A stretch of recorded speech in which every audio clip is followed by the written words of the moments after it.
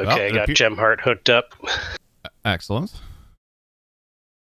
It appears to have worked. We will find out here momentarily. But it says that we're live on YouTube as well. Is it lying? Good evening. This is Jim. Happy to be here. Hello. Yes, happy to have you. Okay. There is, in fact, a live stream. Excellent. Thank you, Reading Squirrel and Lily. Beautiful.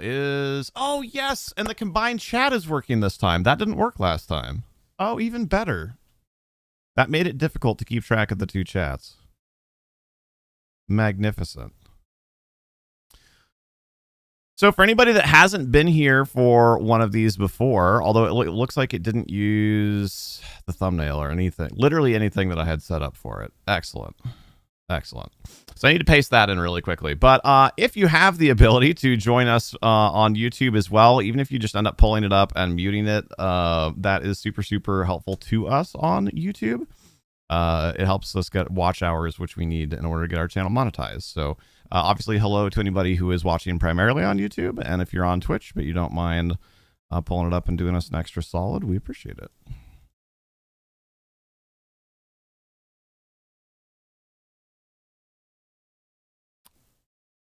You have about a 15-second delay. I know, I forget how it works. Maybe Lily can run you through it. Thank you, Shalandor, as well. But there is a way to, like, tell YouTube to catch up to live. I forget exactly how that works. But I know that it exists.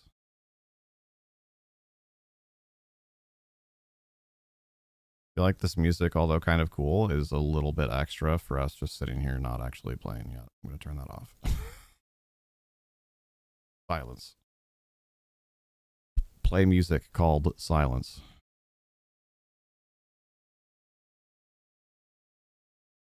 Oh no, did it not save the description? Oh, YouTube is so annoying sometimes. The voiceover from both is weird. Oh, I would definitely mute at least one of them.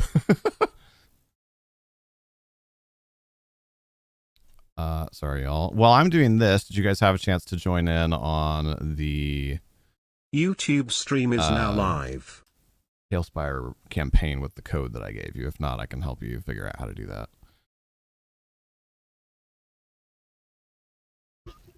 I got the code, and both our screens say waiting on GM. Okay, perfect. Yep. That I will get to in just one moment then. It's supposed to save the stream settings from last time. It didn't do that. On YouTube. By the way, you're still busy taking care of your thing. Maybe like 45 minutes. Yeah, no worries. No worries. No worries. Be happy now. Boo, boo, boo, boo. Doo-doo-doo. I wish I would have known that it was going to do this. I would have set it up ahead of time, but...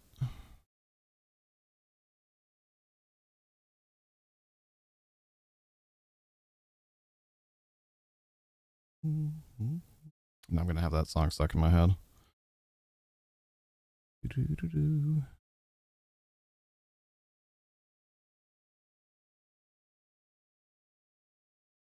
I am almost done though. It doesn't take too long because I can go back and copy paste most of it from previous ones.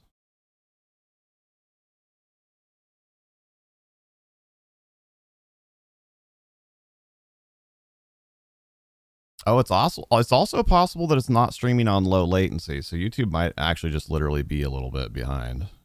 It's possible too, since it didn't save any of my other settings.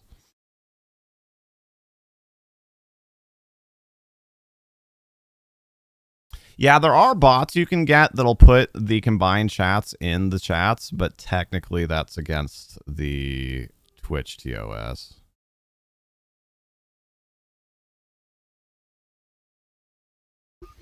Stream settings. Yeah, it's on normal latency. So YouTube probably just will have a slightly longer delay. Yeah, thumbs up. And I don't think I can change that after the fact. I apologize. It is what it is. That's unfortunate. Well, I will try to learn how to make YouTube not do that for the next time that we do multi-stream.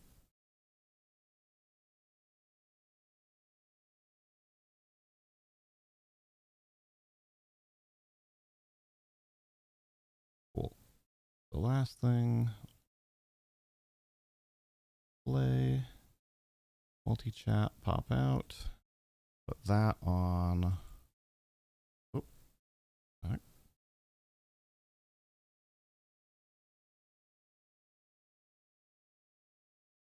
Oh, that's unfortunate.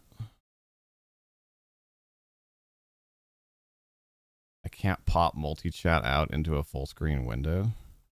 Anybody remember what the hotkey is to make a browser full screen? It's like F10 or something? Nope. F12. Nope. F11. That's close. Oh, it won't even let me do that.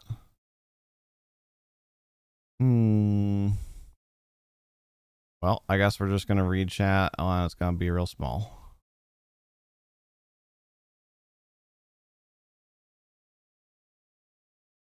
Yeah, I can't even F11 force it. That's disappointing.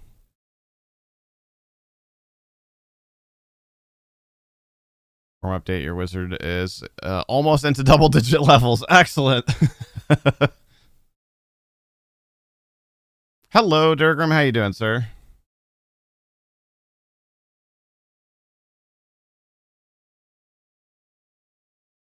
Good, good. Excellent. We're just loading in. YouTube deleted a bunch of my settings and I had to redo it, so a little bit behind where I thought we would be, but that works out well for you getting here.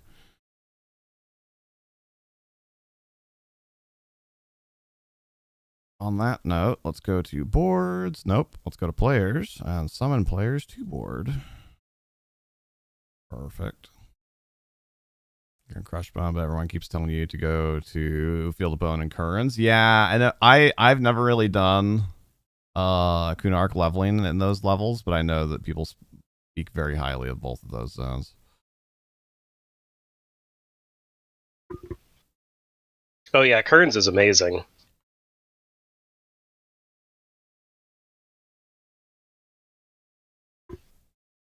And then is there alternate Kearns still, I think? And you can get, there's some bosses that will randomly spawn you'll want to watch out for if you go there. Oh, good to know. Okay.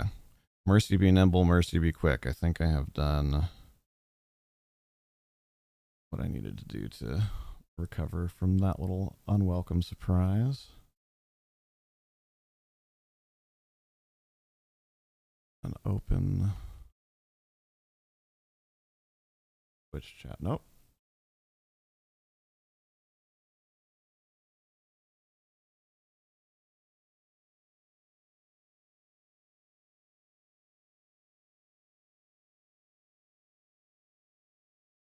There we go. All right, that's as good as it's gonna get. Cool. So, to the board. Oh, and I guess, are you ready, Durgram, or are you still finishing up in EQ? I know you were in with the fellas.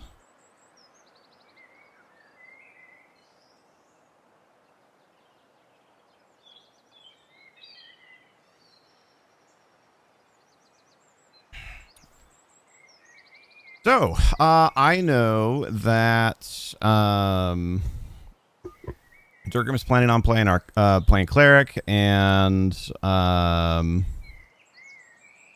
Doom is planning on playing a rogue. What did the two of you have in mind, or do you have any clarifying questions that you'd like to ask?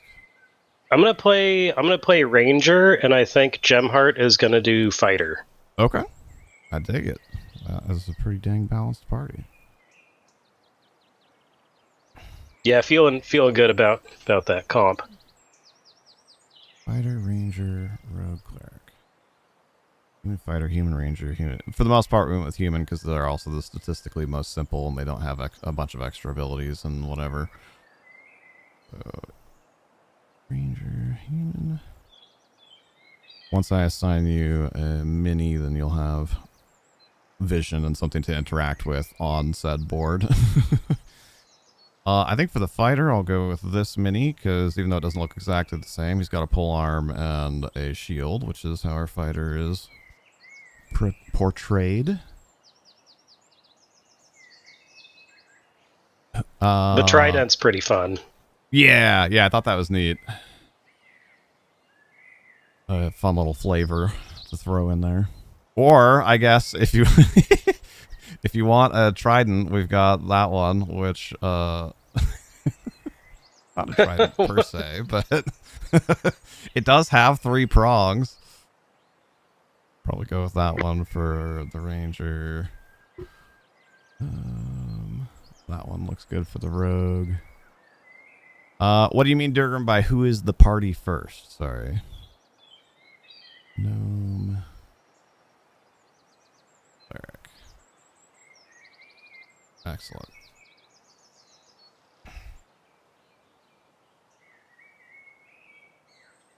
You met, are there 2 groups tonight?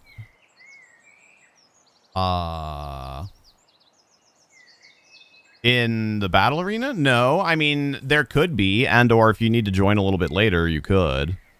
But no, there's 4 of you right now, and theoretically a 5th joining in a bit. So, all right, a quick thing to do. Over on the top left of your... there's totally a gnome. It's literally right there. On the top left of your screen, or kind of along the left side of your screen, perhaps you'll see it says Dark Gnome, Cleric, Mercy, and then player Captain Tom, player Gemheart, and player Brug. Right next to your little icon, there is like a settings wheel. Go ahead and click on that and give yourself a color that is not the same as other people. Hey, Gray Fox, thank you so much. I hope you're doing well. Good to see you.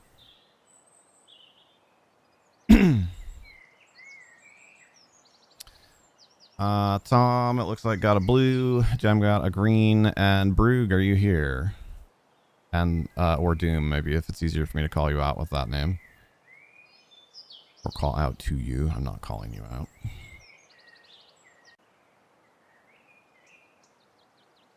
We'll give permission. I should probably start removing people that aren't currently playing between sessions, because that's kind of obnoxious. That's Brug. And then I apologize. I did already forget which one of you said, or which one of you said was going to be the fighter. That'll be Gem. Okay. Yeah, that's me. Perfect. There's that. And then, whoops. Game tools, player permission, and Captain Tom.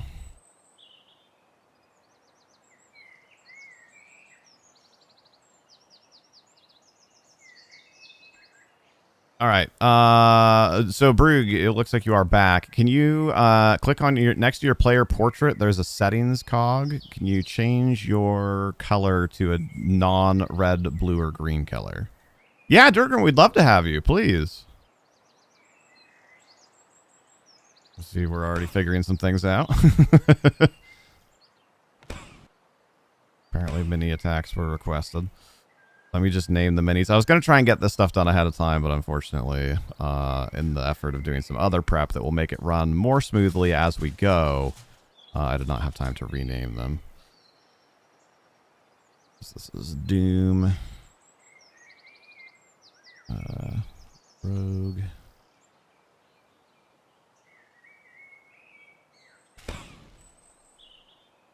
Gem tools. This is Ranger.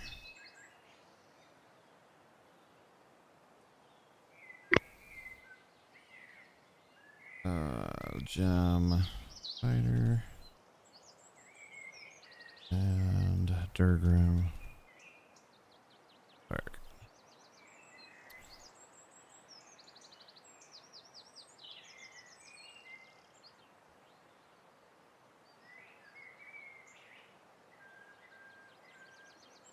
Durgrim, it should show up in your list still.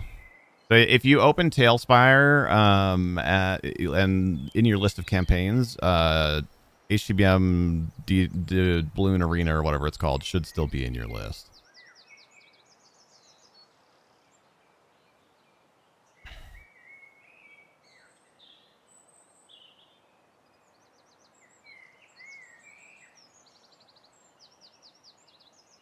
Okay. So Broog/Doom, on the left of your portrait, there is a settings cog. Please click on that and change your color to one that is not red, green, or blue. You are currently red. Make it be not that. All right. Are you good for me to grab you in voice? Durgrim? Excellent.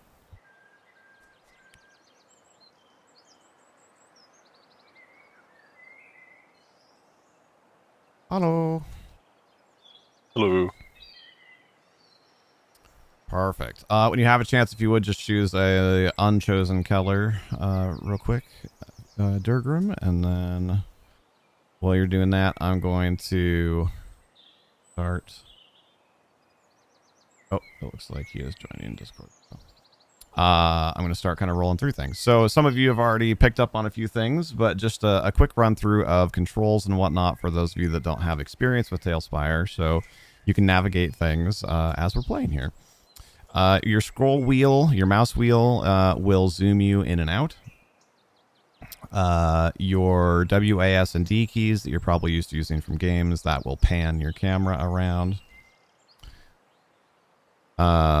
If you mouse wheel click and then move your mouse, that will allow you to kind of, it's not quite free look, but to like move your camera around to see different angles and stuff.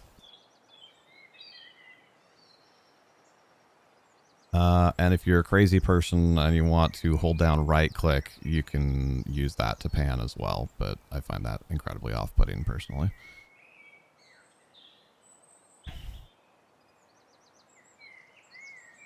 On the right side of your screen, you'll notice there's a little gray vertical line with 2 diamonds on it. A green diamond that's probably up near the top and a gray diamond that's probably somewhere down near the bottom.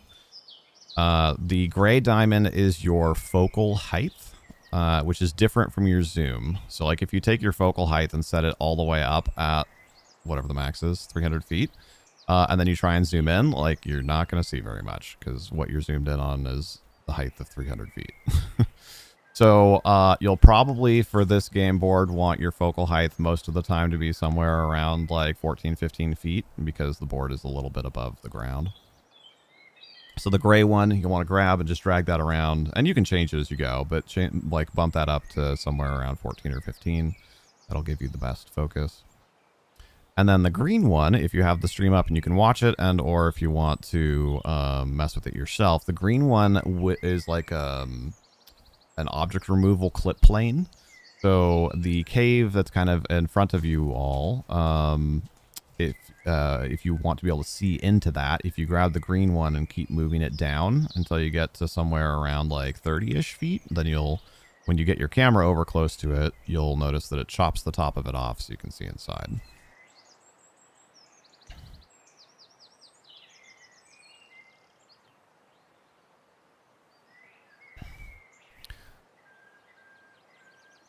Hey, Mercy. So I did drop my character someplace, and I don't know how to get them back. Apologies. Yep, it's okay. You are under the board. I gotcha. Thank you. Yep, no worries. And actually, that brings me to a movement thing that I was just about to go over. So that's a good segue. I was just going to ask, did anybody have any questions on camera movement or anything like that? Beautiful. So moving your miniature, which some of you have already found a few things about. Of course, you can pick it up and drag it around like you have been doing. You can also click on it once and then use the arrow keys, and that will move you in orthogonal 5-foot chunks. Kind of like you're picking up a game board piece and moving it around a board. So whichever one makes the most sense for you, is easiest for you, whatever. As far as a few little flavor things go, while you're holding your mini, if you want to move it vertically, so let's say you're like, hey, I want to climb this tree, and I'm like, cool, do this thing, like make this roll, and then I say, okay, awesome, you climb the tree, but now you want to actually put your mini in the tree. While you're holding your mini, hold down the control key, and then when you move your mouse, exactly like you're seeing there, you'll get vertical height. Although if we can, please, Doom, can we try and chill out the character movement a little bit, please? Thank you. Similarly, if you want to rotate your person just for a little bit of flavor, like you want to look at the thing that you're fighting, hold down Alt, and then move your mouse, and that will move your mouse in like a clockwise or counterclockwise direction, and that will, yeah, rotate you. Perfect. As far as measuring and planning and whatnot goes, if you hit the M key, M as in Mike, you'll get a little sphere like the one that you're seeing near your characters. Perfect. For one, that's a great way to get people's attention, like, because otherwise, right, you just say like, hey, over here, and then they're like, awesome, where's here? So you can just kind of use that to like show people things, but also that gives you several measuring tools. So for whatever reason, it defaults to 3, which is the sphere. I don't know why it defaults to that, but 1 is a cone and 2 is a line. So if you want to be like, hey, like, can I shoot an arrow at that one? So if you hit, while you're in measure, if you then hit 1 or 2, you can change, you know, which measure tool you're using. You lost your character and then the board. Wow, I don't know how you did that.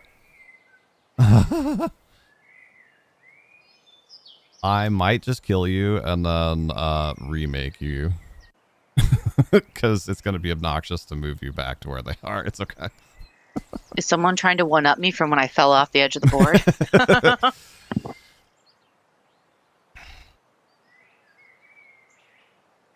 Look, there's Durgrim. He's back from outer space. Durgrim Cleric and GM Tools, Player Permission, Durgrim. Anyway. So now, if you double click on your player portrait, Durgrim, that should move your camera back to where everybody else is. So that's it. Well, almost it for measuring. Go ahead and you'll notice that when I pick up a mini, like I'm currently holding Durgrim, how I'm both holding him and measuring at the same time. That is a super useful tool. So the way that you turn that on is hit M again to get back into measure mode, and then press 4. And that should toggle, if you look down in the bottom right, you'll see the icons for the various measurements. And 4 should toggle on, you'll see, I don't know, it looks kind of like a little goblin or something. So once you've hit 4, then you can hit escape or M to get back out of the measure menu. And then now, when you pick up a mini, it should measure while you move.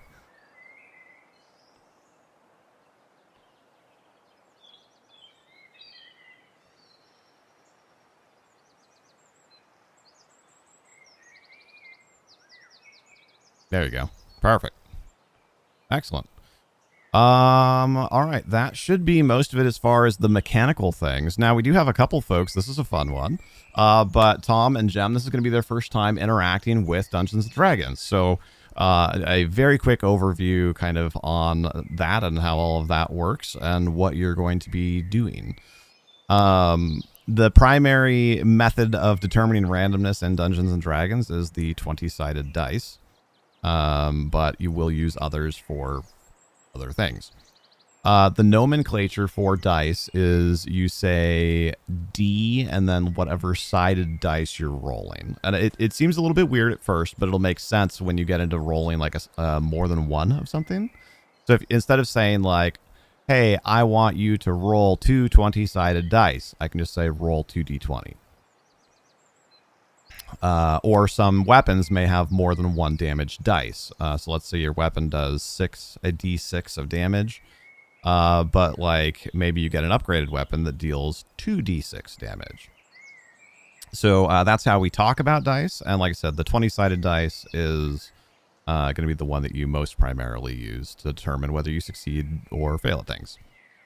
As far as how to actually roll dice, if it's, I forget it might be off by default, but if you hit the space bar, it should toggle on and off a little tray at the bottom of your screen that has dice in it. And it puts handily puts the number on there for you as far as how many sides are on that dice. So perfect. So Tom found the D20. The only other special thing there is if for some reason you need to roll 100, which is unlikely tonight, but could happen, you'll notice there are two 10-sided dice. There's the green one that's listed as 10, and then the kind of bluish gray one that's listed as aught.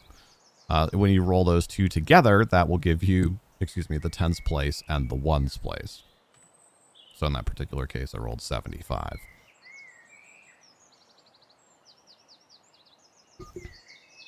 Any questions on dice and how to get to them and what they mean? I mean, what they mean obviously will develop over time, but but very vaguely. Perfect. So then on your little character sheets, I highly recommend that you have those open somewhere or whatever, printed out or however that works best for your brain. Because there are going to be some things you're going to want to reference. For Gemheart, being the human fighter there, at the bottom of your sheet, you'll see that it says +5 and then has a picture of a mace. And then it says 1d8 + 2. So I do see that. Okay, excellent. What that means is how you read that is if you're going to attack something with a mace, which is, I think, technically what that character has by default, despite the picture having the trident, which is really cool. And we can change it to the trident if you want as well. But that was just like arbitrarily right when I made these months ago. I just had to pick stuff. And actually, I don't think the mace even does 1d8. That probably is the stats for the trident. So anyway, if you're going to melee attack something, I'll narrow it down to that. So like there's an orc in front of you. I want to smack it with the weapon in my hand, right? You would roll the 20-sided dice and add 5 to it. That's the +5 there. So go ahead and just do that really quickly. We'll just have you, like roll an attack against an imaginary thing that isn't here quite yet. Okay. Oops. That is the D1. Okay, perfect. Never mind. That was Doom. Excellent, and that's a phenomenal roll as well.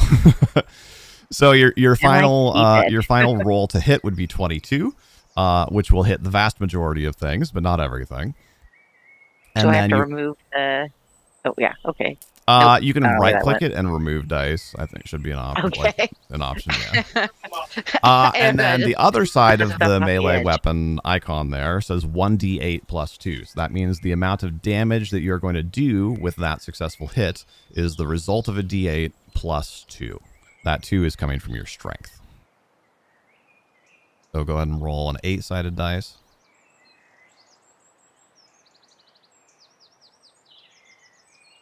You got to drag it from the... You see where it says drag? Okay, Click that picture. I promise I'm... That's okay. There we go. Oh boy. You wish you did that much damage. Everything is fine. Totally under control. So when you click it, it creates kind of like a dice tray, and that's going to be like what you're about to pick up and roll. So it should ideally just have the kind of diamond-shaped red die, and it'll say 1 underneath it. So then that means once you pick up the things that are in that tray, you're going to pick up 1 8-sided dice. And just to be clear to everyone listening, I am the person who is brand new at this. Yeah, absolutely. No, and you're doing just fine. So try that again. Let's see if we can get 1d8 out there.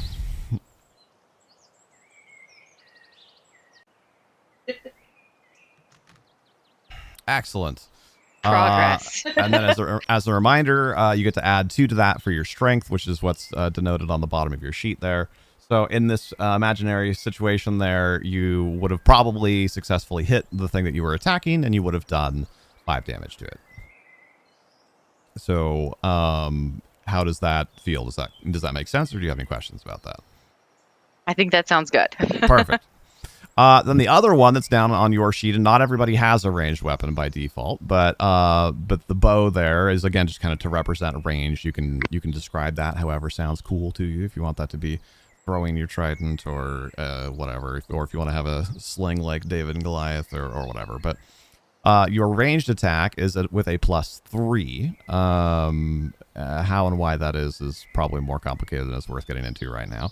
But when you roll a ranged attack, you're going to add 3 to your d20, and then your damage dice is going to be 1d6 + 2. That kind of makes sense now? I think so. I forgot where the D20 comes into this particular equation. So to be a little bit more descriptive, it should say 1d20 plus 5 or 1d20 plus 3. But because almost everything in D&D by default just is roll the d20, I kind of left it off for the sake of not cluttering up the sheet more than it already was. Okay. But that's your So- chance to hit, right? Yep. Yeah, so you have So- you have a 5% chance to roll any one side on a 20-sided dice, and then your plus 3 is essentially giving you an additional 15%. Bonus. Okay, if you sorry think to of it be that way. No need not to following apologize. on You're from doing this. great. It's a lot to fling at somebody, so I just appreciate you being here and like enthusiastically engaging. I think you're awesome. Thank you. So it's plus 3, and then for the ranged weapon, it says 1d6, but I'm rolling the 20 die or the 6 die. So it's the plus 3, so it's 1d20 plus 3 to hit with the attack. And then your damage is 1d6 plus Oh, 2. those are separate things. Okay, Yes. got it. All right, I am right there. Okay. Also, it was good until just a minute ago, but all of a sudden we're getting gemmed through Tom also.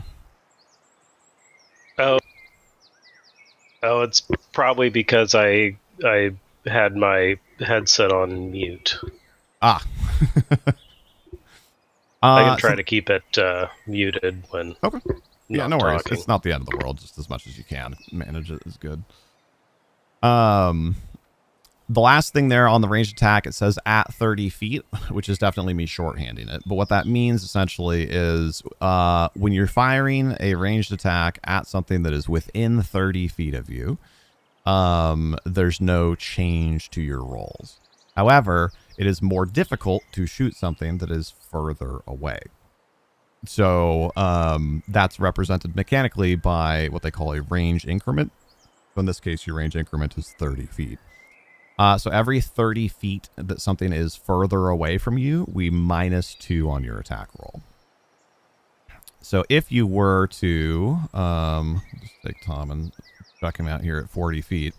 If the two of you were going to be making a ranged attack, or like if you were going to make a ranged attack against Tom, instead of 1d20 plus 3, because he's further away from you, it would be 1d20 plus 1. And I'll prompt you on that. I'm not expecting you to memorize that, but just so that way later it sounds familiar if I mention that. Okay, sounds good.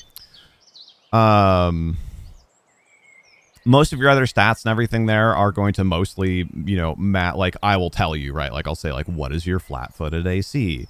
Or like, what is your fortitude save? Or like that sort of thing. So I don't expect you to, again, to like necessarily memorize most of that. It's just there so that you can reference it when I call for it to be referenced. Okay, and Tom did go through with me on that one. I asked what Cha was, and so yes. I've got a brief explanation Fair. of some of that. Fair enough. Your speed is how far you can move in a single move action. Generally speaking, a turn is, for the sake of simplicity, you're going to have one movement and one standard action. A standard action could be anything like fire a bow, swing a sword, cast a spell.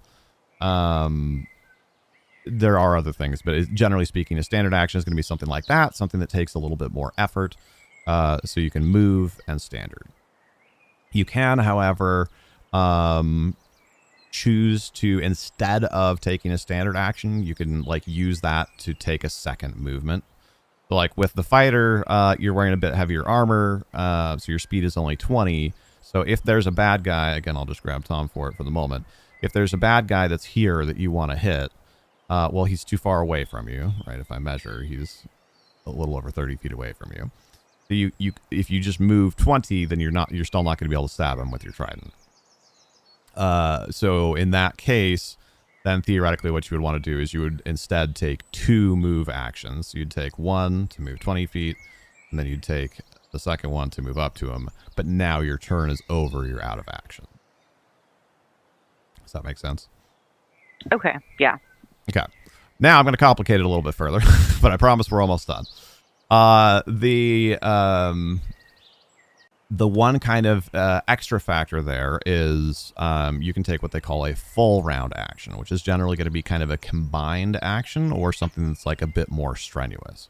So it takes your full round, as the name implies. So you don't get to do anything else. But a few examples of full round actions would be like run. You can run at 4 times your speed if you're not in heavy armor, or 3 times your speed if you're in heavier armor. So if for whatever reason you're like super separated from the party and you're like, oh, I need to get like all the way over here, you could be like, I'm going to take a full round action to run 60 feet. Okay. Pertinent to what we're doing with the example of you attacking Tom for whatever reason, there's also a full round action called charge. That particular action allows you to move at up to double your speed and perform an attack at the end of that movement. So in this case, you could say like, I want to charge at him. That would allow you to make that movement and perform an attack. The trade-off there is you get a +2 on the attack roll. So where you've got your +5 for your trident right now, that would become +7, which obviously, like when you're getting into bonuses that big, like that makes a pretty big difference. The risk there is, surprisingly, charging at somebody is dangerous. So until the start of your next turn, when you charge, you lose 2 armor class. So that's your trade-off. Again, I don't expect you to memorize all that. Just that way it hopefully sounds familiar if and when it comes up. Now, when we're actually playing, for the most part, we're going to random. We're going to throw some monsters in there, summon some items, whatever. And then, you guys are going to try to get through the arena, which I'll explain the objectives in a second. And you're just going to be like, hey, I want to throw my thing at that. Or like, I want to run over at that. Like, how do I do that? Like, so you can describe, you can say in really plain language what you're thinking. And then I'll be like, oh, awesome. So you want to do a charge. Here's how that works. So Okay, that sounds great. Excellent. So that takes us to objectives. The goal, ultimately, if you zoom out a little bit and or look at the stream, is to get to the treasure pile at the top of the hill. I will warn you, nobody has managed to do that yet, but you guys might be the first. That's the hope. So we've just kind of made up kind of a loosey-goosey like story for this. You wake up in this weird liminal space, and the only thing that you see in front of you is this hill with a gleaming pile of treasure in front of you. And you have a sense that if you are to get out of here, the only way you could possibly do so would be to find a magical item that will free you from this strange realm in the treasure pile up there. So, I mean, really, that's just kind of, like I said, for funsies. But you guys can accomplish that however the heck you want. You could try and run past all the monsters. You could try and just climb right up the face of the rock if you want. The most direct route is to, or the, least difficult terrain route is to go through. As I mentioned, there's a cave underneath that. And then when you come out the back side, there's a little kind of slope of rock that you will be able to walk up with relative ease. So that's kind of the implied path, but you guys can do that however the heck you want. If you want to try and stand on each other's shoulders to get somebody halfway up the hill and then have them try and climb, you can try. If you roll badly enough at climbing, you fall and take damage, so be aware. But if that's how you guys want to try and do it, cool. So the objective is to try and escape out the top there, and then a few sub-objectives. You'll notice looking around, there are 3 little pedestals. The easiest one to see is probably the one on the top of the map here. And those are full recharges that will reset your health. If you're somehow exhausted, it'll reset exhaustion. It will regenerate all your spells. It will completely reset you in every way that is beneficial. So it's not going to take your items or whatever.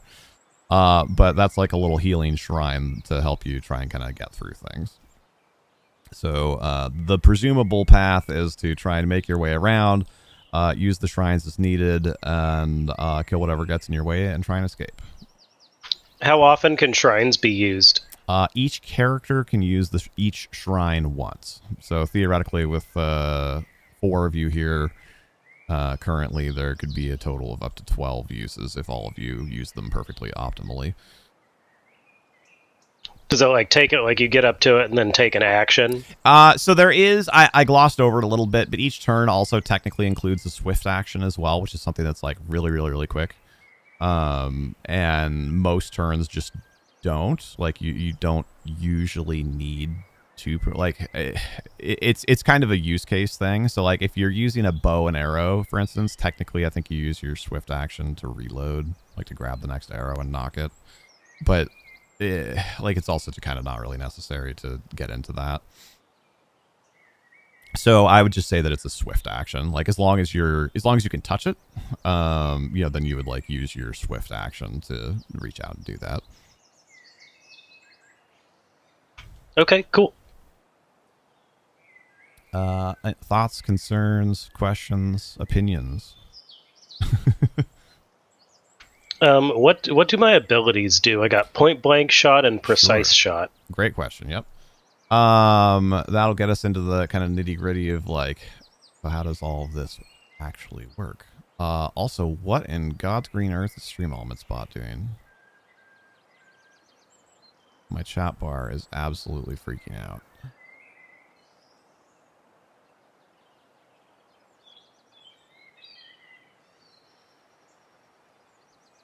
And not letting me scroll down. Cool.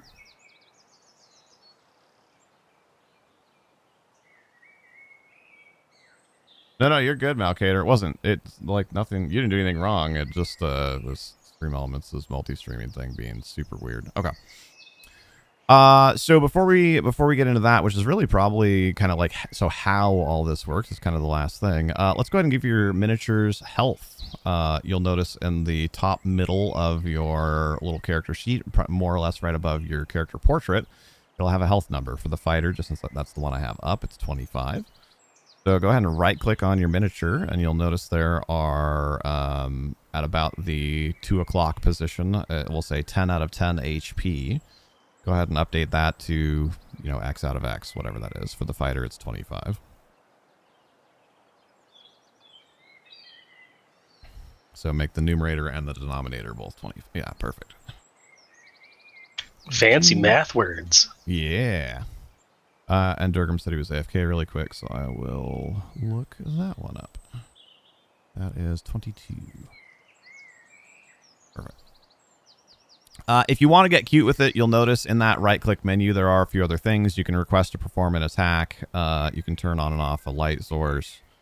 There are emotes and whatnot.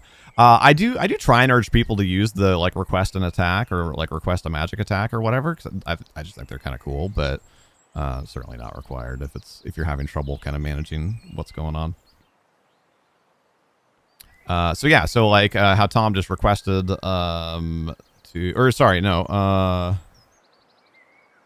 that's interesting. I didn't realize it appeared next to the target. I thought it appeared next to the originator.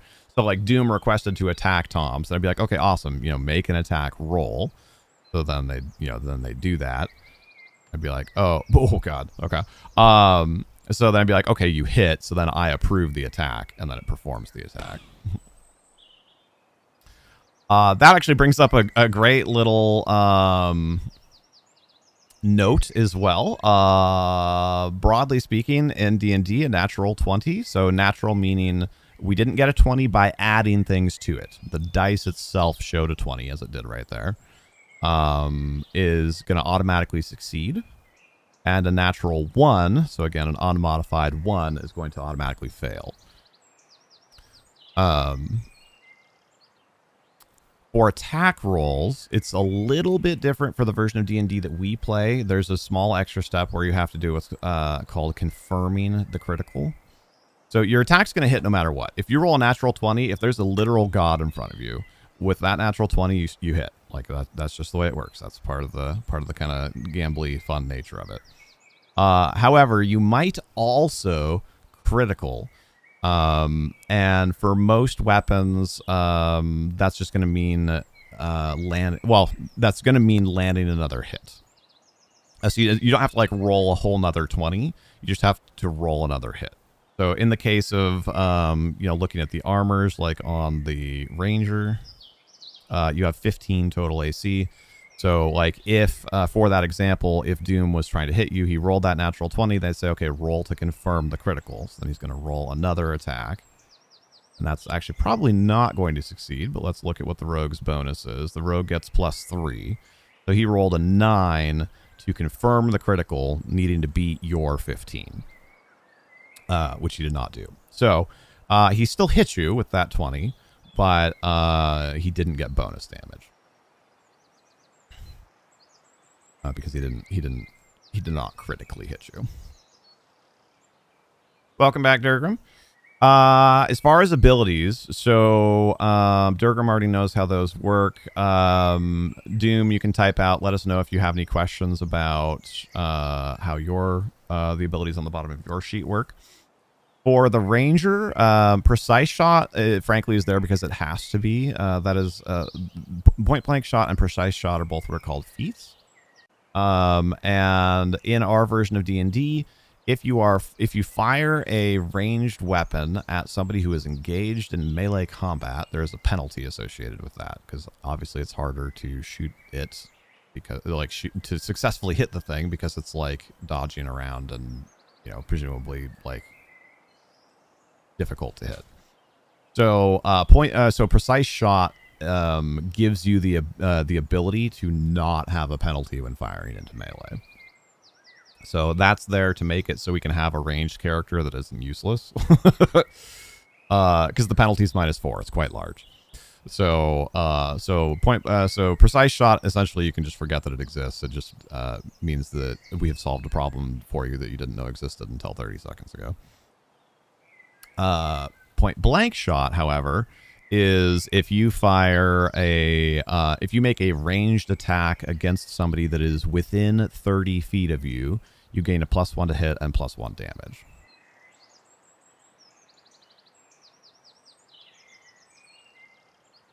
Okay. That's pretty sick. Yeah, it's a great little bump, especially on damage. Obviously, adding 1 to D20 is not bad, but adding 1 to D6 is by percentage is a pretty big bonus. You'll also notice for your own ranged attack, of course, that yours is +4 to hit at 1d8 +2, so you have a better ranged weapon than the fighter does at 110 feet. So for those ranged increments that I was talking about, you have no penalty performing a ranged attack against somebody that is within 110 feet of you. So I forget what it actually is. I have it written down somewhere, but yours is an actual longbow or whatever, and I think the fighter technically has a sling or something.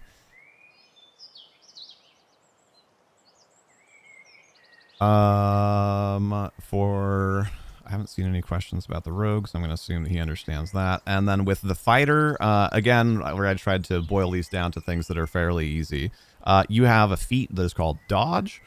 You can essentially focus on somebody and try and dodge their attacks better. So at will, kind of whenever you want, you can choose any one target. So, because there might be multiple things out here, right? There might be 4 orcs or something. So you only get to do it to one, but you get to be like, that orc that's right in front of me, I'm trying to dodge his attacks. And that gives you a +1 AC against their attacks. I forget what AC stands for. Armor class, but essentially how difficult it is for them to hit you. Okay. So you have 19 AC right now. So you could be like, hey, I'm dodging that guy. So then that person, when rolling to attack you, has to try and beat now a 20. Because 19 for your AC and then +1 for your dodging. And how often can she do that? She can change that. You can have one dodge target assigned at will whenever you want. Oh, nice. Yeah.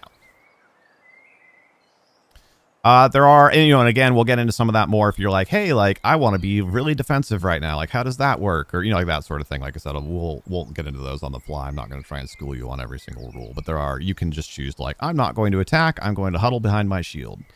Cool. That's called a total defense. You get +4 AC. Yeah. So like I said, for the most part, most of it you can describe to me in plain language and I'll fill in the mechanics of what needs to actually happen. So you're basically just like a human video game engine. Yeah, essentially. Okay, and Durgrim's already used that one. For the rogue, just in case you're not familiar, evasion means that if you need to make a reflex saving throw, which I guess I should describe what that is really quickly for our new players, but if you need to make a reflex saving throw against something that would do half damage on a success, say jumping away from a fireball, with evasion, you instead of taking half damage, take no damage. Sneak attack means you add 1d6 damage to something that you are either flanking or that is otherwise disadvantaged against you. And normally to fight with 2 weapons at one time, there are significant penalties to that, depending on exactly what type of weapons you're using.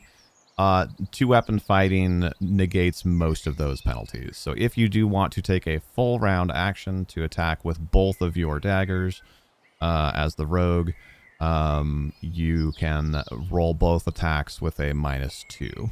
So normally a single attack for the rogue is at a +3.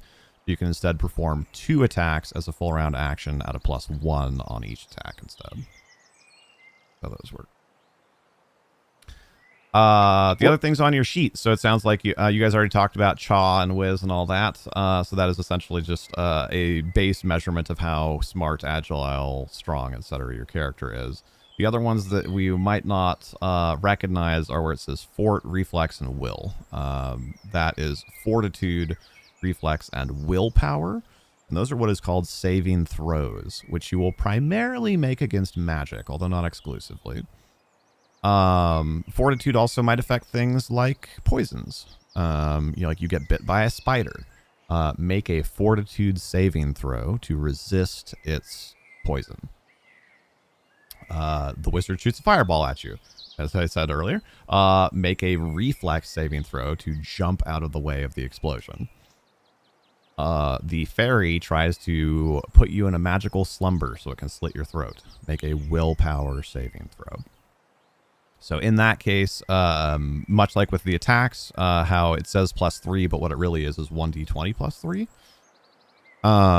That's the same thing for the saving throws. So if I were to call for, let me look at like gems, for Fortitude saving throw, you got, stung by a scorpion. I'd say make a Fortitude saving throw. You're going to roll the 20-sided dice and add 4 for your fort. Okay, sounds good. And again, I can like prompt you on that as we go, but that's at a basic level. That's how saving throws work. Oh, and it looks like Malkator might be ready as well. Perfect. And Malkator's done this several times, so he didn't need all that and whatnot. He can just pop himself in. Hello, sir. Hello. Also, obviously we had, which I'm happy to do, so this is not a complaint, but we had a lot of teaching to do there, so I haven't been reading Twitch chat or YouTube chat very much, but I have been glancing at it to see if anybody needed me. Thank you all for being here. I hope you're having a wonderful night.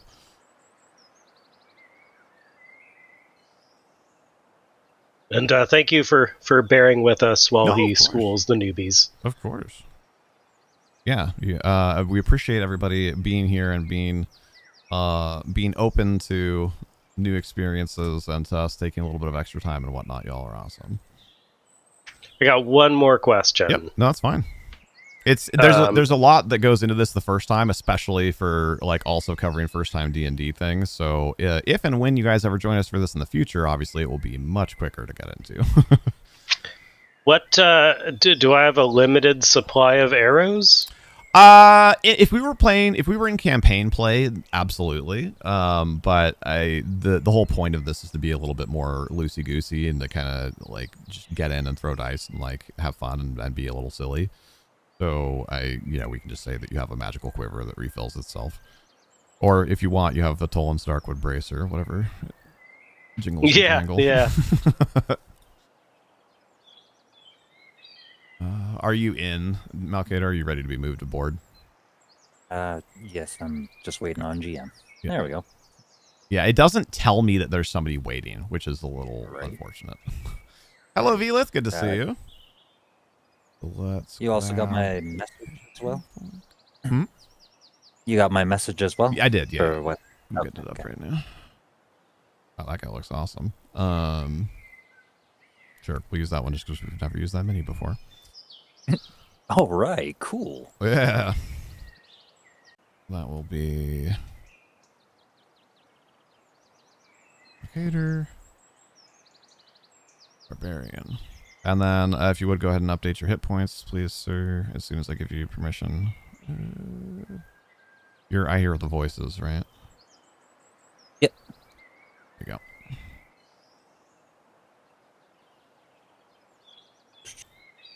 HP normal. Okay. So while people are finishing their last little bit of fiddling, then a quick run through on how the doubloons stuff works for anybody that hasn't been here for one of these before.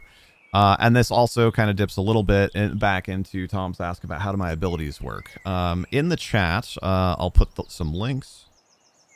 And if somebody on YouTube wouldn't mind typing !point doubloons in that chat as well, just to get those links in there. But there's 2 links there, and one of them is like mostly a data sheet, and one of them is like a fillable form. The data sheet, especially if you're not loving that sort of thing, like if you're not somebody who loves spreadsheets and whatnot, it's going to look a little bit spoopy, but that's okay, because you can ignore most of what's there. This is mostly for the viewers and interactors, but also the players might as well know about it. There's the earn sheet, which is how you get doubloons. All of our super supporters get a like an allowance of 500. There's also a channel point redeem to get 100 doubloons, and then the other things I think are relatively self-explanatory. So then what do we do with doubloons? Well, you use doubloons on the other link to trigger things in the arena. It'll look slightly different for you because I'm like the administrator on the forum or whatever. But it'll walk you through the process. It'll just be like, do you want to target a random person, or do you want to target a specific person? Do you want to give them an item, or do you want to summon a monster, or do you want, etc. So for the form, which is the second link there, it's pretty much just like a 6 or 8 question, like yes, no type of thing.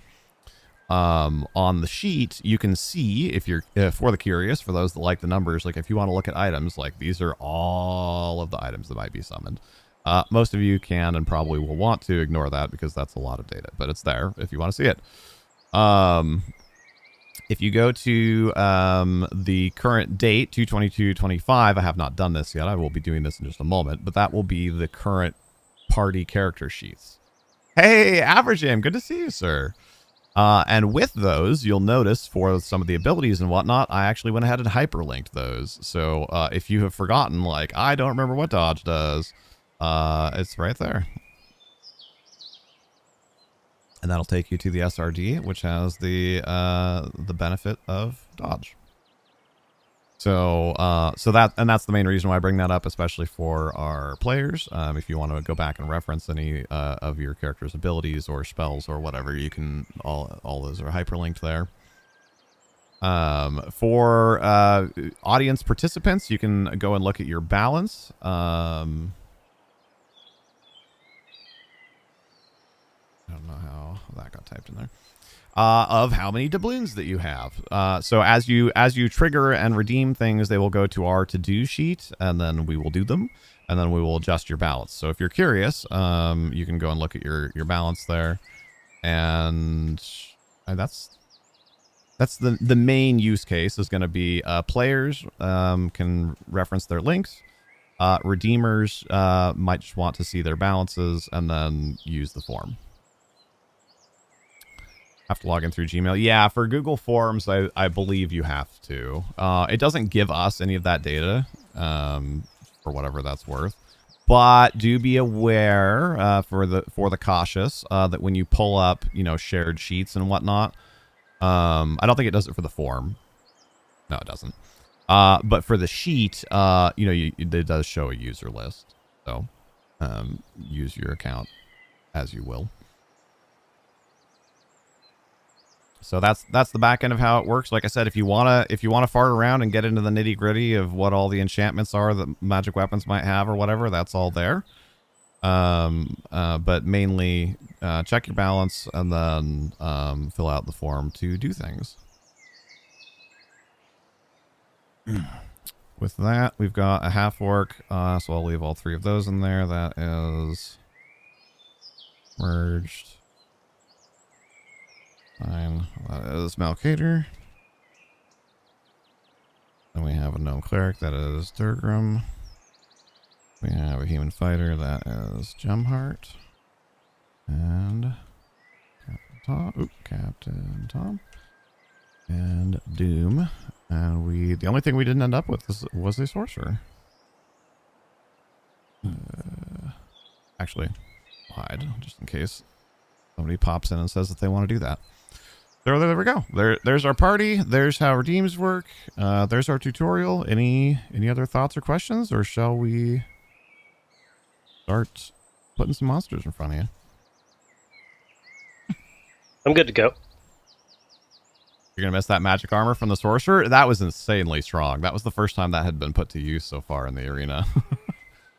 Oh, do you give it to other people? Yeah, you can. Oh, that's cool. Yeah. I always think like mage armor, it's like the self-only buff. Right. Let there be Ekar, the Ekar of Niktasha. For those of you that play Dota. Can you just throw popcorn from the stands? You absolutely can. Yep. And there is, like I said, average, there is a channel point redeem using Twitch points to get 100 doubloons, which admittedly a lot of things cost more than that, but there are a few things you can trigger with 100. So, all right, cool. In that case, then, let me see. I had Pixie go ahead and pre-roll. What we usually do is the kind of like the game, if you will like periodically like summon monsters and throw stuff at you guys in addition to anything that audience participants do or don't do. So that way we can keep it moving because, you know, over time, as we do more of this and we have more players and we have more audience participants and whatnot, then probably we won't have the game doing its own triggers. But for now, it can be super hit or miss. We've had nights where we've done this. We've had like 10 redeems in queue. And we've had nights that we've done this where we've had not even 10 redeems the whole night. In which case, that gets kind of lame if the game, if we're not, you know, summoning some additional stuff for you. Because otherwise it's like nothing to do.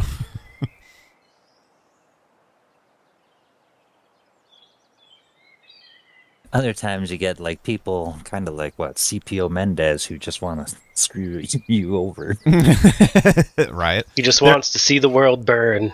Well, on that note, I will show this really quickly. If you want to just look at stream, I won't bother to summon the players here. Oops. Although I did the wrong board. Oh, jeez. I think it was this one. There's only 3 of these here. No, that one was nasty, but not as bad. I had 3 options. Of course, the one I wanted was the third one. Right. This is the absolute bedlam that was taking place during, I think this was the Spring Subathon last year. Dr. Huge Time used, I don't even remember, like, I think it was definitely over $100 worth of bits. I think potentially even more. And he was just like, summon all the things. And we decided that it was funny because it's subathon and we were all sleep deprived, and so everything's twice as funny as it actually is. But we decided to go through and actually do all of the rolls and actually summon all the things. So this is the absolute cluster that murdered the heck out of our players that day. It was still a fun time. It was. So excellent. With that, go ahead, each of you, and roll me what's called initiative, which is you're going to roll that d20 and then add what you see on your character sheet. I think it says init is how I abbreviated it. It should be pretty much the only number. It does say initiative. The only number that we didn't explicitly talk about, but that is going to determine essentially the like speed at which you move relative to the other combatants. And it's easiest for me if you can type them in chat, like what your total is. Gem, look at you. Your first ever like actual roll in D&D, because technically we're starting to play now, is a natural 20. First and last, I'm sure. That's some pixie level luck right there. So if you would you can hit enter to go into like chat mode and then just type in what your total is for me, please. And I need to do, what do I need to do? Just be doing something in the background while you're doing that. Oh yes. We need some enemies.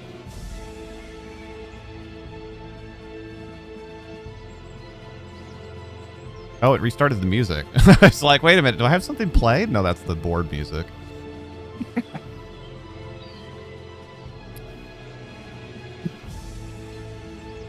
So you can limit who can join the battle. Yeah, yeah.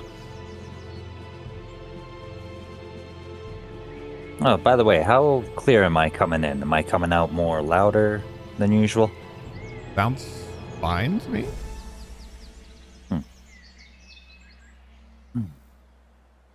Why did you change something or?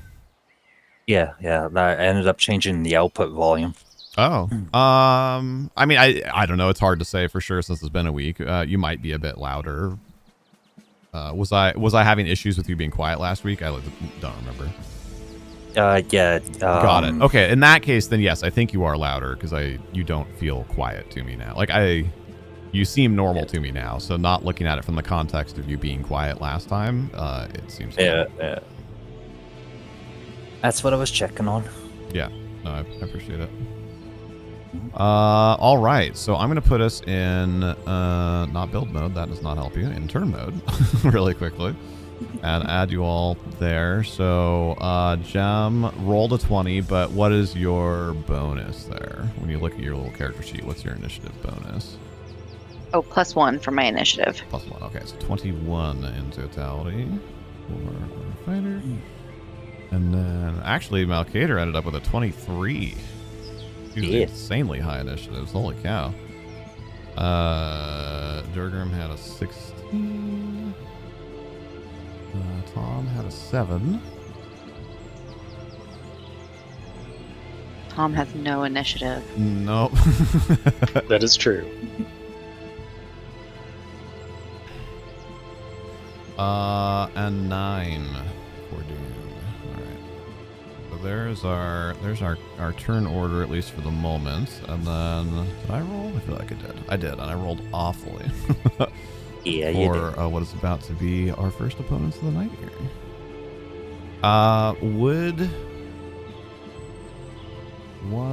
Let's see who's Tom. Would you roll me D100, please? Which is the the 10s and the 1s. Perfect. 85. Okay. A little measure here. Oh wow, you guys got a way easier time of it than last time.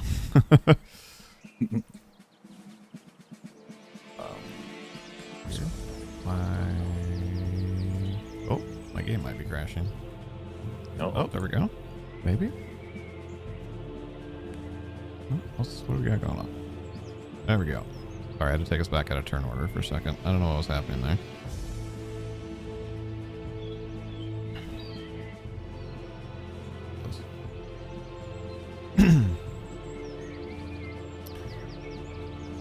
So as your Hellpod slams into the ground here, and you stand and get your bearings and find yourself surrounded by a group of people who, similarly to you, look very confused as to what's going on.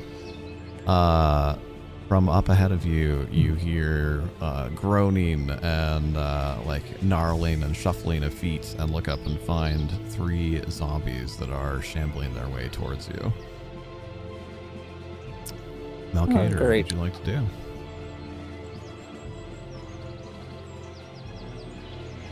Hey, thanks for coming by, Soul. I'll pull up my great axe. Have a good rest of your night. Let's see here.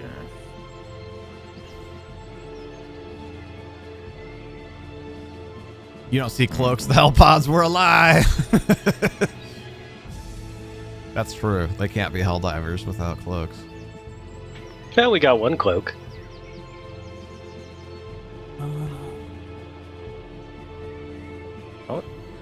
Oh, clicking the wrong thing here. Actually, and we actually ended up with 2 and almost 3. That robe practically looks like a cloak hanging down there.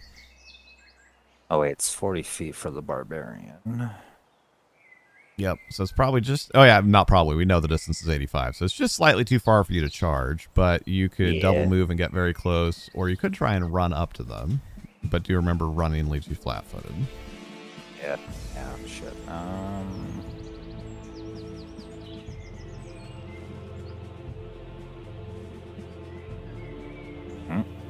It's fine. Yeah, I'm not going to get down to the 0.1 of a foot. Close Right, enough. right. But yeah, I'm just gonna move up to there. Okay. And then this time around, did you get the pass a turn or end turn or whatever button? Yep.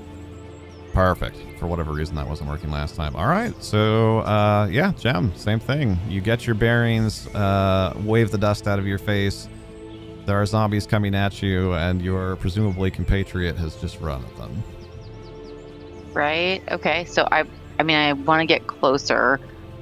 So I can only do 20 feet. So 20 feet is a normal move. You could double move for 40 and then not perform an attack. Or Okay. you could run up to 60, and that would be your full turn.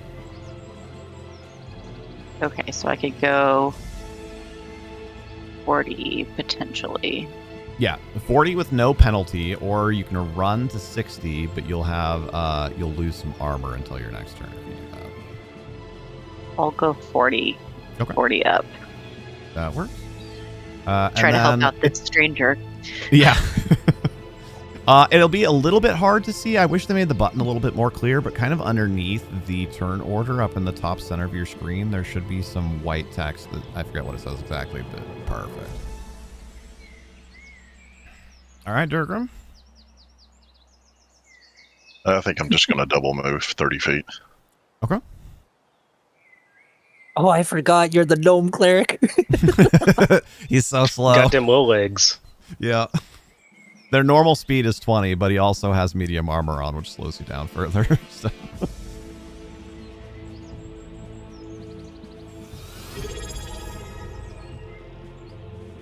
Perez, thank you so much for the resub. Holy cow, how are you? Just subscribed for 44 months.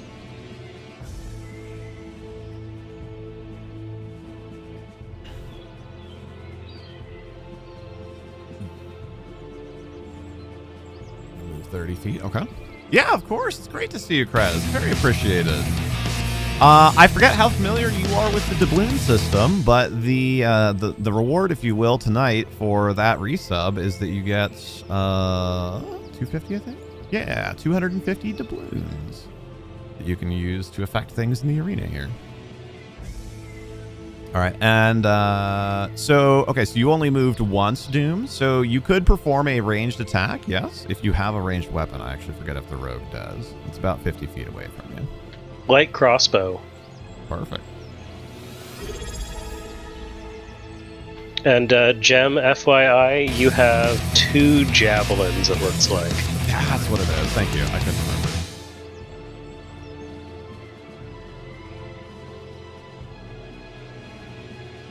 Well, have you already rolled?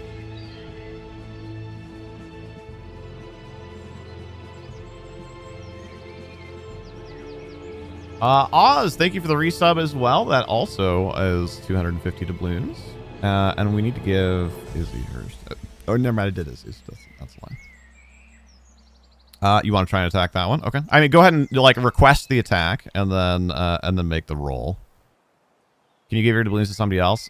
You're headed out. Yeah, of course. We'll put them in the community pool for now. How about that?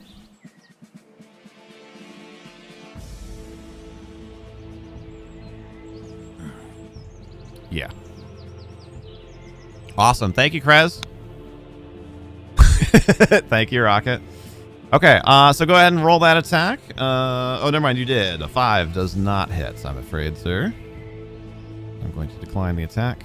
But you did everything right, otherwise. Just a bad roll, sorry. So that is your move action to move, your standard action to attack. So go ahead and end your turn if you would. Or pass your turn, or... What does it say? For those of you that have had the end of a turn. It should be in the top middle of your screen. Yeah, there you go.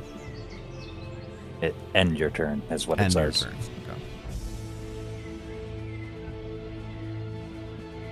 Okay. So did you add for Krez to community pool and Oz?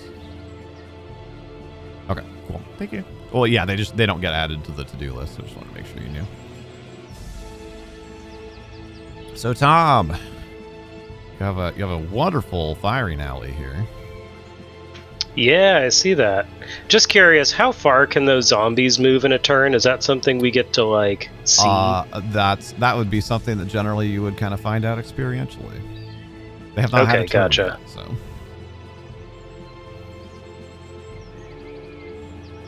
I don't seem to be able to do anything.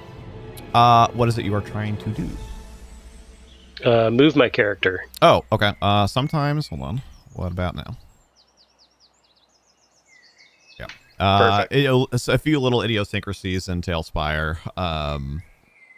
One of which is occasionally when somebody ends their turn, it like doesn't, when it pushes that like data out to everybody, not everybody's game like receives that the turn has been ended. So it still thought it was Doom's turn for you, but only for you. Oh, gotcha. Okay, so I think I want to attack with my bow. Awesome. Just like the closest one. He's over there. The one on the, I guess it'd be the left. So if you would, you can just right click on it, and then one of your options should be attack. You can request an attack against it.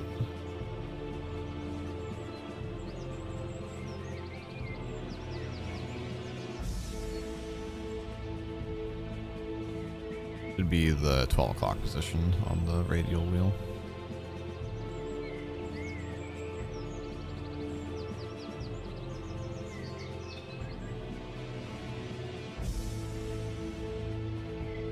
Oh, I keep forgetting. I switched to push to talk, so I'm just talking to no one. I got red laser, green laser, and magic missile, and hit. Just do magic missile is fine. Cool. So then go ahead and roll your attack. And one little thing as we're getting into this, it's just a small thing, but for speed, I generally advise people to roll both dice at the same time, because if your attack misses, then it's irrelevant that the other dice was there. But if your attack hits, then instead of me having to say, okay, now go ahead and roll your, whatever it is, D6 or D8 or whatever, just the data's all right there already. Okay, so a 20 and an 8? Yes, sir. Well, you got high on the one you especially want to get high on, so that's good. That is a 21, it looks like, in total to hit, which, not too surprisingly, zombies are not especially hard to hit, so that that does hit. And then I'll pass the mic to you on that. How much damage do you think that should do? 3. Perfect. Love it. Let's see what we have here. This is an interesting thing to run into for your first round of combat. So you twang, you fire your bow.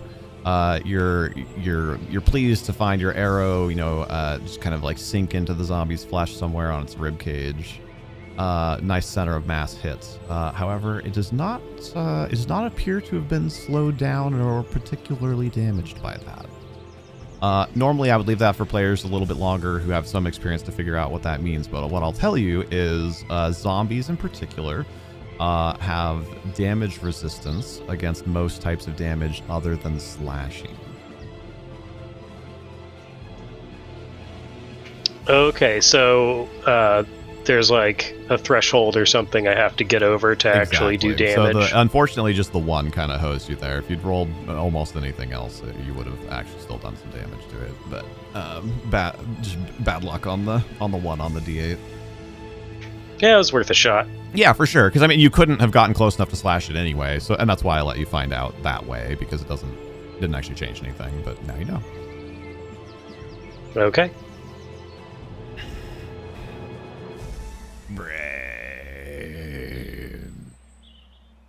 Zombies are mindless undead, so I don't usually interpret tactics for them. They see food, they move towards food. And I'm the closest one to them. Zombies, however, are kind of hilarious because they are very slow. So a zombie normally can only move or attack. That's how D&D in this version at least represents the slowness of zombies. They can perform a charge like how you guys can, but because they are so slow, the charge for them, instead of being a double move and an attack, is only a single move and an attack. Oops. So they are charging you at zombie speed. But that matters because they perform the charge action. That means that they have 2 less armor right now until the start of their next turn. And then I'm going to roll some attacks there. Now for me, because I'm just going to roll all 3 of their attacks at the same time, I'm not going to roll the damages because there's no way to link which damage goes with which attack roll. So these are +4 slam attacks. And what is your AC, sir? Nope. Wrong one. Hold on. My AC. Oh, wait. Total AC is 14. Okay, so I need to roll a 10 or better. It's meet or beat when you're rolling dice. Wow, those are really bad rolls. Okay, so you managed to use the haft of your axe to kind of shove one of them away and kind of bonk one of the other ones in the head. But as you're doing that, the third one does get an attack through the gap and hits you. So I get to roll damage 1 time there, which is 5 total damage. Oof. Easy moly. And then that's all 3 of their turns. Now, before you actually start your turn, Malkator, Rocket did a thing. Yep, I know. Usually I handle stuff at the end of an initiative round unless it's something that's like immediately pertinent, like somebody's getting chewed on by a zombie and somebody cast a heal on them. Yep. Oh boy, he sure did do a thing, didn't he? Yep. Okay, I'm gonna roll D5 for who that's gonna be closest to. What is the thing for those of us who do not have that up on their screens? That's okay. You will see in just a moment.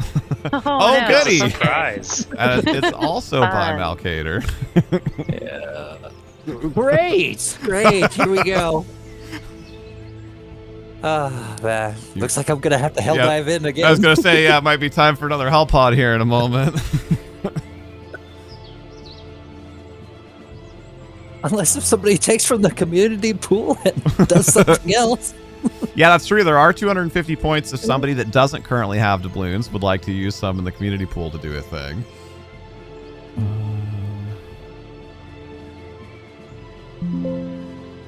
This is a monster type that I'm not particularly used to using, so I do have to look really quickly at some info. It is young, which means it is medium-sized. Perfect. It's gonna hurt. I don't like the sound of that. Oh, it's gonna be Young lovely. is medium size. Yep. It's not that big. That's large. It defaults to large. Oh God, I forgot.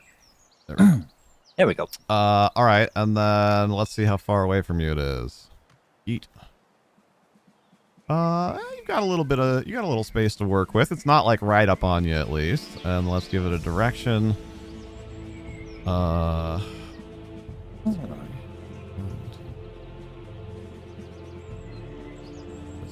that's exciting for the rest of the party, actually. Very good, from very you, good. it is going to be 49 Right feet on away. top. That way. Okay. Good. Oh, so it's going to be up on the rock, I guess. All right. So the rest of you, well, I guess everybody really, you hear a like a poof and a roar, and a small for a dragon, but still fairly sizable dragon appears into existence on top of this rock next to you. Callie Hawk! Holy crap! Good to see you. Oh boy. Oh god, I have no idea what its initiative modifier is. Oh, there we go. Found it. +0. Yep. Oh, that's boring. Yep. Everything is. Oh, that's a little more exciting though. Okay. let's see. I know Malkader was 23, Jem was 21, Durgrim was somewhere right around 17, though. Do you remember what your initiative was? Yeah, Or there we go. 16? Okay. So he 23. joins the I initiative. miscalculated. That was 22. And I'll name it even. We'll call it Mr. Team Rocket. Rocket. White Dragon. All right. Malkader's probably busy enough to not really get to worry about that for right now. Oh yeah, definitely. And then Tom also, sweetie, if you would, did a redeem for 100 doubloons. So if you want to add 100 to him, you should have 600 in total now. Sorry, I just now noticed that in the queue there. Be fine. There's a lot to work on in the background here, so there's a lot of different queues to watch. It's 100. Redeem. 15 hit. Yeah, you very definitely hit. They have 11 AC Alright. normally, and they charge, so. Oh Jesus. Okay, So yeah, you very much hit. And then 10 plus how much damage is that? 3 damage. So 13 total. 13.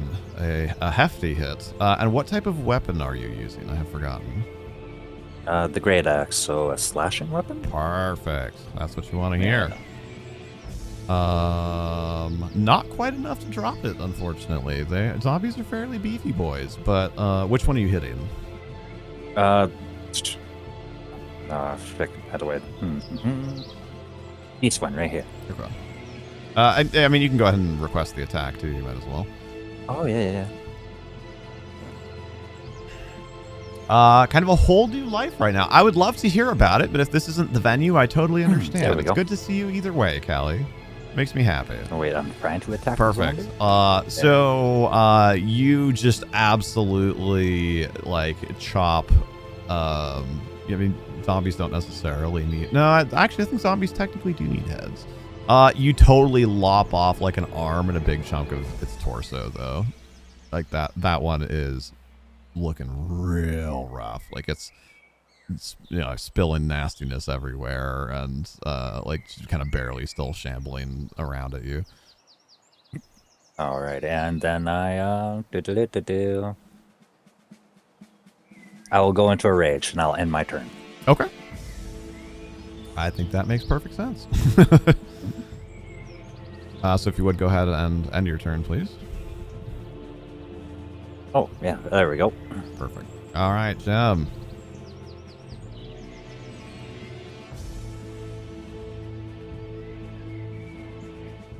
I'm trying to figure out.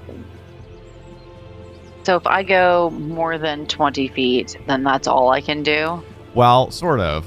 Remember, if you're willing to take the risk, you could charge, and which means that you could move up to 40 feet in a straight line and perform an attack.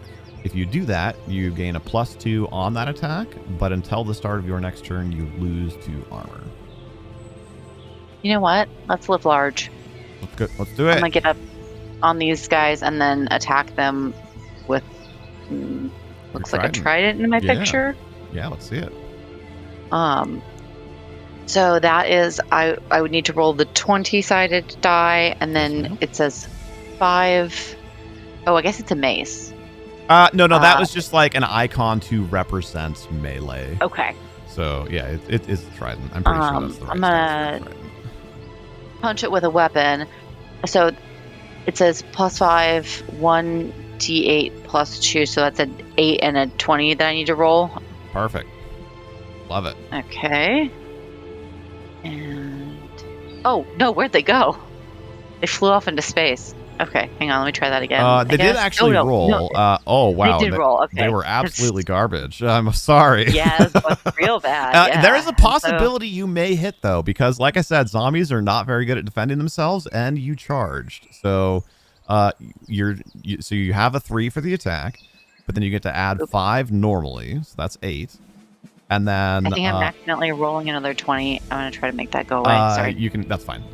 I didn't mean to do that. So 3 + 5 is 8, but because you charged, you gain an additional +2, which gives you 10.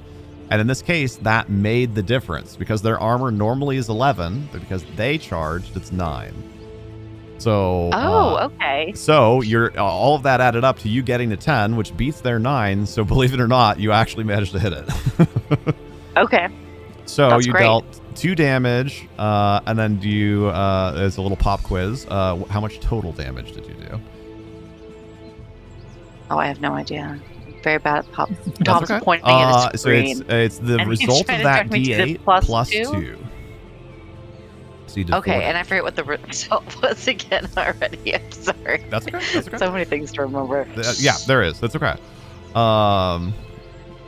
Was it 4? Was it 2 plus 2? Yep. Exactly. You can, in the top right of your screen, you'll note there's right below the X, there's a little dude wearing a hard hat kind of looking thing, and then there's a book. If you click on the book, that'll give you Okay. a log. Oh, okay. All right. Yes, that is a whole other thing there. All right, that's very helpful. Thank you. Yes. So I don't know if I'm allowed to ask, is it better to finish off the zombie that's nearly dead or better to start on a freshie? I mean, that's entirely up to you on strategy. Technically, you do need to declare the target before you roll because it does, kind of matter. In my head, I was thinking it would be a freshie, so I'll stay with that because that's Okay. where my Yeah, and that's my what was brain closest to at. you as well. So I think that kind of makes sense. You Yeah, charged that it, sounds that good. one is right there. So And okay, so if I click on it, is it the sword? yep, perfect. Do that? Okay. Bam. Oh, nice. Yeah, I love the little animations to it. It makes it feel tactile in a way that I really like. So, seeing all hell has broken loose. Just moments after you've arrived here, hold out your shield arm, grab your trident, and run in to assist this yelling, screaming half orc, and run up and just stab this thing right in the gut with your trident. However, unfortunately, as we learned earlier, a trident being piercing, and they are weak against slashing. So you did get in there, and as you pull it out, your trident definitely looks nasty as heck, but it doesn't look like you did a ton of damage to it, unfortunately.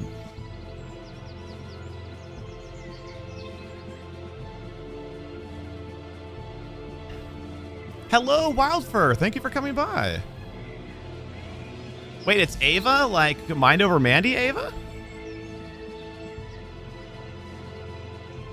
That's freaking awesome. I don't know. I guess we'll see what they say. But either way, hello. All right. So you did all of the right things. Just unfortunately, as they often do, the dice are betraying you a little bit. Okay. So what the heck? I have a young white dragon.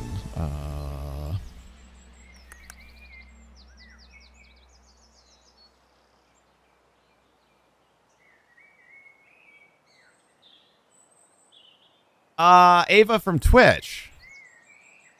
Sorry, I have to put 2 and 2 together. I have a lot of names for a lot of people.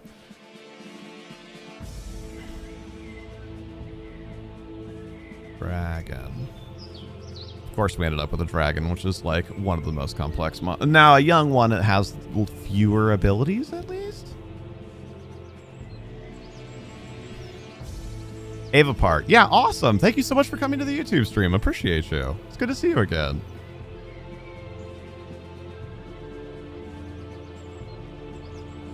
Zombies were great. They're nice and straightforward. A young white dragon. Awesome.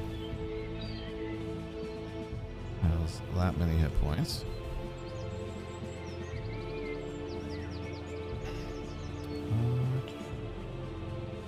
What can it do? Are we a big enough boy to have a breath weapon? We are. That's exciting. Oh god. Oh god. A white dragon has one type of breath weapon, a cone of cold.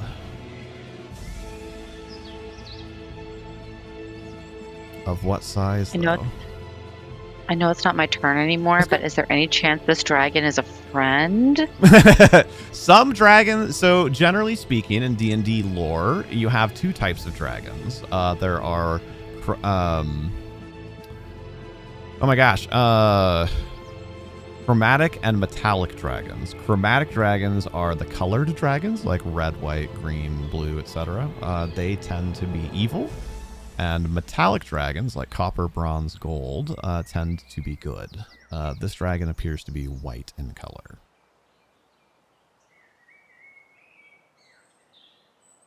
So, broadly, there was a chance that the dragon that was summoned was good. This one is not. Okay. But good question. It is a 30-foot cone. There we go. This would be... yeah, dragons are a pain in the butt. So, do we have anybody within 30 feet of it? Oh, we may very well. Oh, hey, look at that.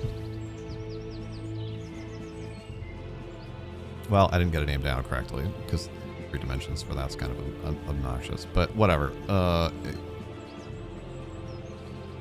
Yeah. Trigonometry definitely will work out there. How do I do that? Is it vertical? Aha, there we go. Well, that's very exciting. Welcome back. Look what you made it back in time for.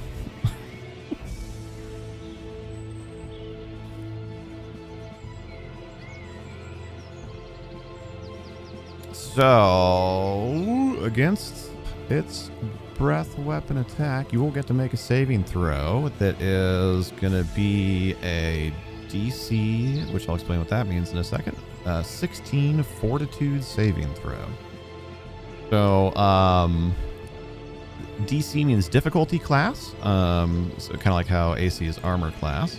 So think of it as how like that is the number that you are going to roll against.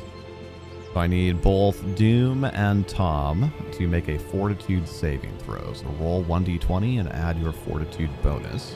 You're trying to meet or beat 16.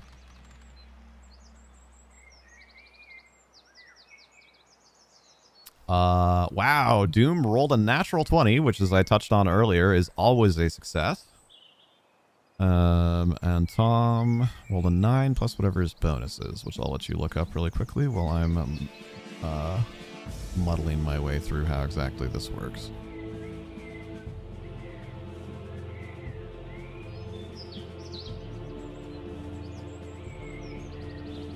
I'm pretty sure it's fortitude also.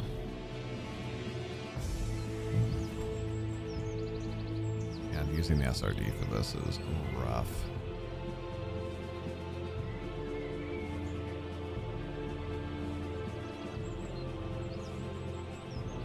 It would have to be cold, though. 13 total. All right. Well, the only thing I'm not certain of on this is if we're rolling for half damage or if we're rolling for complete avoidance.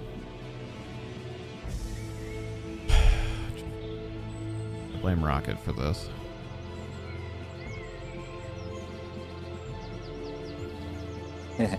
You and me both. Yes, in different ways, but yes. Oh, here we go. Breath weapon. I found it. Using a breath weapon is typically a standard action. No attack roll is necessary. The breath simply fills the area. Breath weapons usually allow a... Oh, I apologize. Oh, wait, never mind.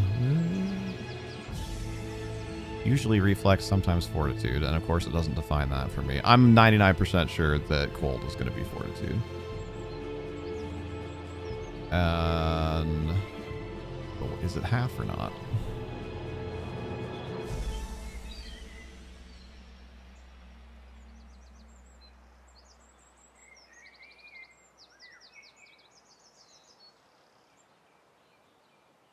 Poison.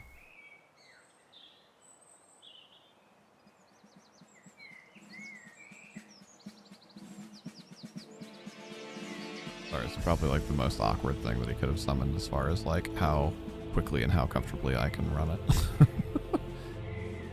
I'm pretty confident. I'm just going to make the rolling and say that it's fortitude. Fortitude save for half. I'm pretty sure that that's correct. And I can't seem to find it in the dragon. Oh, wait, that's because I wasn't on the dragon sheet anymore.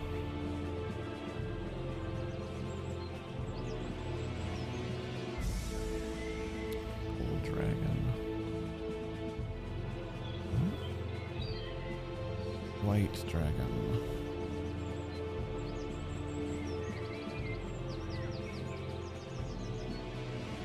Yeah. And it just literally doesn't tell me. Okay, yep, we're going with save as half. 3d6. Send it. Oh boy. Alright. So Doom takes 6 damage if you want to adjust the top hit point in your hit point bar there. And Tom, unfortunately, just gets obliterated by this. Straight up like pillar of salt. He is frozen solid. However, what we usually do with this, because death can be so quick and because you're fighting things that are way more difficult than you should normally be fighting with this character, is on your initiative, you will drop in a new character. And you can choose a different one if you want, but unless you want a different character, we'll just say that it'll be another ranger, and then we'll randomize your location. Yeah, better just do another another ranger. 6 damage to you, Doom. Yeah, that dragon is theoretically of a difficulty that would be appropriate for a party of about level 4 adventurers. You guys are level 2. So that was a very big summon from Rocket there. Doom, take off 6 hit points, if you would, please. And then, I don't think it's going to move. Well, actually, hold on. White dragons are usually described as being kind of aggressive and kind of dumb. I think they're one of the dumber dragons. Intelligence, 6. The average person would have a 10. So a 6, comparatively speaking, yeah, is a little dumb. All right. So it will move toward. It will fly towards you. And that will be that. And then while Durgam's taking his turn, I'll make a new Tom here. But So that did more than it didn't just do 12 damage. how much health do you have? 18. 18. Oh, that's weird. I thought you updated your mini, but it's showing you at 10. So no, I guess then you're not down. I apologize. You want to change your hit points then to 6 out of 18? I'm not sure what happened there. Just sworn I double checked all of them and they had been changed.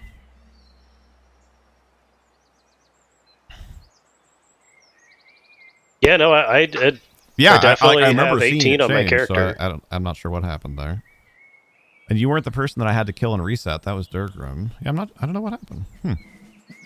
Okay. Yeah, well, there's a I guess in little- that case, then, little bugginess. I mean, the end result may not be much different. It may just be another turn later. But Durgrim has a chance to come over and lay on hands, I guess.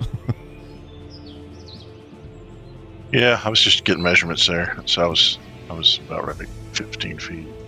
I don't think I can get to him in one round. Where were you? I moved forward 15 just to look, so I'm technically supposed to be About there. Well, right I mean, there. And no, I think you could, because remember we are cheesing it a little bit, and technically there's 5-foot Okay. squares, and so I would say that like with where you're standing, like that would be the 5-foot square that you're technically occupying, and also same thing, Okay, right? yeah. Like Doom is in a 5-foot square, so technically Tom is in that 5-foot square. So if we actually measure it out in actual D&D terms, you would only have to go 10 feet to get to him. yeah, I'll move over to here and cast Cure Light Wounds on him. All right. Appreciate it. I think it's a D8 plus 2. That sounds right.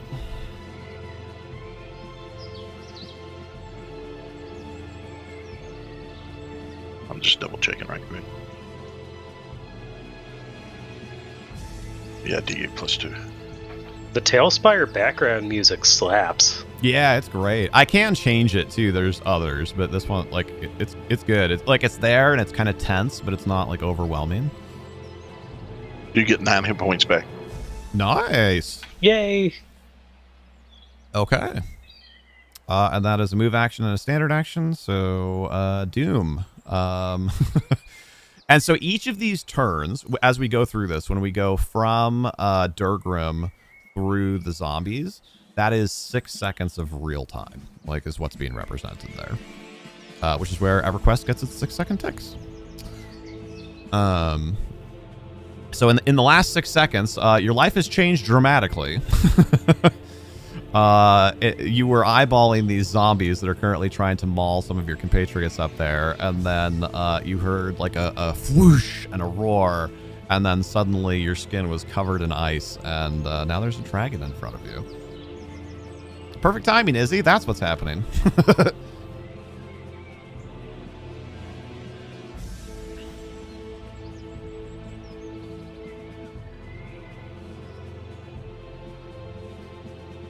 You're just going to try and stab it? Okay. A 20 to hit. I'm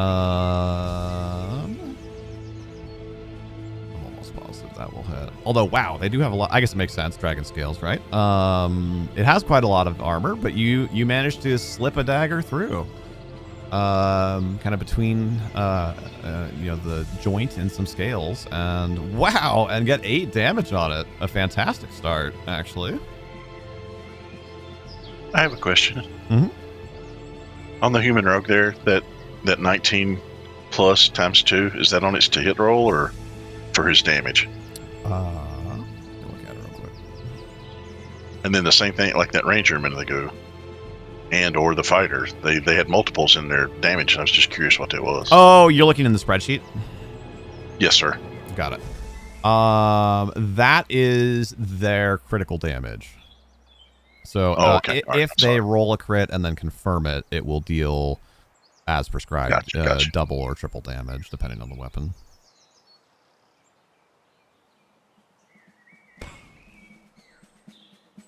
Excellent. All right. It's it like roars in response to you getting this attack through, and this affront on its majesty. He is not a happy camper. No, not at all. So, time for a little bit more education. Performing a ranged attack while engaged in melee combat is dangerous. And what that means in the case of our version of D&D is you will provoke what's called an attack of opportunity, which means that it will hit you back, essentially, for your action. So of course, the next line of thought there would be to step back. Normally, moving out of an area that something threatens will also provoke an attack of opportunity. Your workaround for that is you can do what's called a 5-foot step, which will protect your first 5 feet of movement. But in a round where you take a careful 5-foot step, you can do no further moving.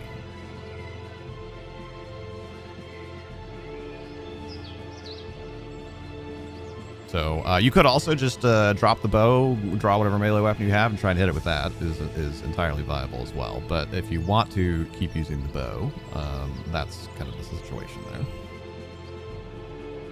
there. It still it doesn't recognize that it's my turn. Oh, okay. There you go. Nice. Should. Okay, so I can step 5 feet away and hit it with my bow. Yeah, that would presumably be your Okay. preferred course of action, but obviously you can do whatever sounds fun to you. Maybe you drop your weapons and run. I don't know. It's tempting. Thank you, Izzy. So I go like here. Yeah.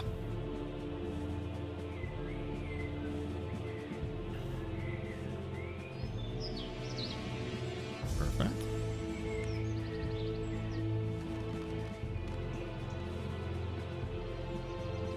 Oh, pretty good. So what does that come out to for your to hit? 13 on the dice.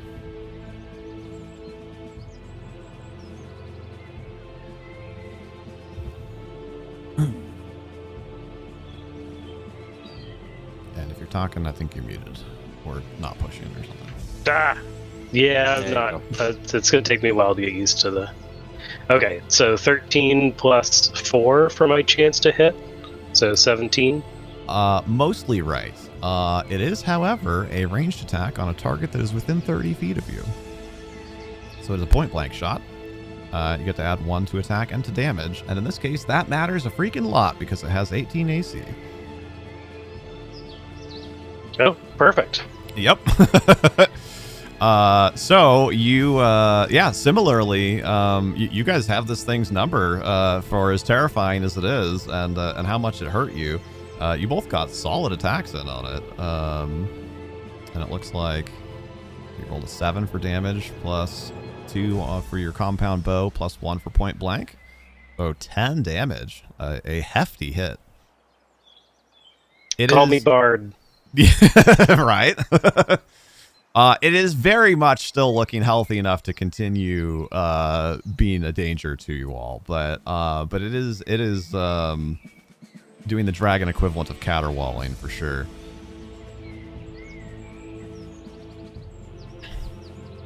And Sweet. we'll approve the. Well done. All right. To my zombies.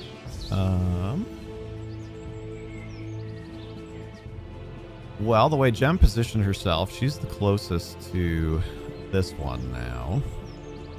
So that one's going to attack her. And they are plus 2 to attack, so they're not charging now this turn. And 1d6 plus 1 damage. Again, if we were doing campaign play, I wouldn't necessarily tell you guys a lot of those numbers, but... that's an 18. Does that hit you, Jem? How do I know if it hits me? Your total armor class, total AC. I have a 19 for that. It does not. And the way that I like to describe that is touch a. Oh, sorry. But is mine lower because I did a charge last turn though? Oh, was Did I not have said that out loud? in this initiative turn? I think it was, right? You ran up here and stabbed Yeah, it. I think it was. Things I shouldn't have said out loud.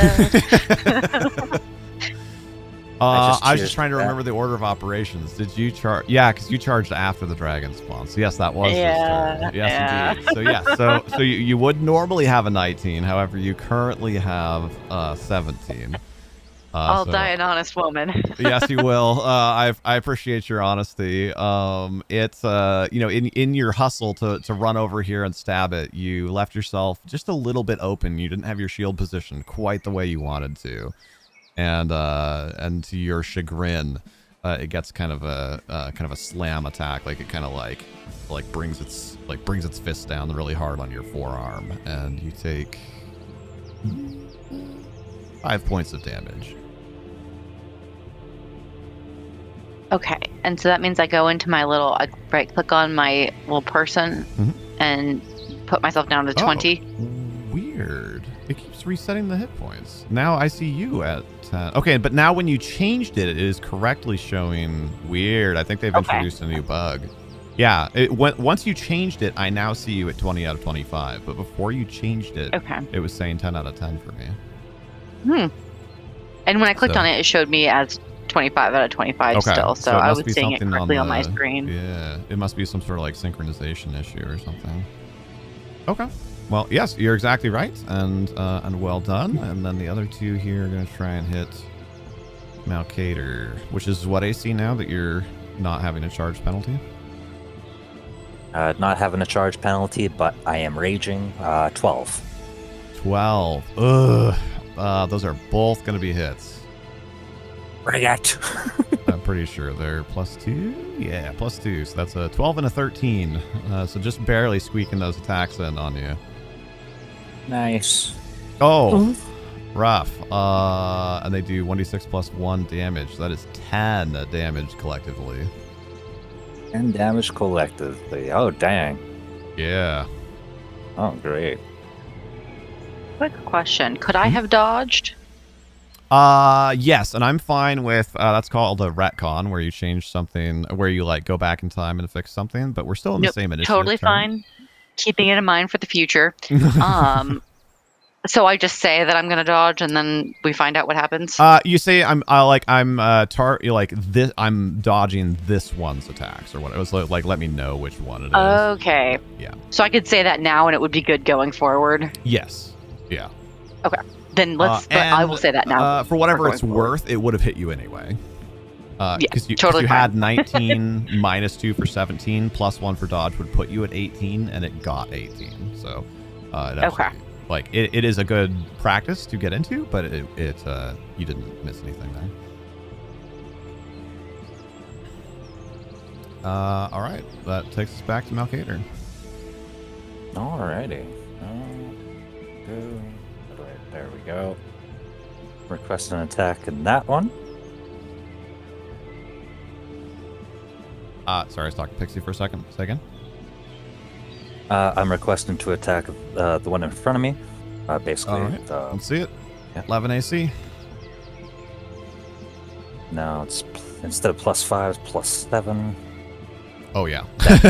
One to hit. You rolled a yes. Yeah. And that would be 10 damage in total. All right. You after hitting it the first time, its already slow speed is slowed a bit more, and it leaves itself very open after its attack on you, and you kind of rear back on your heels and then just lop its head off.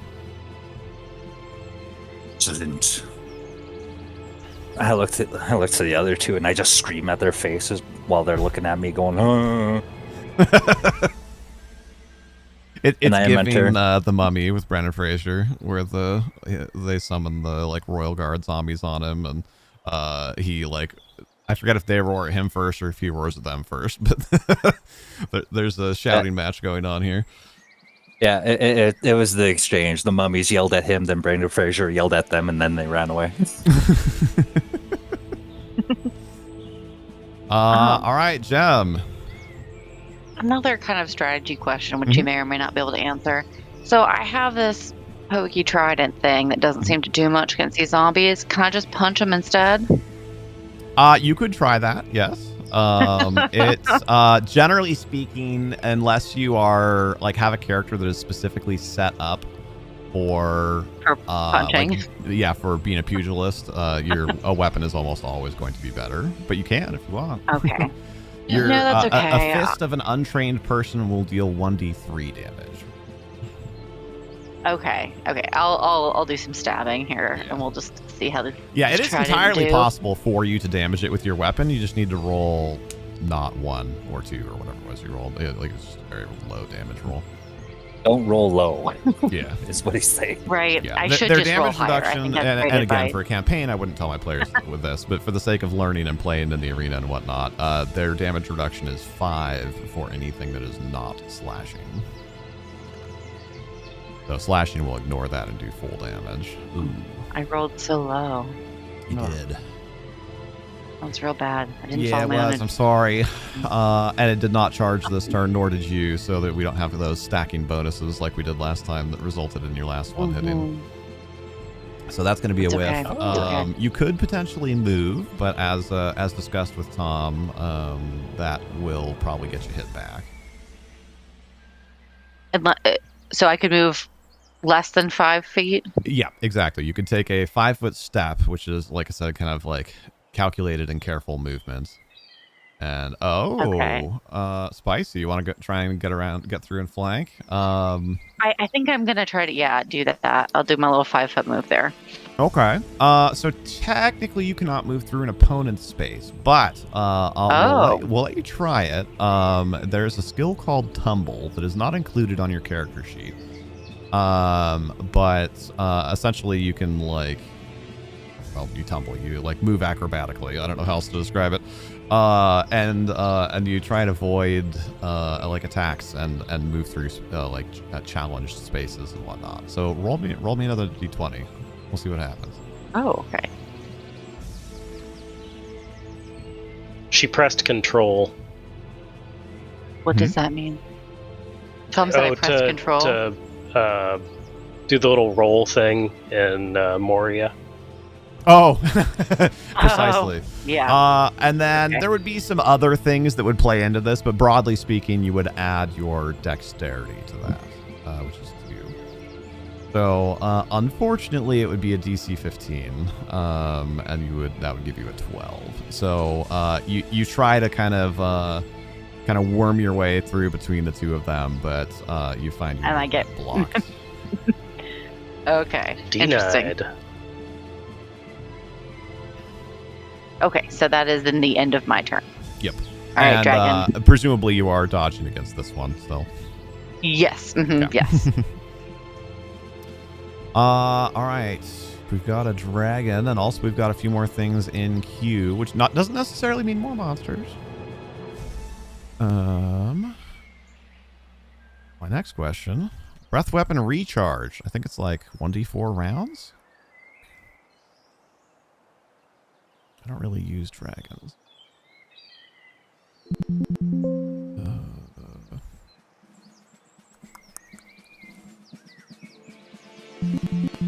Searching for recharge does not find anything. I know they can't just do it at will. Like, they can't just do it every turn, because that would be ridiculously strong. If Looney or anybody wants to look it up for me, I'd sure appreciate it. But I'm pretty confident that it's like 1d4 rounds of recharge time. So we're gonna go with that, and unless I'm corrected otherwise. And it's just gonna try and attack, I think. Like I said, white dragons are kind of dumb and kind of aggressive.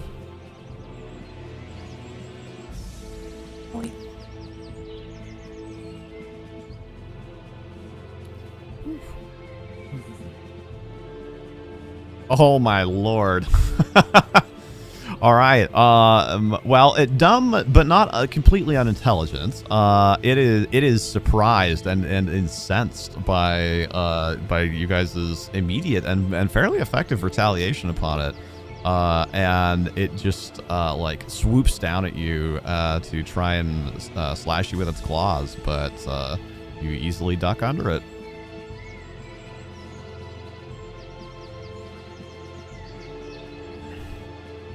Durgrim. How can I tell how hurt everyone is? I don't actually know if it shows you this or not. I can see other people's hit points when I right click on them. What happens when you do? All right, so, well, I don't. When I click on them, Maybe their name, it just zooms me in. Try them. right clicking on their mini. It just shows me an attack He button. does a heal check. Okay. Yeah, so broadly speaking, and it always gets hard to like, how do I continue to be original every time somebody gets hit? But between the two of them, Tom looks a little bit hurt. Still a bit of frost has not left his skin, I guess, since it was from the breath weapon. I would say he looks the majority better from what you did, but still a bit hurt. All right. And your rogue friend here still looks quite stumbled by what was done to him. Okay. All right. And then the dragon itself looks pretty good. Yeah, I mean, like, it's it's bleeding a bit from where it got stabbed, and there's an arrow like wedged in it, but it's very definitely still flying around and like slashing at things, and it seems very functional. All right, I'll move over next to him and cast Cure Light on the rogue. Okay. Mercy. Mhm.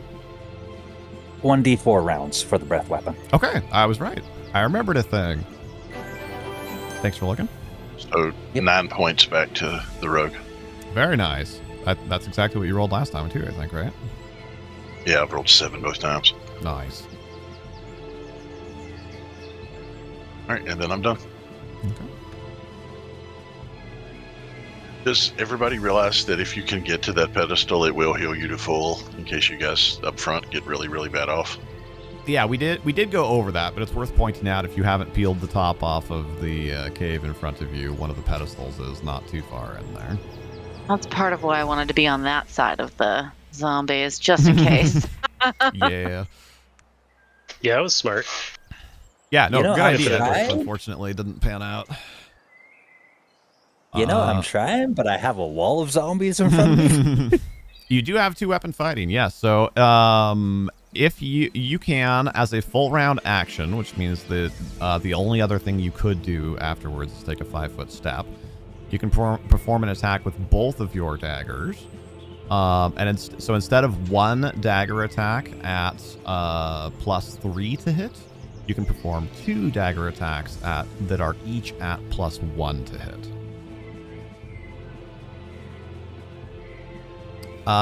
Evasion means that if you make a reflex saving throw against something that would do half damage on a successful save, you instead evade it completely.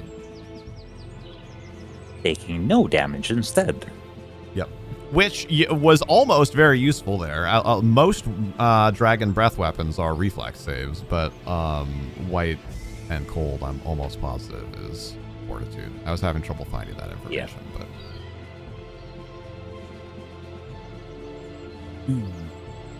2-weapon fighting melee attack. All right, so in this case, don't roll the damages at the same time, because like I said, there's no way to assign which damage goes with which attack roll. Just go ahead and roll 2d20, and you get to add 1 to each of them. Okay. Oh, unfortunate. Not terrible rolls, but not enough to get through the... Your daggers glance off at the dragon scales without finding purchase. Okay. Yep, thank you, Looney. Appreciate you.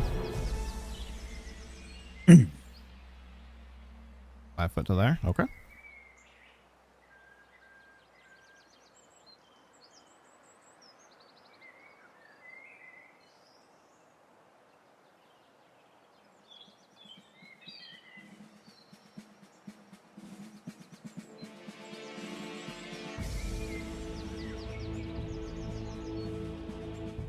Oh, excellent. Okay. Thank you, sweetie. Tom, actually. Yo. As you're kind of sizing up your options here, in the blink of an eye, you have your bow out at length with your kind of your leading arm, and you're just about to reach back and grab another arrow to bring in to knock. In your other hand appears a flaming short sword. Sweet.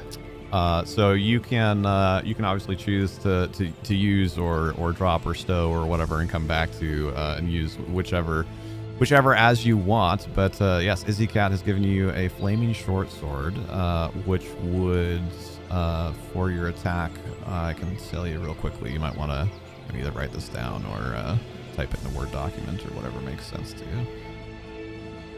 you. Mercy? Yeah. Future reference, mostly for the chromatic dragons, breath weapons are all reflex saves. Really? Yep. I thought the Cone of Cold was also fortitude, but no, it's reflex. Okay. Then we might give a little divine inspiration to Durgrim for his next turn here, and let him take 2 turns worth of actions to make up for that. Because you wouldn't have needed to heal him. I got a note. Okay. You wouldn't have needed to heal him because he succeeded on the reflex save, and because he's evasive, he completely dodged it, so he would have not been missing any health. Nor would he have been visually covered in ice to you.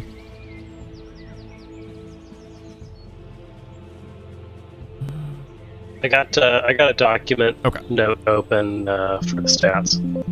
Oh boy, it is absolutely sword. So a short sword is be a little calculating on the back end there. Ranger. I think Ranger's full base attack bonus, right? Yes. Okay. So your attack with said short sword would be a +5 melee attack.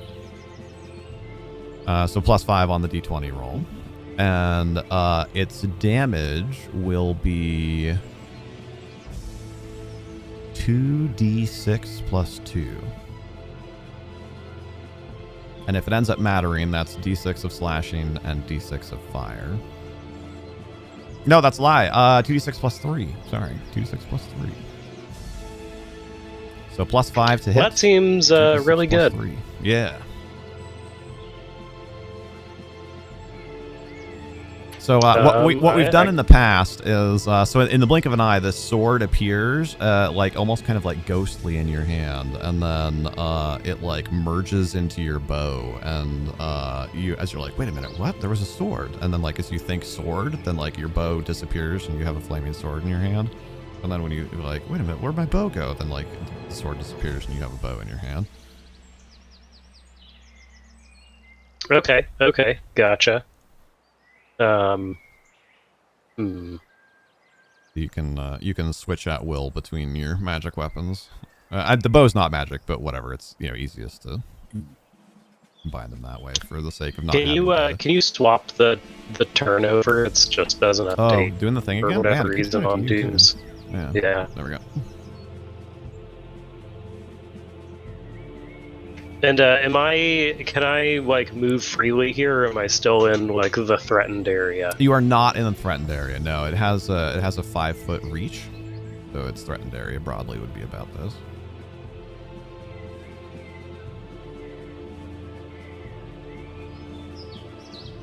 That was a great summon, Izzy. Currently, especially for the situation in front of them, using the bow makes a lot of sense. But that sword will probably be put to work as well.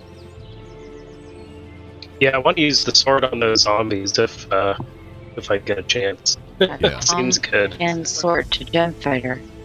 I'm pretty sure that's what happens. Can you? Okay, no, never mind. We'll get to. Well, okay. For future use, can we swap items with other players? Yeah, I mean, you would have to be close enough to them to, hand and/or throw it to them. But yeah, you absolutely could. Okay, cool. Yeah, I'm just gonna fling another arrow at this stupid dragon. Okay.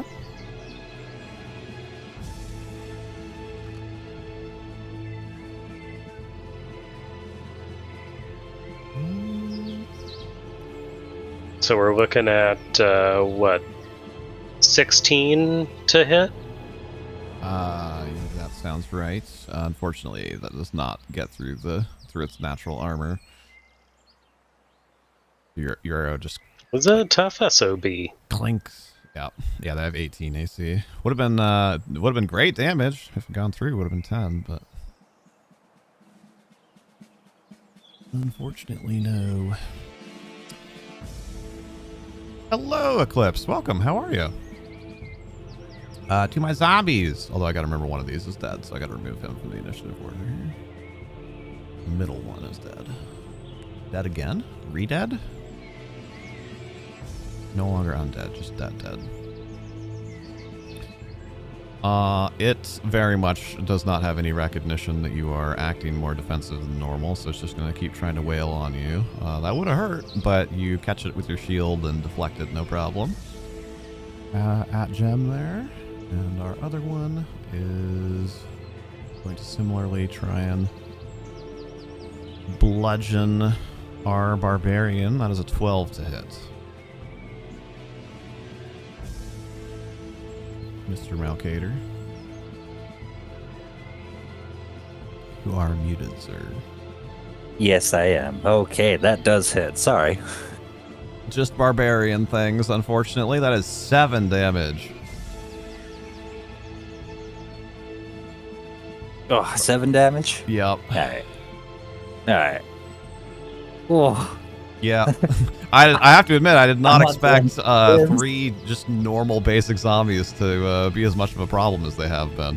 Now, yeah. just really quickly, how, Durgan, would you like to handle your retcon? Do you want to just kind of act now before we end that initiative turn, or do you want the 2 turns worth of actions this turn?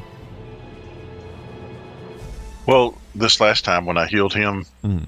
if I wasn't going to heal, I was actually going to try to cast Doom on the dragon, so it would be -2 to hit if it worked. So we can just do that instead of the heal. Okay.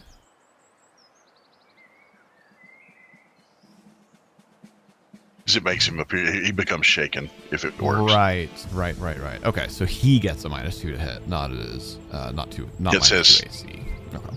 Right, yeah, no, -2 to hit, -2 to saving throws, skill checks, and ability checks. Perfect. Okay. But I figure if it's harder to hit us, right. Yeah. Totally makes sense. It's preventative healing. well, That's a cool little debuff. Yeah. so I just roll a d20.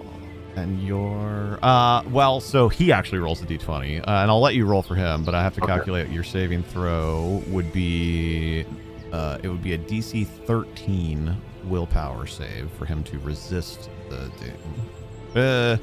Probably willpower? Let me double check that. Might be fortitude. Doom.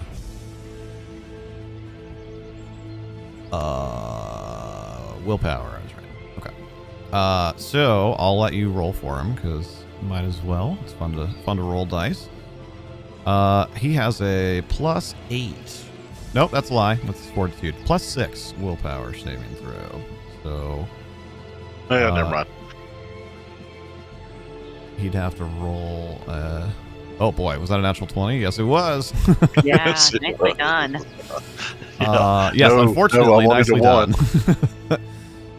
So you cast your spell and briefly its eyes turn dark and it almost kind of starts to like smoke out of around like the joints in its scales and whatnot, but it like shakes its head and like roars and the black smoke like fades away from it.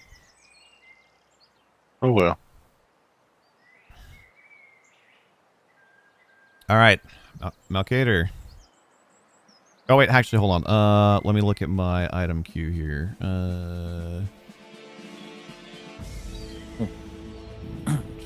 As you do that though, and you're like, gah, you're kind of cursing, not your deity, of course, somebody else's.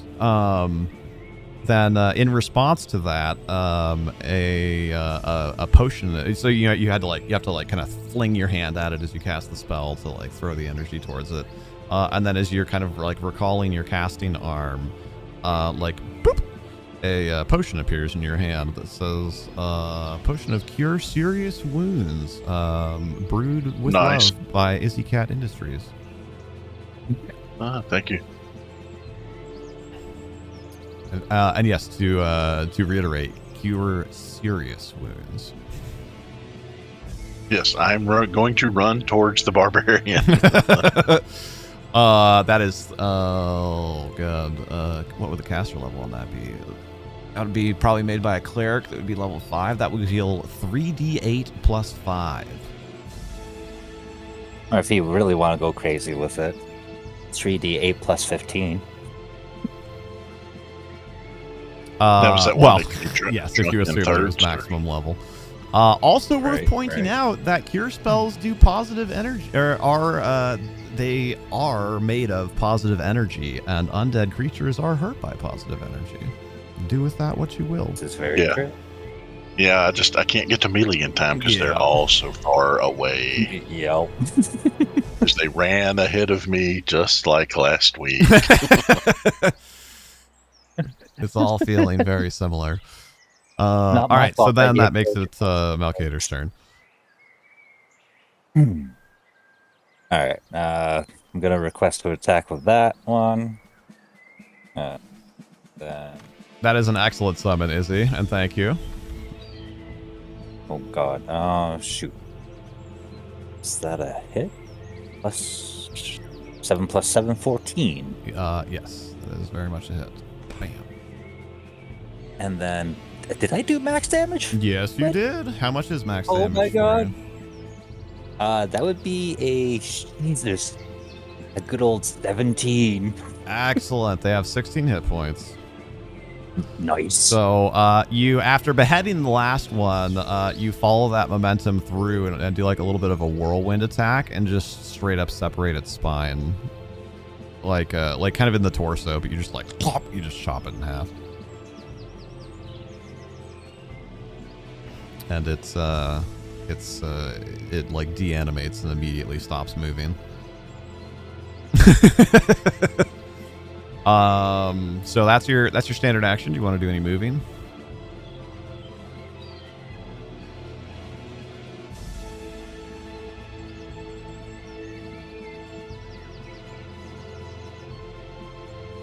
As a reminder, if you do more than a 5-foot step, you will still provoke.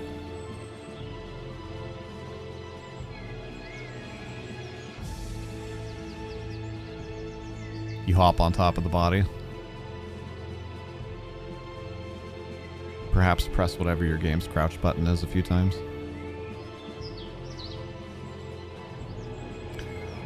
All right.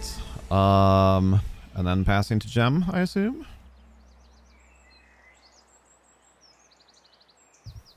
Oh my good word! I was on mute the whole entire time. Yep, Yes. I have not heard you in a moment. Yep. All right, so Gem. There you go, Gem. You, as you hear from behind you, Durgrim the cleric shouts out, "Bless you, Izzy Cat Industries!" At the mention of Izzy Cat, there is a clap of thunder and a strike of lightning that hits your trident, and it is now glowing with a magical electricity, and will deal 1d6 additional electricity damage. That's very exciting. Okay. So yeah, well, I mean, obviously I need to start doing some stabbing.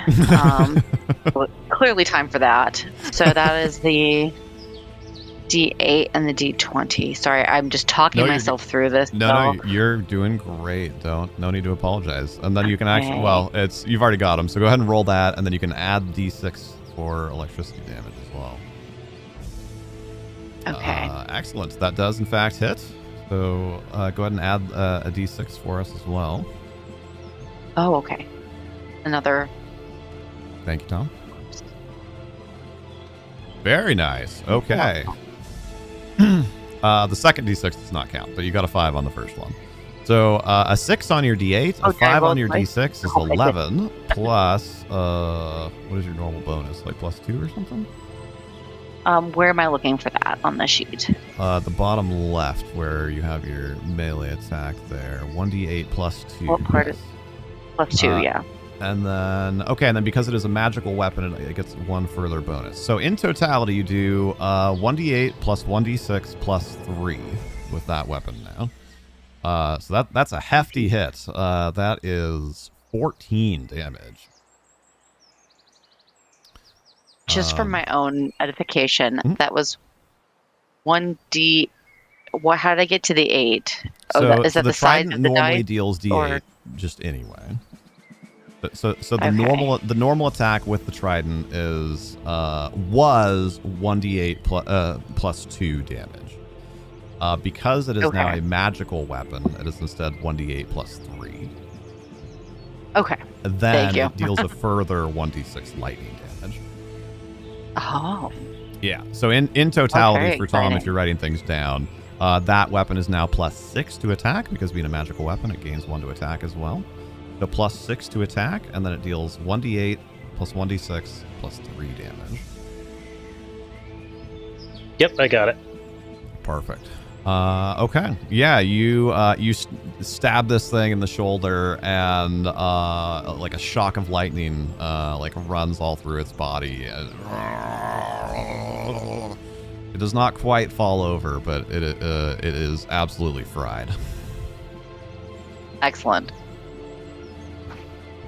Little smoke coming out its ears. Mm-hmm. All right, and then you could 5-foot step if you'd like. Otherwise, go ahead and end your turn.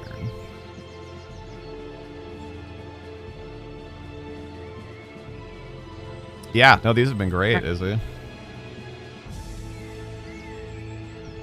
Hopefully, I get back before the end, before the start of my turn. I'll be right back. Okay. Unfortunate for our, well, actually, where do you think, Durgrim, realistically, if you had not needed to move to within touch to touch him with a heal, where do you think that you would have moved? I forgot to ask you that last time. I would have stayed put, just. Okay, and put was like over here-ish somewhere, because you were within touch. Yeah, range roughly, yeah. Yeah. Sadly, that does not change anything. And further, sadly, I rolled a 1 on the 1d4 for breath weapon cooldown. So, gonna do that again. Actually, wait, that was not even close, right? It's a 30-foot cone, so it's a rather large area. Of approximately that. So, make me a reflex saving throw. I was wrong on the fortitude last time. DC, I believe I said 16, but I will confirm that. Yes, DC 16 reflex saving throw. I got 10 total. I didn't make it. Yeah, ruh-roh. And it is Doom, and that is you as well. Not too bad on the damage, at least.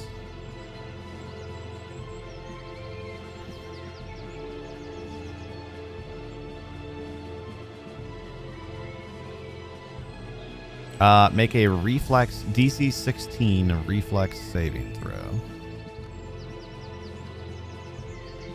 I have been telling you guys, or at least I have been rolling it publicly. I guess it didn't explicitly state it. Again, in campaign play, I would not say, but for the sake of this, yes. 24. Excellent. So you continue to dodge, dip, duck, dodge, and dive out of the way of this thing's breath weapons. You take no damage again, getting great use out of that rogue ability. Durgrim, however, so it's like a Wile E. Coyote cartoon, right? Doom dives out of the way of it, and Durgrim just catches it straight in the face. So how much damage did I take? 7. Which is far below average. The average roll on a d6 is 3.5, so that would be 10.5 average damage. Welcome in, Mendez. It's because I'm a lucky gnome.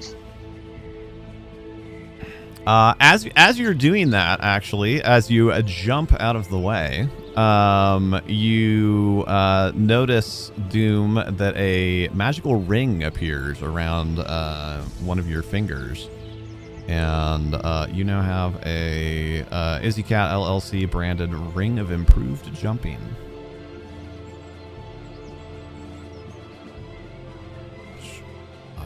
Can make some assumptions about what that does, but I don't actually know. I'm looking right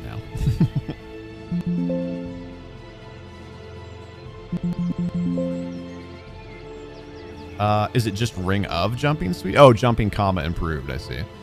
That gives you a +10 bonus on jump checks. So a little bit specific, but very good at what it does.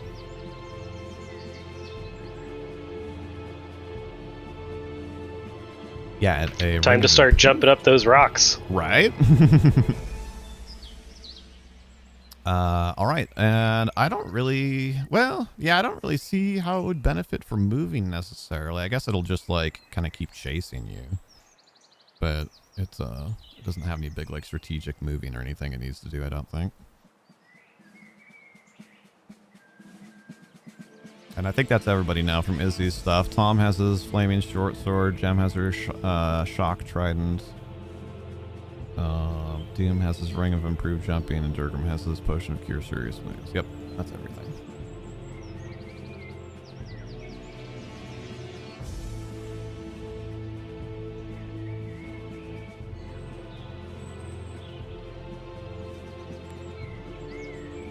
So just at a glance, the zombie up there, the last zombie, looks pretty rough. Yeah, it's like smoldering right now. So I'm gonna move 15 feet, then I'm gonna try to cast Doom on the dragon again. Okay. It's just got a 60-foot range. I'm gonna change battle music. Let's go to amp.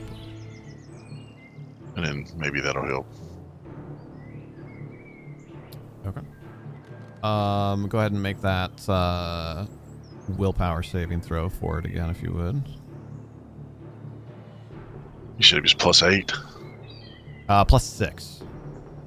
Okay, so 13 total. Got a 13. Oh, that's so unfortunate. Your save DC is 13. Right. And That's okay. meter beat. So you try again, and for a brief second your heart leaps as like I said, its eyes turn black, like a black smoke starts kind of like emanating from kind of its pores and the cracks around its scales and everything, and the whole thing almost turns black, and then it like roars again and like shakes it off.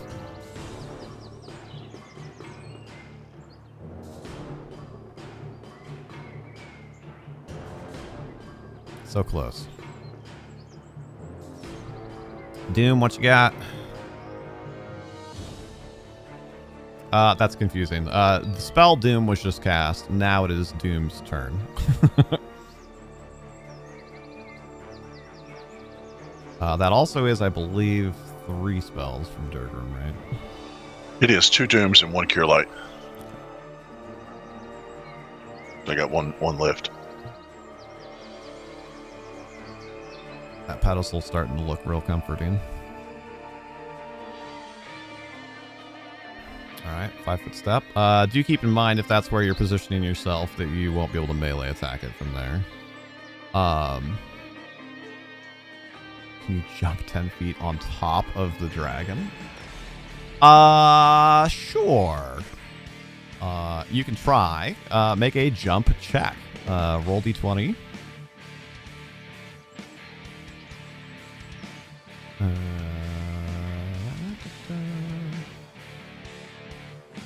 Okay. So that's a 10. The rogue has +2, so that's a 12. Plus you have a ring of improved jumping is 22 on the jump check. Because it's probably not also actually 10 feet high, right?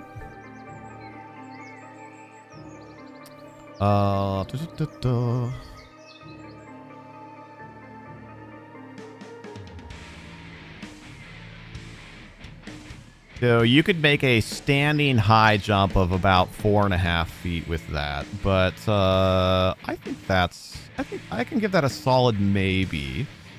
Make a touch attack. Roll me 1d20 and add 3 to it.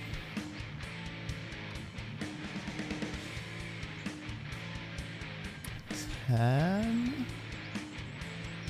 What is its AC? Of course, it's not listed on that table that I'm at. Gosh dang it. I was not expecting this song to be so metal. It's cool, but... Oh my gosh, it has 10 touch AC. All right. So you try and time it, right? Because this thing's it's not quite as big as that model makes it look. Like it's still close to human size, but not quite that big. And it's kind of like snaking its way through the air, right? And like flying around and like making these breath attacks and stuff.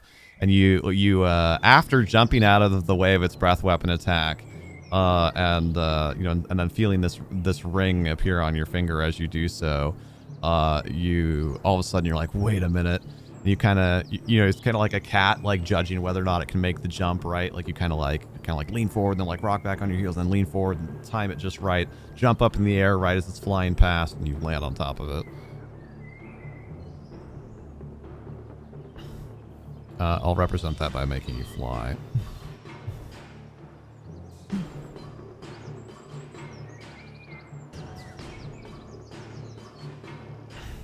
That's awesome. I don't know if I'm like, actually, you know what? Screw it. I'll say that makes it flat-footed against this attack. I think that's fair. Can you try to befriend the dragon? I mean, if you really want to. That's functionally impossible, but you could try.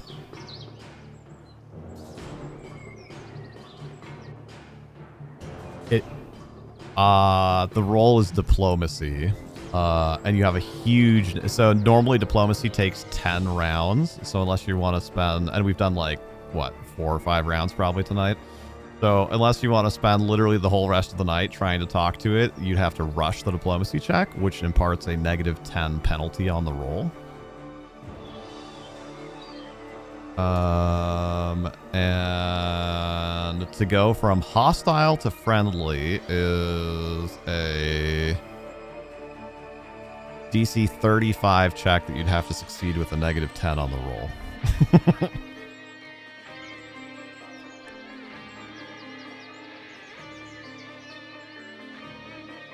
I got a question for you guys. Is there like a hotkey that opens that like the message log? I don't Jen's know. her chat messages are gone, and the little book isn't there anymore.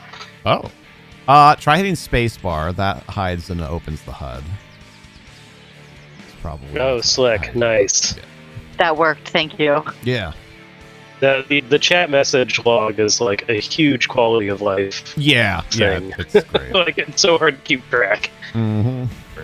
The 5, no matter what your bonuses are, is definitely not going to hit. The 13 might though.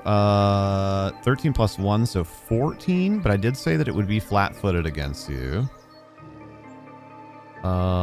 Dragon, true, white, dragon, armor.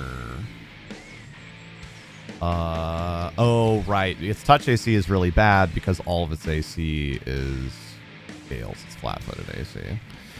So unfortunately, it would still be an 18 to hit it. Well, when you're dual wielding though, it's +1, not +3. But actually, either would miss anyway. So you do manage to get on top of it, and I'll let you make a ride check next turn to try and stay on top of it. But unfortunately, in executing that excellent maneuver, you're not able to get good dagger attacks in. But you do look frickin' sweet.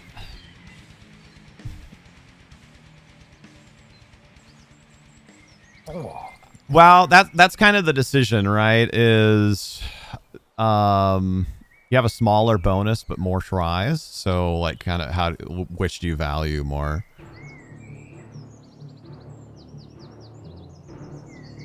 The average roll on a d20 is 11, so on average they're actually both gonna miss. So then it kind of becomes like, well, do you want to have a slightly lower chance of hitting but twice, or a slightly higher chance of hitting but once?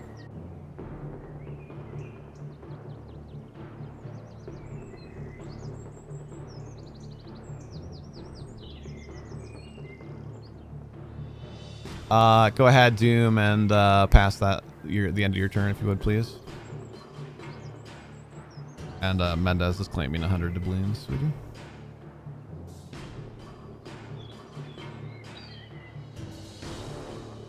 All right, Ranger Tom.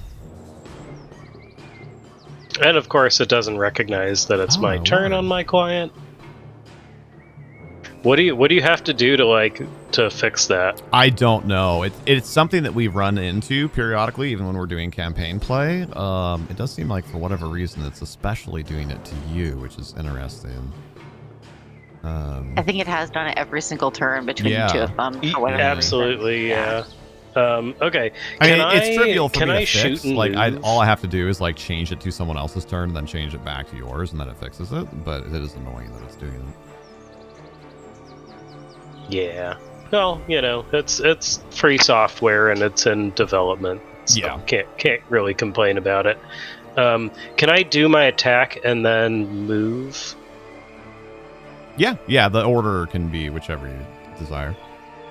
Okay, that's what I thought. I think I'm gonna shoot, and then make a move here. So let's queue up.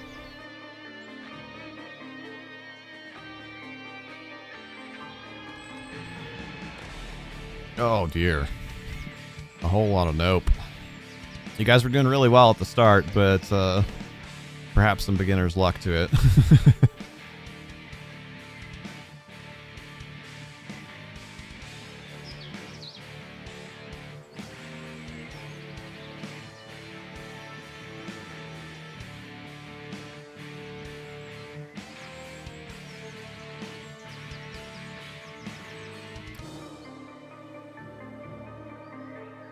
All right.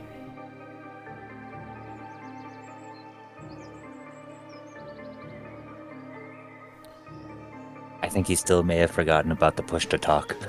Oh, perhaps. Yeah.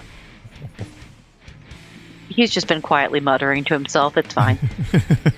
See, but Gemheart has me muted, so she can't tell that I am not hitting the button. Oh, right. Hey, Magical Misfits! Thank you so much for the raid. How was the stream, you guys? Welcome in. Unique Corn.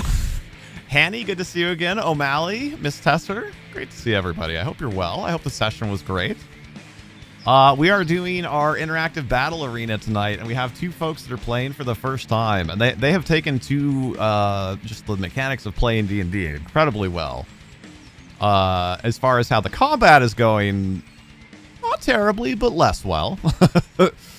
We have 3 zombies that are just about dealt with, and a young white dragon. During the finale of your first campaign. That's awesome. If you were already here hanging out and you don't know Magical Misfits, they, as you can probably tell, run D&D campaigns as well. You should definitely go and give them a look. Wonderful folks, very kind and welcoming.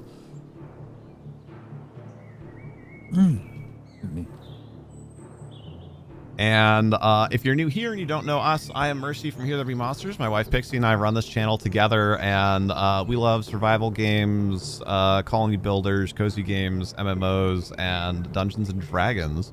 If that sounds like fun, we hope you enjoy your stay here. And if you like actual play podcast type things, we have all of our campaigns on youtube.com/Here There Be Monsters. Link in the chat there.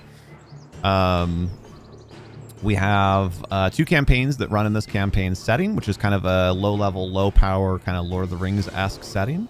And then tonight, we're doing a thing that we do once every month or two, where we have an interactive battle arena, where people that are watching can use doubloons, which are a freemium currency. You can get some for free. You can also pay for them, to summon things into the battlefield. And those might be magic items to help our party, or they might be more enemies.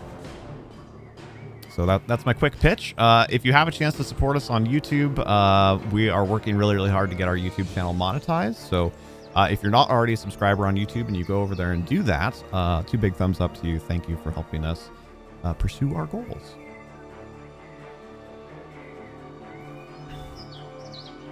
All right, that attack is a doozy.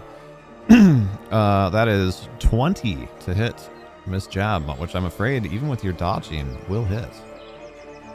That's 3 damage. Oh, that was against me? Okay, hang on. What do I need to do? I need to tell you a number of things? Nope. Because I just happen to know that one off the top of my head. You had 19, and then you're dodging for 20 AC, and it unfortunately rolled a 20 for its attack, so it does in fact hit.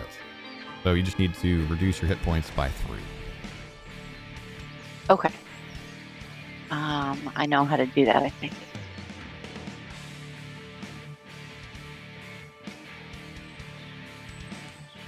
Okay. What size, Susan?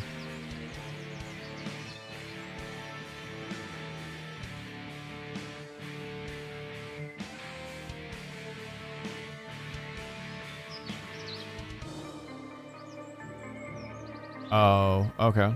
I'll look then. Oh, sorry. And that makes it Melkader's turn. Oh, which is at the end of initiative. Shoot, then I guess I have to look now. Hold on. That's unfortunate.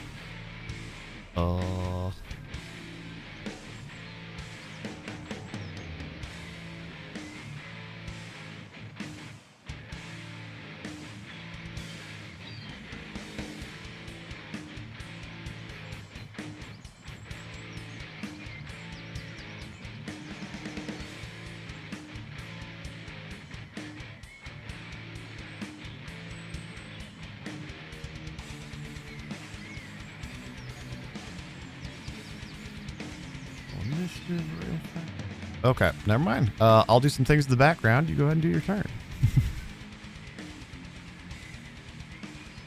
Alrighty. Good to know. That. Okay.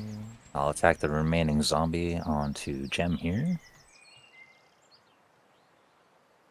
That is a... Jeez. That's the wrong... There we go. +7 to... attack. 19 to hit.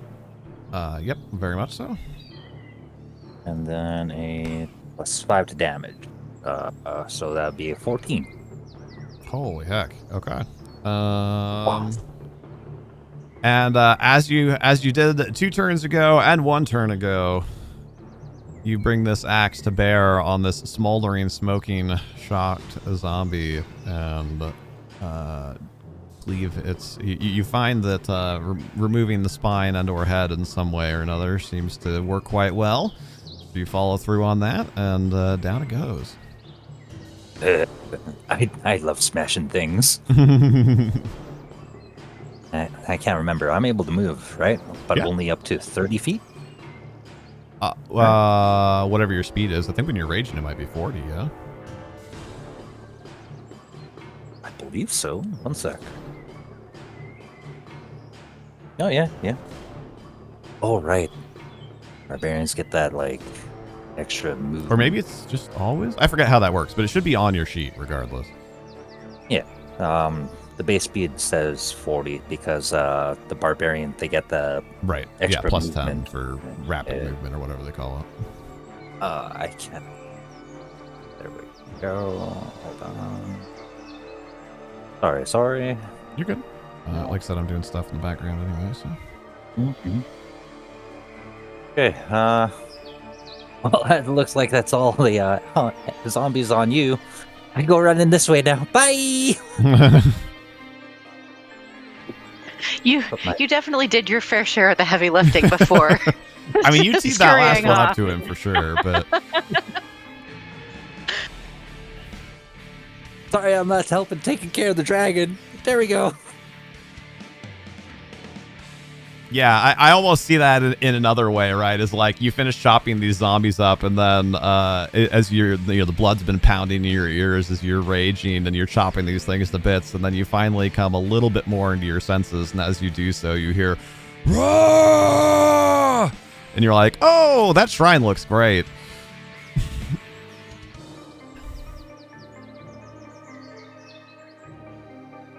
Well, Gem, that leaves you, relatively free, yeah, to move in whatever way you see fit. Trying to figure out if I want to move towards or away from the dragon situation that you guys all have going on over here. Maybe just lateral movement seems good. Well, I guess like what is Wait, it? How far away is this dragon from me? Okay. 3 D6s. So like, is it 18? Is the most it could possibly hit you for with that? Yes. I guess it's got other. I'm sure it's got other attacks. I feel like you're Without its Probably bonus to damage, good to go. Yeah, it's a 3d6 max of 18 plus whatever its strength is. Yeah, minimum 3, is max like 18, 3, average of 10. Yeah.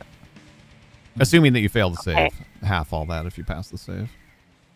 I'm trying to get within 30 feet of this guy, but no more than 30 feet.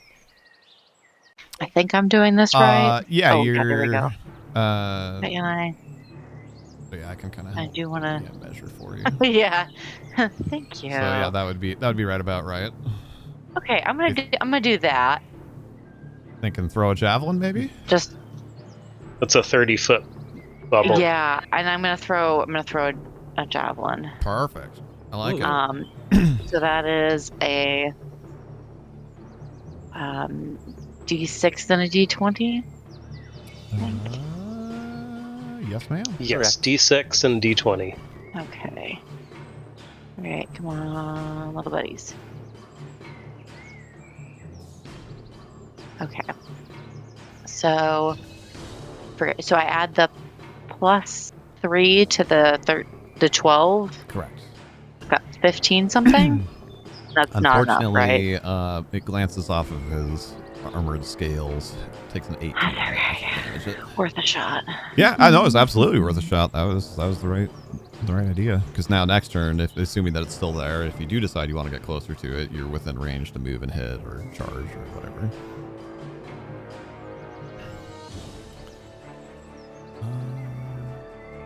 Okay.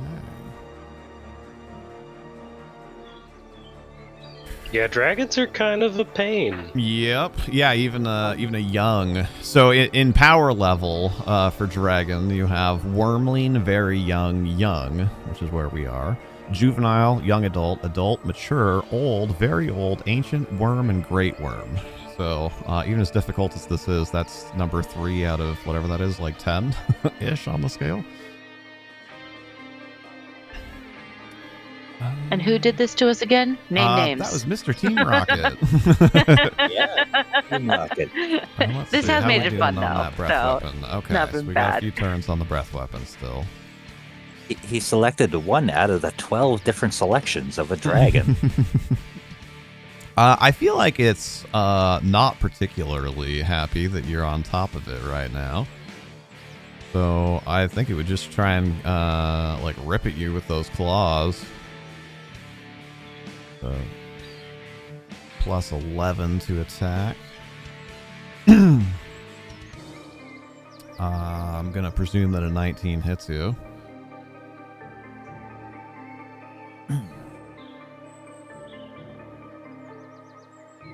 Damn, plus 11?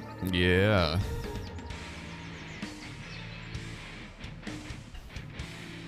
Oh wait, no, this is even more exciting. Oh dear. Okay, hold on, I have some more dice to roll. Oh,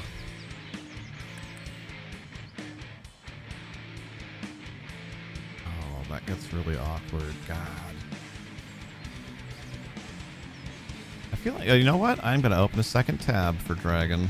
Because I keep having to scroll back and forth. Because there's a section where it's like, dragons of this size have these melee attacks. And then there's also like the white dragon section where I need to see like, how does its breath weapon work? And how much AC does it have? And whatever. I think subsequent attacks are -5 each. Okay. That's my recollection how that works. Okay. First, the bite. So that is, like I said, a 19 to hit with said bite attack for 1d8 damage. Plus its strength, presumably? I don't see why it wouldn't be. Correct. For the strength damage. Its strength modifier for young dragon is +2. So that is 5 damage as it chomps down on your leg, let's say. And then once it gets you in its mouth, since it didn't have to move this turn because you were so readily accessible, it gets to perform a full attack. So in addition to its bite, it will make 2 claw attacks. At a +6 each.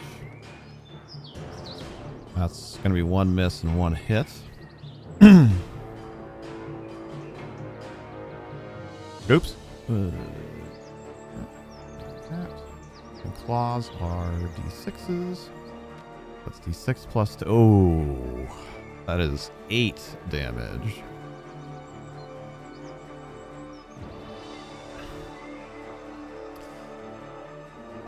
And then if you so desire, it also gets to make 2 wing attacks, but you're already dead, I'm pretty sure.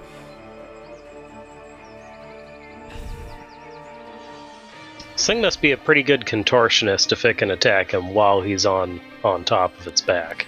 Well, I'm thinking it. I said it was kind of like snaking around through the air, right? Since the model that I grabbed is very kind of like Chinese dragon-y, so I think it just kind of like rolled around under his feet and then grabbed onto him. It's very flexible. Yes, it is. So unfortunately, after many epic moves, dodging the breath, like stabbing it, dodging the breath weapon, like trying to stab it again, dodging the breath weapon again, jumping up on its head, it then rolls over you, like bites onto you, and then just like reaches, like impales you with one of its clawed hands, and then just like Mortal Kombat style, like finisher move. There's just like a gush, like a red mist.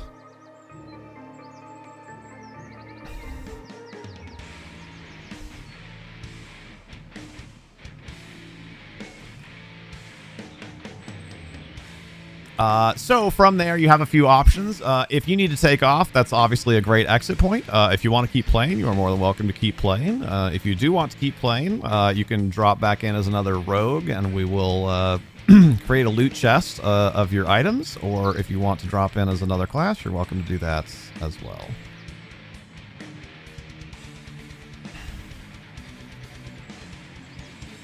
Oof.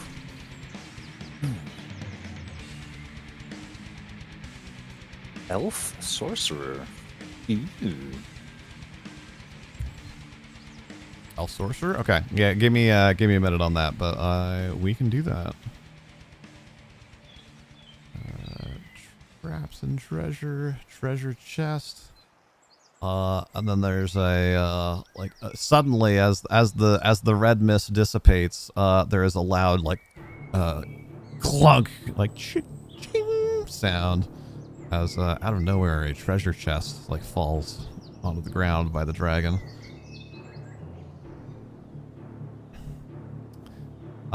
When you have a second, Doom, look up the initiative modifier and go ahead and roll me an initiative for said sorcerer. And Durgrim. Does Jim look really beat up? She's like favoring a I leg. think I'm doing okay. But yeah, it Yeah. could be worse. I think I've still got 17 HP, so I'm hanging in there. I'm cool. Are we not supposed to like?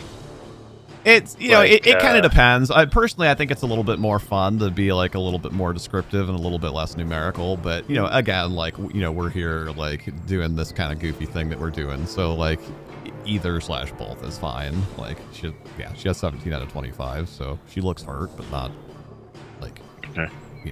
real bad. And I'm just gonna move past her, or next to her with my 15 feet, and cast Cure Light Wounds on her. And then I'm going to the podium to recharge. Thank you. Nice. Man, you've So had it's good heal two- rolls.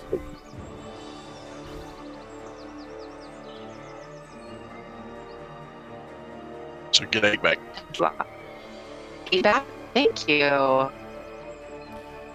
All right. What general area would you like to target for your Halpod drop, Doom? Go ahead and just get the hit M for measure and kind of show me where you're looking. Where do you want to try? You are the weapon. Drop in. Okay. You want to try and just drop right around there? All right. Let's see. Give it a direction. Right on top of the dragon. Oh my goodness. Oh, I don't know if it's me or you guys, but the voice call quality just dropped significantly.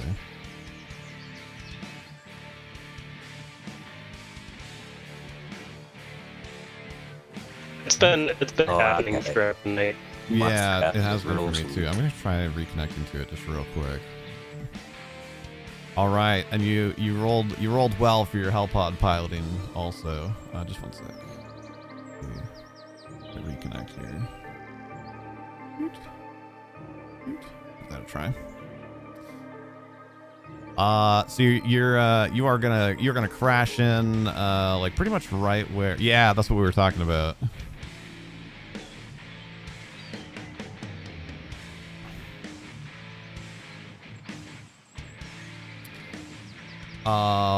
I guess if you guys can't hear me and Discord.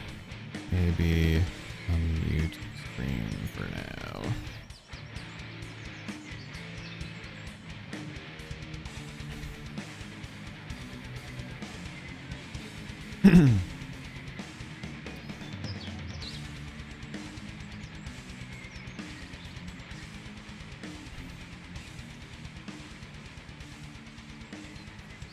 That's unfortunate.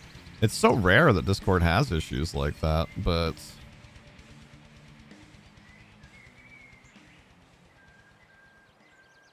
yeah, it sounds like it's dropping frames. Yeah, exactly.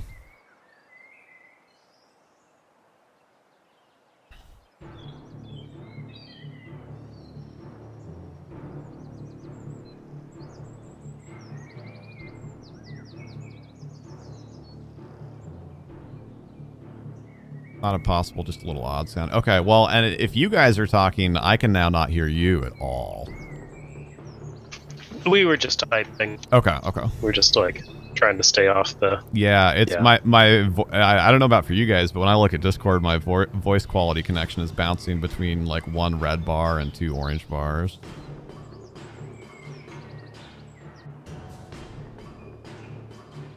I am steadily at like orange or yellow. Oh no. Okay, no, so it's I'm going Discord then. between It's yellow not and just red. my connection specifically. Yeah. Unfortunate. Oh yeah, I'm orange too.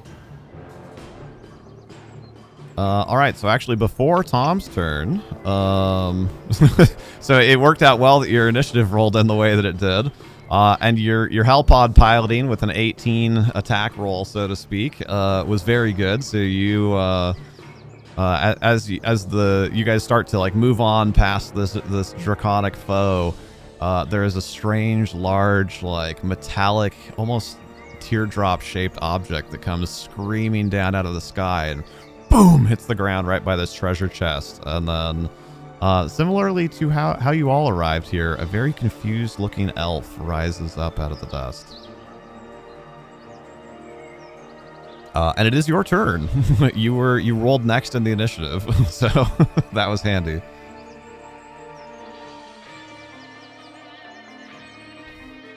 We have played this in the past where it's permadeath, but I think because the whole thing is supposed to be a little tongue-in-cheek and like a little silly, so to speak, I think it's kind of more fun to have people respawn. Is Mage Orb a bone? Oh, Mage Orb. No, that would be a standard action.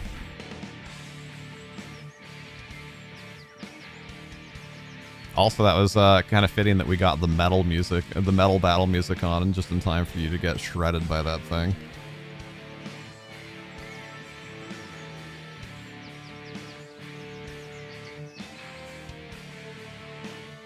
And it works out now that you have the sorcerer. You know what would be kind of fun to have, like, speaking of Helldivers, really, right, would be to have, like, I don't know, for lack of a better word, like a respawn budget, reinforcement budget. Yeah, I mean, you could basically make this Helldivers but D&D. Yeah, and that's like, before we even played Helldivers, that was always, like, without knowing that was always, like, kind of vaguely how this was envisioned. Really, ideally, I'd like to get to the point where we're running it monthly, and then we'd, like, periodically do leagues. Like, there'd be, like, a 3 or 6 month league, and then, like, whoever, I don't know, whatever, you know, we come up with, like, achievements and whatever, and maybe the top killer of the league gets like a set of dice mailed to them. I don't know, something. We could like find something fun to do. Call it an orbital railgun strike. So yeah, you can 5-foot step and then cast a spell or whatever. Obviously at the moment looting your chest is going to be kind of hard.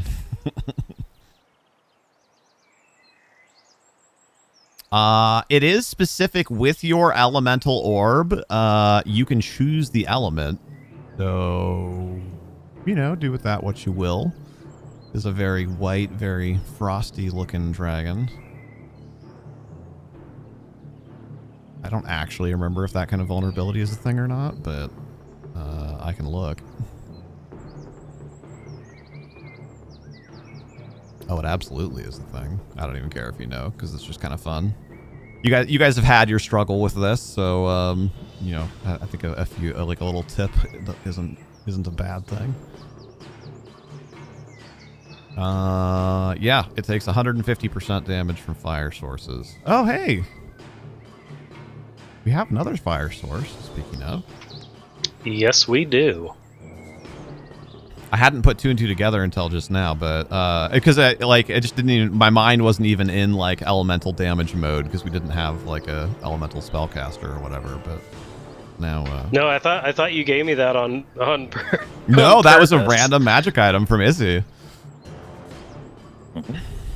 Well, like, but someone's got to make a decision as to what that item is, right? It's all RNG tables. You can see all of them in the items tab of the spreadsheet. Pixie's rolling for them, but that was what it came out as.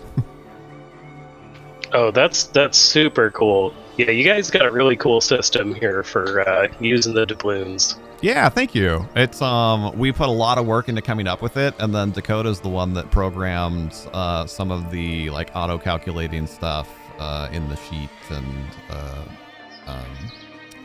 made the like fillable form and all that. Although I did just remember that I forgot to add you guys as targets in the form. So sorry about that. I will do that. That was the thing. Hey, remember when we were first starting? I was like, I think there's one more thing I needed to do. That was what that was. So it was actually even more prescient that landed on you because it was a random target as well.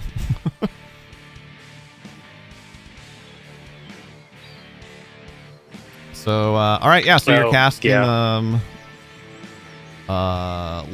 whatever it is, Lesser Orb of Fire or whatever. How does that work?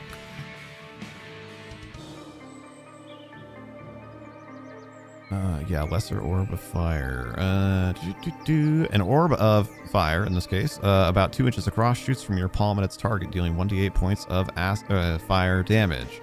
You must succeed on a ranged touch attack. Oh, that's great, 'cause it has terrible touch AC, as we've already discussed. So, roll 1d20 and add... Oh boy.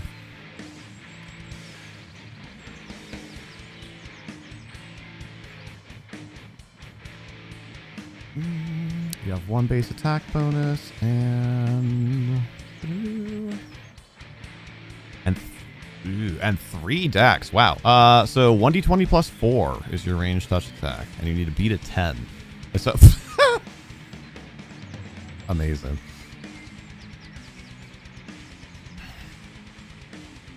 Go ahead and roll the damage.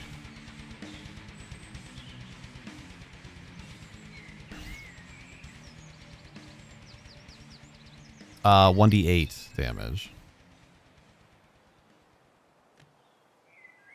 The good news is, so that on an attack roll, that is called a fumble or critical fumble or critical fail. There's a number of different names depending on your table. But a fumble might potentially result in a mishap. And in the case of something like that, the mishap may very well be hitting a nearby ally. You guys are in luck that there is no ally near there. But you do, however, as you rise up out of your hell pod, see this. Or sorry, I should probably be a little bit more coy about that. Your dungeon pod, wink, wink. You realize that you are right next to a dragon, and like you jump backwards and quickly like fire off a spell. Fire off a spell. See what I did there? And whoosh, you hit the chest that is right there at its feet. You do not destroy it, but it is smoldering.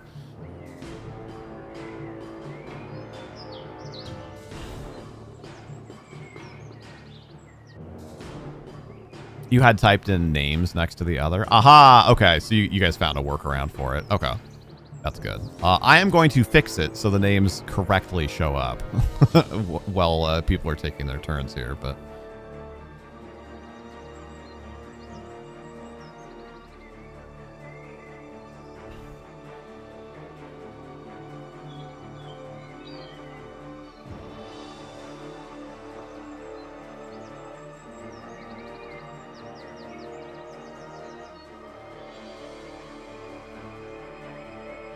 And that makes it Mr. Tom's turn to use his push to talk button. Yeah, the thing's happening. You're good. So you gotta like. Oh, sorry. That took me a second to piece yeah. what you meant with the thing. I thought you meant the Discord thing.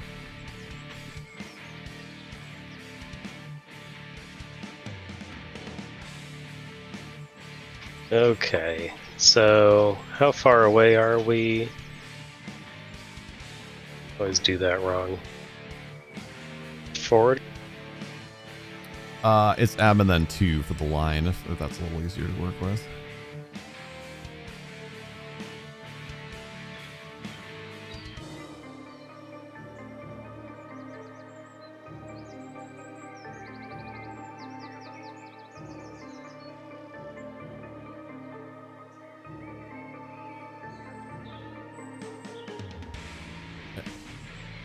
Okay, I have fixed that in the background. People's names should now show up on the Google form when doing redeems. You may have to refresh it or open a new one for that to work. Okay, I'm gonna YOLO and charge in. Okay. Because yeah, if it's I can't quite get to it. I mean, I wasn't watching, but if you actually have the movement to get to where your mini is, that's in melee range. No, it's outside of it. It's like 40. What? Isn't I have this you? 30 speed. Oh, okay. So you should actually be like back here. Is that what you're saying? Yeah, if I'm gonna like. Well, I was gonna. Can I do like a charge attack? Yeah, absolutely. And move move that 40 to do my melee. Mm-hmm.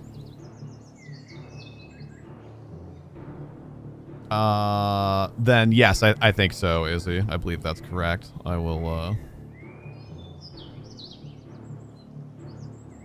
Yes, but she was targeting. Okay. It wasn't coming through as targeted because I hadn't set up the thing, so it wasn't charging her the extra doubloons for that.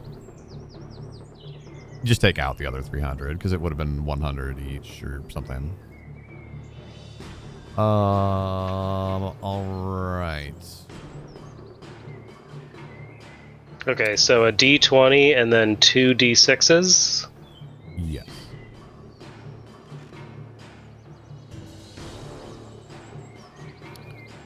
Not great, but maybe. So you've got an 11 on the die, and then what did I say your attack bonus with it was? Like 5 or something? It's plus 5, 2d6 plus 3. Okay. So the 11 and then the plus 5 for the your skill with the weapon and the weapon's magical enchantment puts you at 16, which would fall short of its 18. However, you charge, which gives you a plus 2, which gives you 18. To tie, it's 18, so you do in fact hit it. Yay! So you guys have had a lot of squeakers like that, where the charge or the dodge or whatever just barely made the difference. Now, does the fact that it's like a fire weapon and it's like an ice dragon, is that helping me? That did not alter the attack roll. It will help the damage, which actually brings up an interesting conundrum. Let's re-roll the damages. This is actually probably going to end up being beneficial to you, but it matters which one is the fire damage because you do 150% fire damage. So, roll one and declare whether it's the normal or the fire, and then roll another one, and obviously it'll be the other. Oh, okay. Yeah, let's do normal. No. Well, you want the better roll on the fire, and on average, hopefully you'll get a better roll than that. Sunk cost fallacy, right? Yeah. So go ahead and roll the other one for the fire.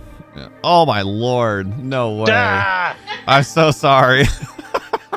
I had to unmute to laugh. Yeah. Oh, that's so sad.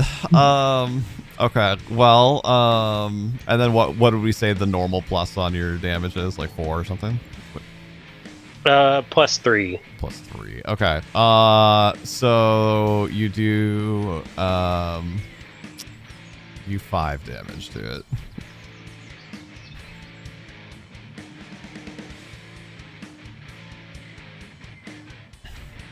That is unfortunate. I'm sorry, sir. Ah! All right, and then actually before Malkader's turn.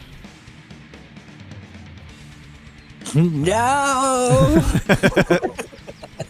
I was so close. That's fine.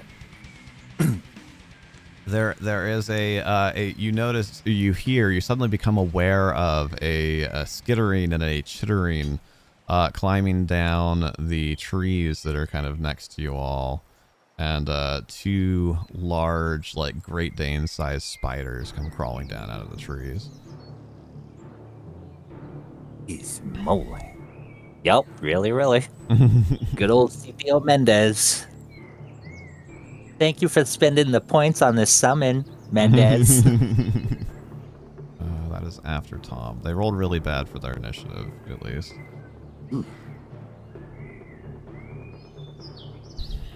Hey, they gave you magic items too. That was courtesy of Izzy. It's only CPO Mendez who always wants us to fail. Oh man, shoulder. All right, so let's see what do they have for speed?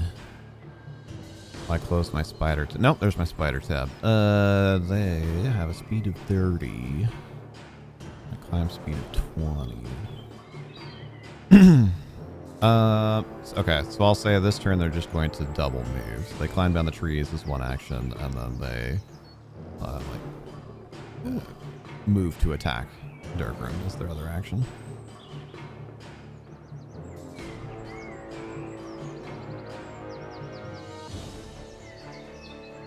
And then that makes it Malkader's turn. Huzzah! Alright, I go touch the pedestal? I touch the pedestal. And that's, what does the pedestal, what does touching the pedestal do again? Replenish health and replenish it, essentially sets you to your most beneficial state. So you can decide if you want that to be currently raging or not. But if you were fatigued, it would remove your fatigue. It resets your hit points. If you have turn undead or spells or anything like that, they all refresh. Okay. I'll have that just to reset my hit points. Yep. It'll be fine. I'll just... and then, oh, jeez. How much was that movement again? Darn it. Well, because of the way action economy works, you use a move action to approach it, and then you move, and then you use a swift action to activate it. So then you have a standard action left, which could be another move if you want, but that would be where you are action-wise. All right. Yeah, I guess I'll move back out of the cave. I mean, yeah, I'll move back out of the cave. Up to 40 feet. And I'll end my turn. Okay. Hey, Orar. They are indeed.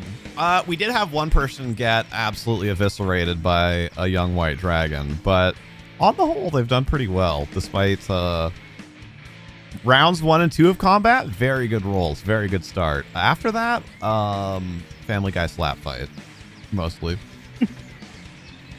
Do I need to move closer to these little spider guys to attack them? Yes, you would. Yeah, you would need to get at least 5 feet closer. Okay. All right. Let's get right up in this, guys. I'm gonna do my dodge for the nearest one, and then I'm also gonna attack it. Excellent. Okay, so 14 AC. And I need to use my electrified trident. Yeah. So D8 and a D20.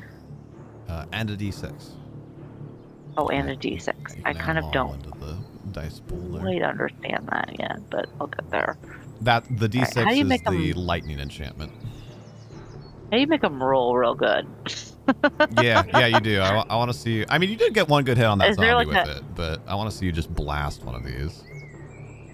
I don't know how to make them spin. You I'll have just to drop them actually as kind of they are. like shake them. So you kind of like. Okay. Okay. All right. I'll start doing that more. That's definitely the problem. Yeah, you just drop them, and they just drop wherever they are, and it's like always low. So I think I need to, be jostling them. That could potentially still hit though. That's a 7 plus. What are your bonuses with that trident to hit? Oh, so I have is plus 6, 1d8 plus 3. So it's 7 plus 6 for 13, and they have 14 AC. So it's you smell burning hair as your electrified trident just you shave down like the hairy back of these like kind of tarantula-esque spiders, but don't quite hit it in like a meaningful way. All right, dragon. It like roars at the ranger in front of it, and as it does so, you see like a gathering cold in its mouth, like a frosty breath comes out. It is not currently doing its breath weapon attack, but you have a sense that it will be able to soon.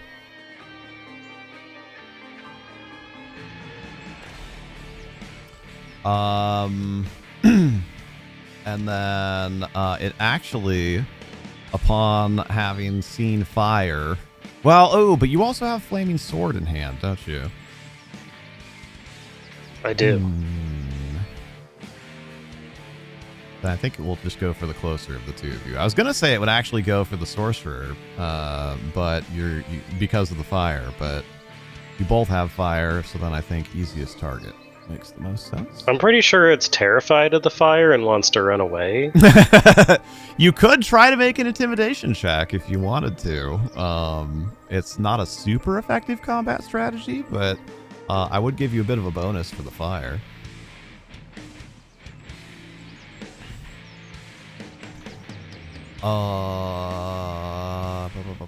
It has a plus 11 to attack. I think actually technically it should be using its bite as its primary attack. If he does that, could you give the help action? You totally could, yes. Oh. All right. As it lunges at you, you swoop the flaming sword across in front of your face, a la Aragorn with the torch to the ring wraiths at Weathertop. And it recoils, and its attack misses. Nice.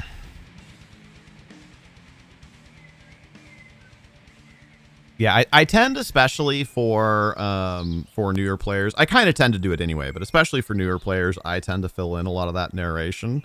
In like D&D proper, so to speak, like kind of the ideal, if you will, layout actually would be that like I would say like it misses you, and then like you narrate that. And I'm not saying that as like a you're doing it wrong thing. I'm just saying like that's right now I'm filling in a lot of the blanks, but you are also welcome. If you feel comfortable doing that, you're welcome to do that. If you don't want to do that, that's also totally fine. Okay, that's cool. I always wondered how that order of operations was supposed to work. It depends a lot on the table, and like I said, especially with newer people, but also it's just kind of my default to kind of do that anyway. It's especially, I think, because I'm streaming. I didn't used to do that as much when I was running like a table game, but you know, some people are more and less comfortable with that. Some people are, you know, more or less like in the right mindset on any given day, or you're just like whatever. And so because I'm the host and I'm putting on the stream show, like I kind of default into doing like taking over more of the narration just to make sure that it's happening. Yeah, I think it is helpful when like, you know, newer players are like trying to pay attention to what like all the dice mean, and Exactly. like not having to come up with, you know, a line is kind of helpful. Yeah.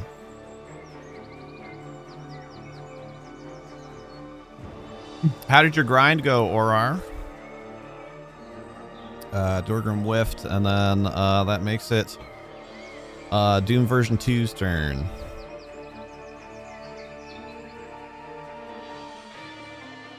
Yeah, because I mean, and you know, I would still call our D&D group, like our normal campaign, like in the new to like medium new side of things, because a lot of them were brand new when we started.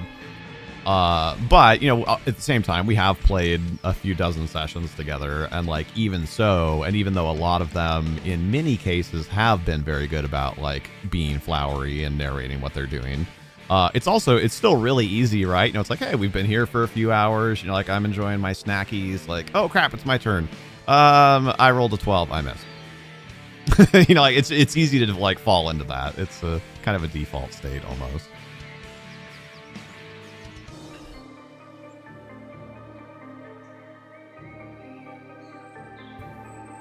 And you have no idea on how many times I've muted my own mic, not through Discord, but the little function on the mic itself. And then just completely forgot. Oh, he said, can I roll intimidation to try and get it scared of your fire orb? You can. So the downside to that is like intimidating. Using the intimidate skill to attempt to demoralize a foe in combat is a standard action.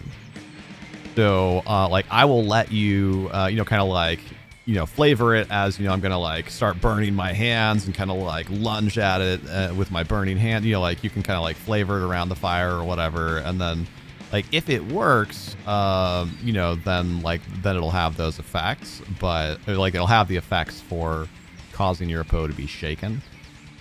But you could not intimidate and cast the spell from an action economy standpoint. You want to do that then? Okay. So roll 1d20, add your charisma, your cha, and then add an addition. Oh boy.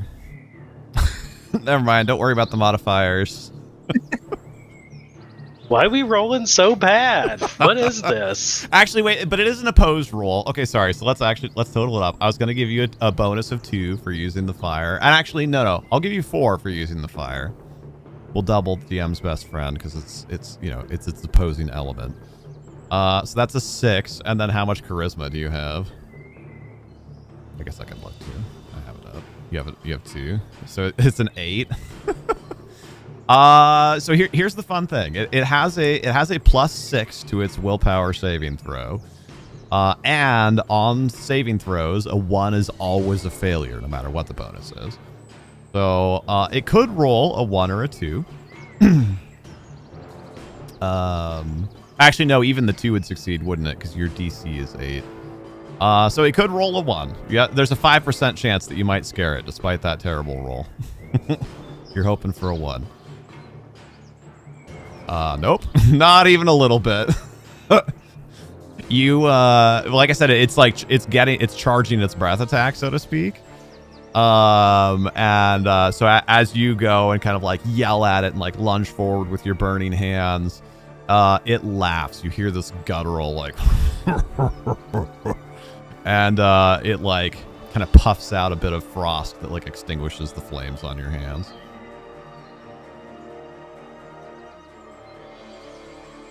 You do still have movement if you want it, but that is your standard action.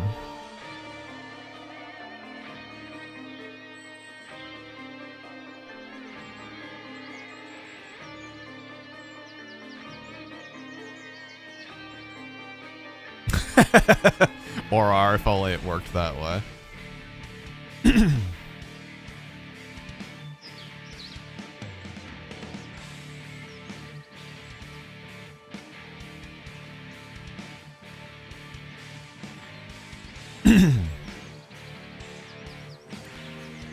All right, Tom. And I obviously will open the floor to you first. I do also have a bit of a strategy suggestion, but I want to hear what you're thinking first. Well, I was going to ask if I can, like, since I'm already here, I don't need to use a move action. Mm-hmm. Like, can I do, like, a stronger attack and just not move? So there's a couple things at play there. The short answer, unfortunately, is no. But I can explain a little bit about why. There is a feat called Power Attack that lets you trade out your +2 attack bonus to add attack damage. However, the fighter does not have that feat. It's something that I debated a lot about, is like how much customization to give for the characters, because there's a part of me that wants to, be like, hey, like, get a little experience character building, like what feats do you want and whatever. But ultimately, one of the goals, like one of the problems, if you will, that we were trying to solve with this was to make it as like relatively easy to sit down and get into as possible. So it tried to like minimize decision making. So that is theoretically But it also possible. lets you balance things. Yeah, that too. So that is theoretically possible, but like outside of your character's skill set. There is also, you can, if the weapon allows for it, you can wield the weapon in 2 hands, which adds 1.5 times your strength to damage. But short sword would very much not be a 2-handed weapon, unfortunately. Excuse me. The other thing potentially would be to make multiple attacks, and that is also a thing, but you have to be at least level 5 essentially. And when you're starting to get up into those higher levels, there's so much more to manage. Like, there's a reason I made these characters level 2. So Okay. maybe That that's was TMI, my but unfortunately, idea. that's all the reasons that you can't do that. What was your suggestion? Well, do with this what you will, but there have been several observations that lead you to believe that it's probably preparing to do its breath weapon, and it doesn't seem real happy with people that have fire. Ergo, you may be able to alter the area of effect a little bit by moving. Gotcha. Yeah, no, that makes a lot of sense. Okay, so I can do my 5-foot movement and like get to the other, like not lined up with all my other party members. Yeah, And do my attack. I'd probably stand over here. Can you pass me the turn, because it's committed to doing that every time? Yeah.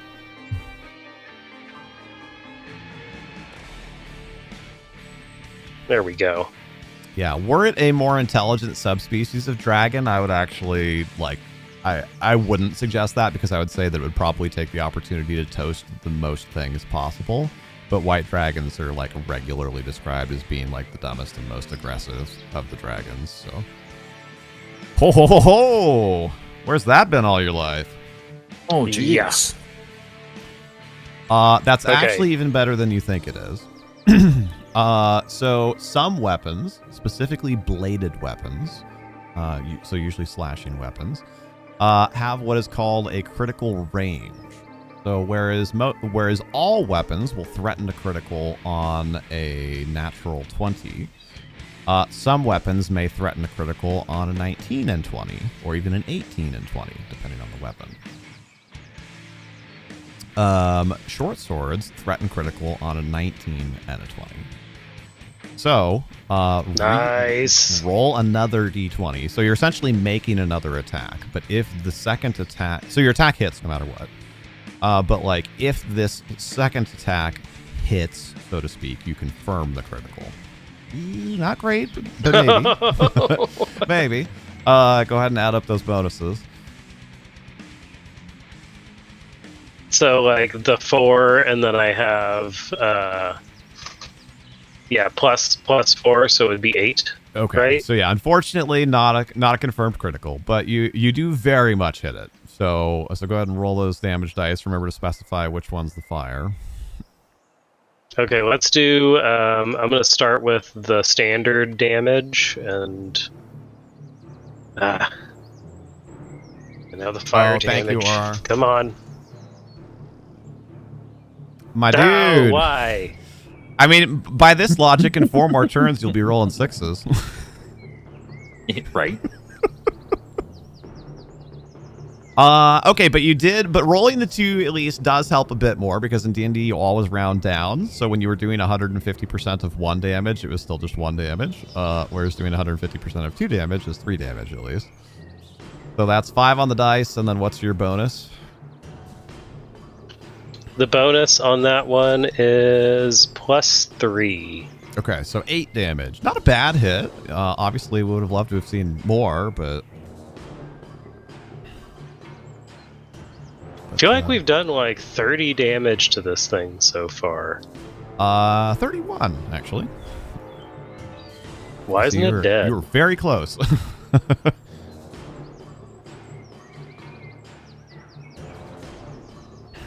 All right, and that was a 5-foot step, which means you cannot take a move action and a standard action to attack. So, if you would go ahead and pass the turn, please, sir. Oh, sorry. I was No, you're good. trying to tell Gemheart my secret rolling such low numbers. 4 by 3. I did ask him for advice on that. Oh, interesting. Yeah. Okay. I have never encountered this one before. This is going to be interesting. Uh-oh. We have a magic item coming from Izzycat LLC Incorporated. In just a second here.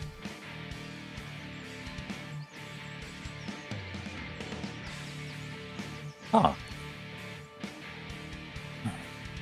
Yes, it paid for by Aurar, but Yes. so I guess or do we want? I was just theming all the stuff around Izzy since she was the one that had done the most of the redeems so far. But yeah, I guess everybody could have their own potion making emporium. Or a team emporium. I will message that to you and let you do a little light reading, Tom. But as you finish that attack and then go to recover back to kind of your ready position, so to speak, you feel a sudden urge to hold your hand out, and into it plops a potion of enlarged person. Oh, what? Just the person, though. It doesn't enlarge their gear or their, like, what they're wearing. It enlarges everything. I think it be actually an oil. specifically addresses that, but even if it doesn't, it will definitely enlarge your stuff too. All right, and then I'm gonna go spiders. Or I think they'll just each attack one of you. They attack with a bite that is a +4. First one is going to be on Durgrim. That is an 18 to hit. So it's actually really fitting that we're playing D&D. Gemheart has been listening to a lit RPG I'm called familiar with the term. Dungeon Crawler Carl. Yeah, it's my first And one. it incorporates a Interesting. lot of what's been happening in this game. I actually was going to ask you about. You had some story about like a wolf in your D&D party that like got lycanthropy or something. Yes. Yep. And Precisely. like turned into a were-human. Yep. And yeah, that's because Gemheart had mentioned a similar scenario. And I was trying to Interesting. remember the details of what your story. I will say it's very, very good. A little raunchy. Very good though. Sure. Yeah. And I mean, that kind of thing is going to vary so much from table to table and group to group, and especially content creator to content creator. When we played our campaign at the table, I wouldn't call it super raunchy, but we were definitely a lot more fast and loose with things than we are when we stream it. There were, in very broad strokes, there were definitely times when the party dressed as courtesans to distract people and such things that I'll leave to your imagination. Well, if you're a fan of cats, I recommend this one because it has a cat main character. Excellent. All right. Durgrim, you take 3 damage, and Gemheart, you take 1 damage, so you can adjust your hit points there. And then when you're done doing that, I need you both to make a Fortitude saving throw. DC 12. Oh, okay, 12.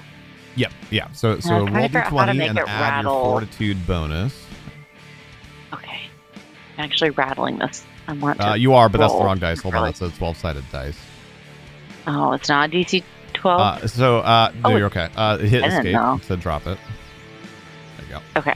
So you are going to roll d20 and add your plus Fortitude or plus Force, I forgot what I called it, bonus.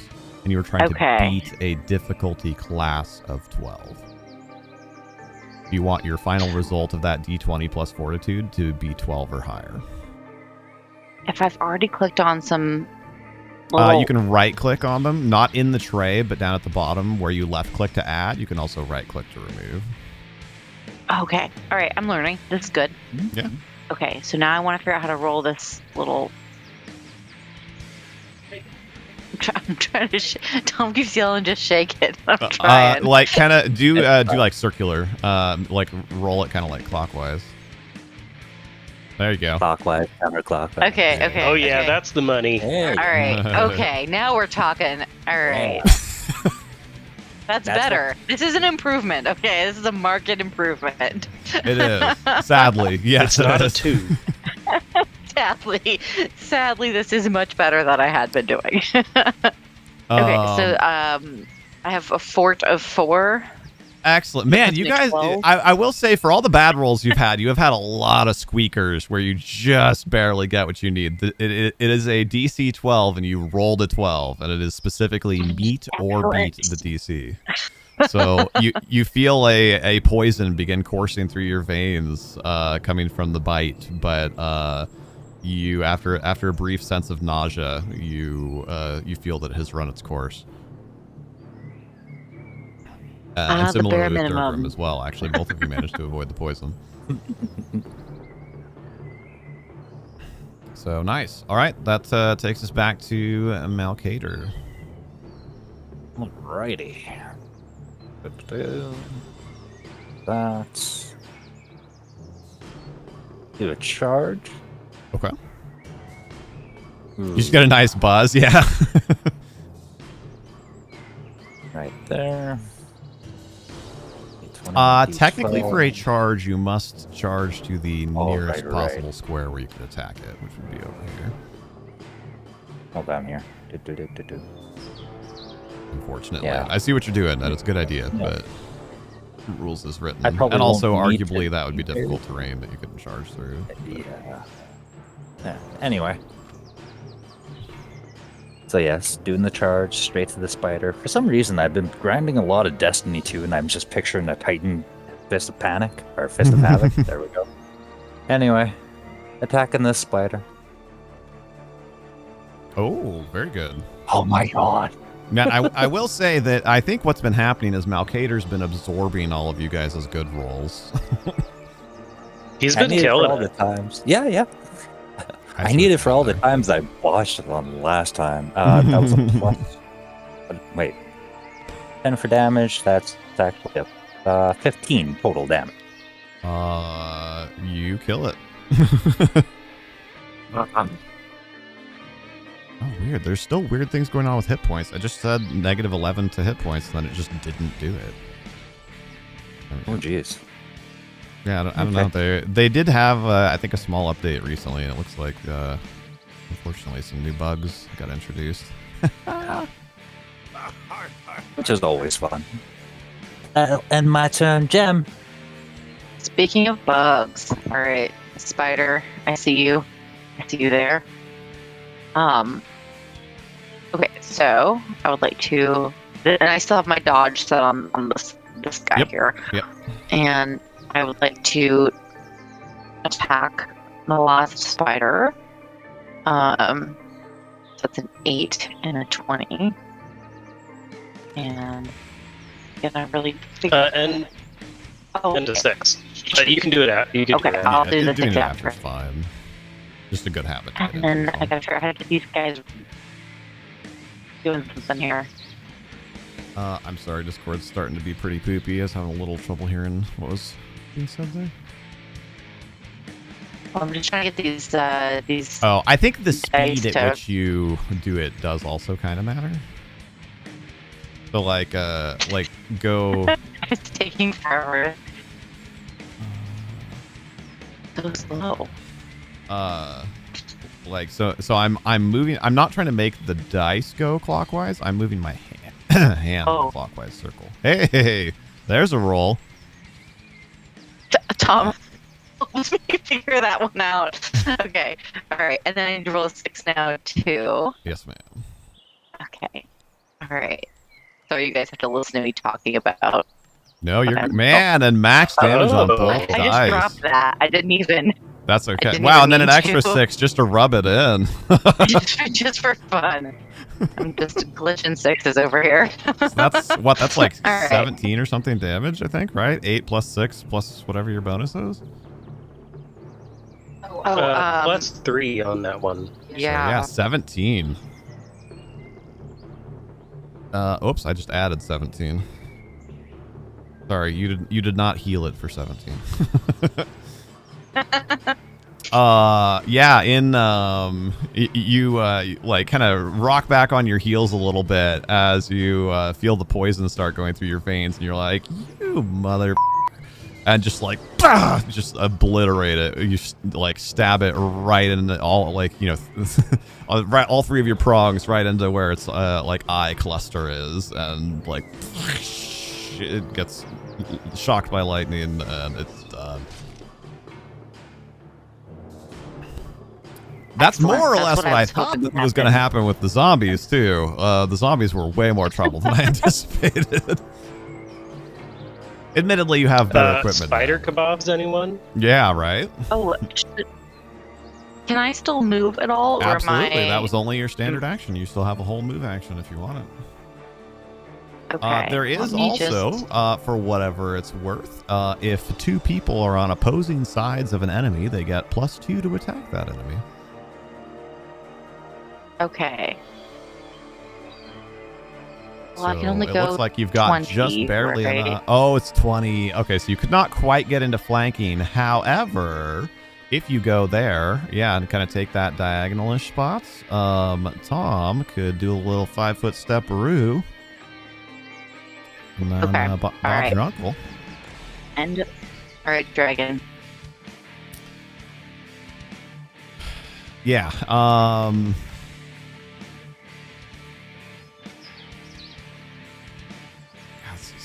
So much less optimal of a breath weapon attack for it. I would say I'm sad, but it has had pretty good efficacy with the breath weapon, so I think all's fair that one of them is not quite as good. However, about to get chilly in here. Go ahead and make us a reflex saving throw. It's 1d20 plus your reflex bonus, and you were trying to beat a 16. Was that a D20 you said? Yes, sir.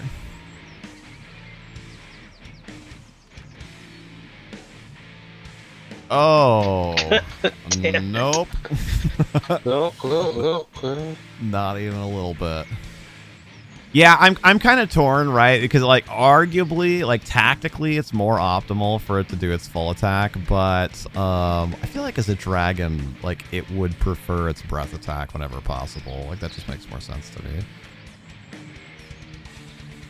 Again, also dumb dragon, right? Like if we were talking, I forget which other species, but one of the other species that's like a lot more intelligent, then maybe it would be making more like strategic type decisions. But oh, well, you have 15, I can take so queue up. I'm still standing.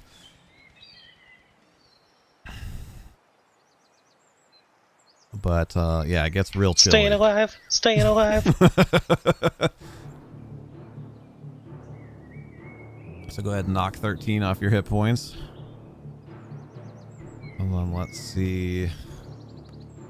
Oh my lord. I've rolled a 1, a 2, and a 1 for its breath weapon recharges. So it will have 1 turn of downtime so that it can't do it next turn. I think technically what's actually supposed to happen is it's supposed to be like it can do it on turn number that you rolled, but I don't know, it seems weird to not have any recharge time. So I guess I'm doing 1d4 plus 1 technically is the way I'm implementing that.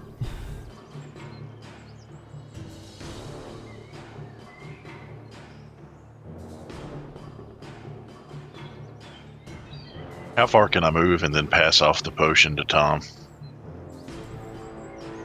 Well, that depends. How spicy are you feeling? To hand it to him, you would have to like actually, get within melee range of him, and then so you'd have to be in melee range and then take a move action to hand it to him. You could also throw it to him. We know how Tom's been rolling tonight. It'll break. But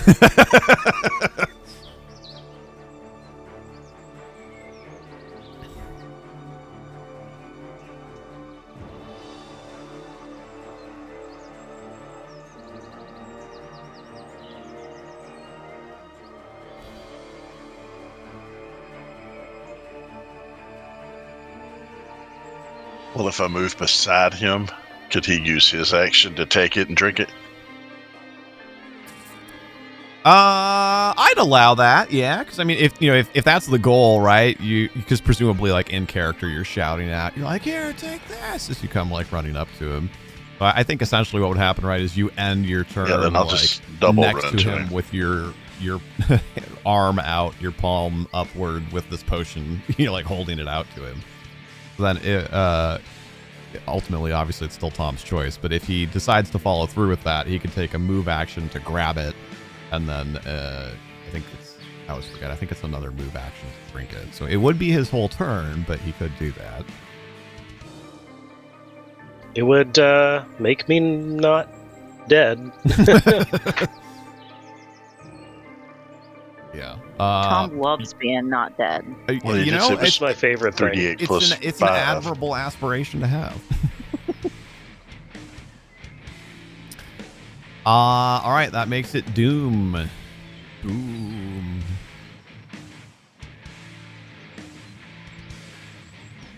Presumably you want to try that fire attack again. There are more friendlies nearby, so let's not roll that natural 1 while you're doing it, but...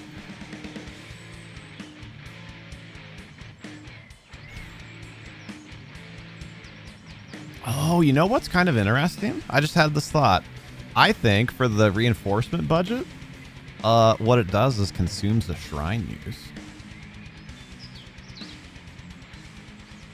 I think essentially, like, when you died, like, the shrine, the nearest shrine was drained of its energy, drained of Doom's energy to respawn him. So, like, the Doom sorcerer can now not use the shrine. That seems fair. Not the first one. There's 2 others, but realistically, we probably aren't going to get to the others at this point tonight. But that's okay. It's like honestly, considering that we were starting from complete scratch for D&D as a whole for 2 of you, and also that the 2 of you and another one of you had never used Tailspire before. I actually think pace-wise, we've done remarkably well tonight. We've probably had, I don't know, we've got to be on turn like 7 or 8 now, right? Maybe even approaching 10. We've gotten through quite a few turns.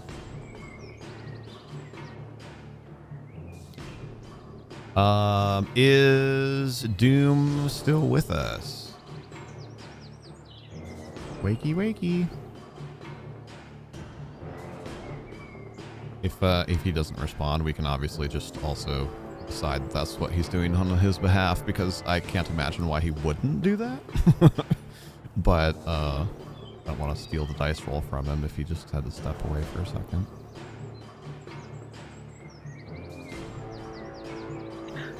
While we wait, I will say I feel like this has been very, very fun. As the newest first timer here, it has been a blast, kind of getting a feel for this.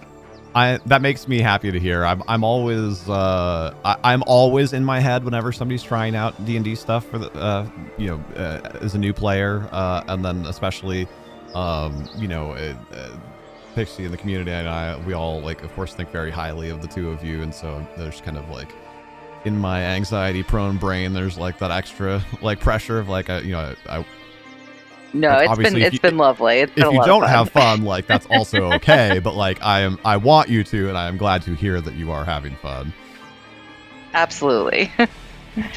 And I very much I hope that it works out. I've talked about this a few times before, but for anybody who hasn't heard, we are planning a one shot in our campaign world. Of course, we'll continue to do battle arenas when we can, but we're planning a one-shot adventure in our campaign world as well that we'll be taking signups for, and I think it would be a blast to have you guys, get into a little bit more like campaign-y of a setting, and of course sling some more dice as well, but have a little bit more like narrative lead and a little bit more stakes than our silly dungeon pods.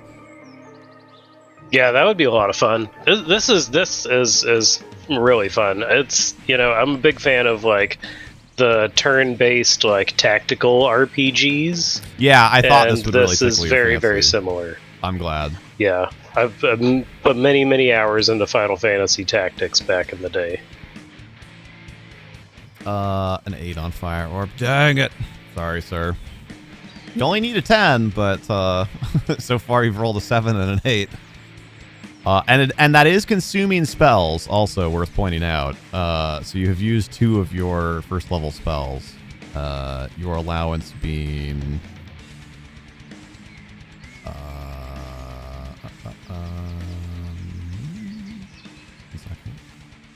now, as a sorcerer, you do have more.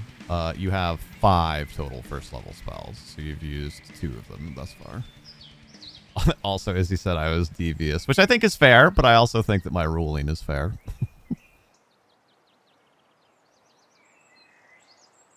Like, you helped us get through the clunkiest part of it, so thank you.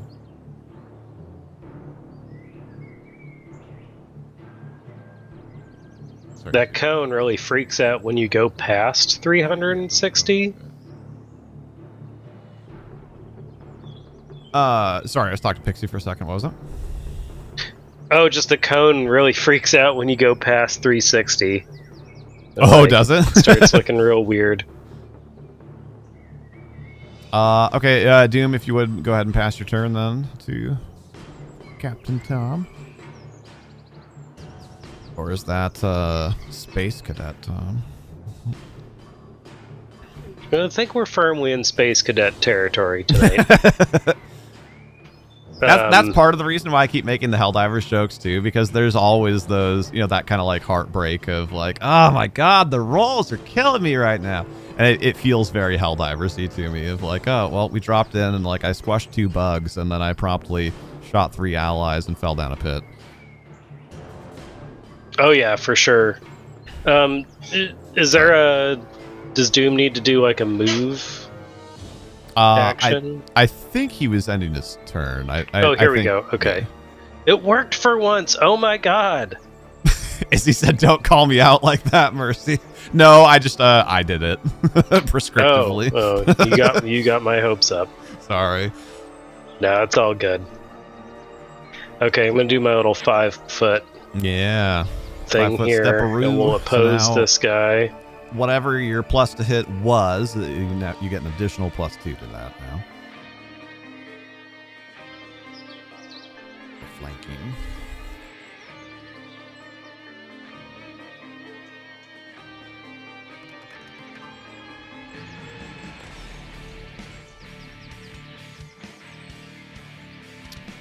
That's certainly going to be a hit. You can total it all up if you want to, but you only need to add 3 to it, and I'm pretty confident you have more bonus than that.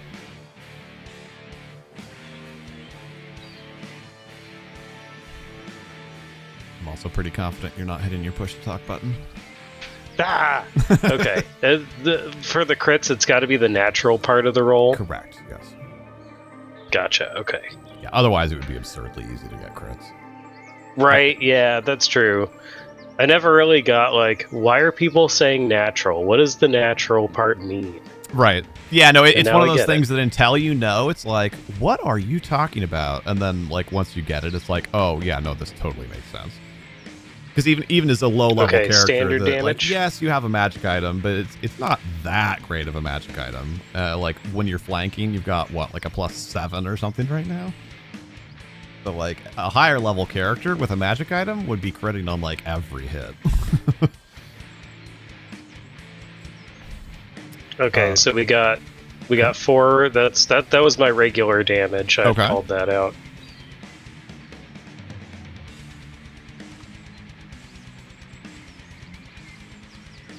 Oh, bummer. Well, that's not ideal.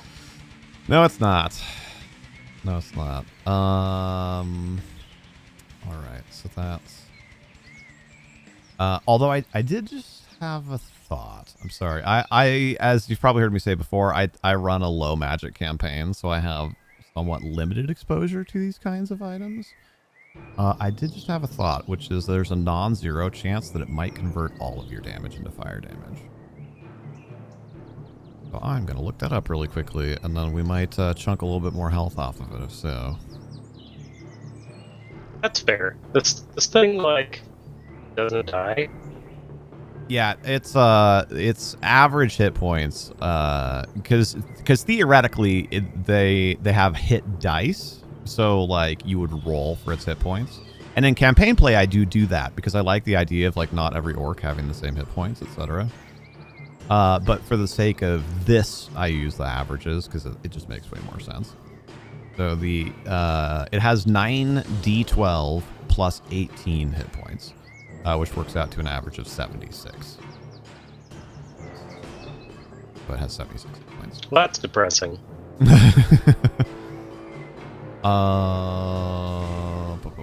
But we have items. Flaming. I need to find flaming or burning. I forget the exact name of it.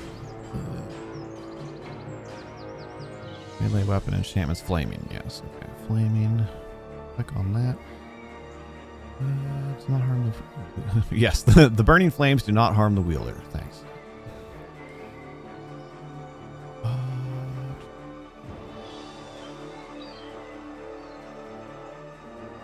Of course, it doesn't describe that there. It's got to be in the general magic items thing.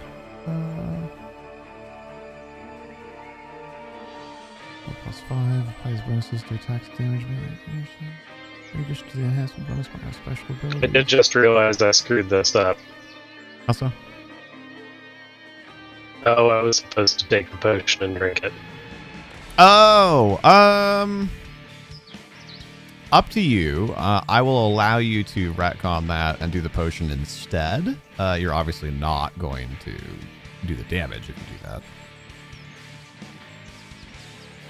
But I'm Nah, fine what's done? What's Okay. done is done. Okay.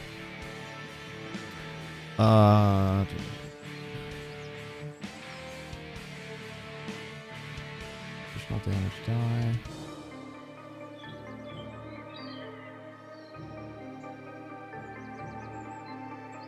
Oh, interesting. I did not know this. Some magic weapons deal an additional dice of damage. Unlike other modifiers to damage, additional damage die from magic weapon properties are not multiplied on critical hits. Did not know that.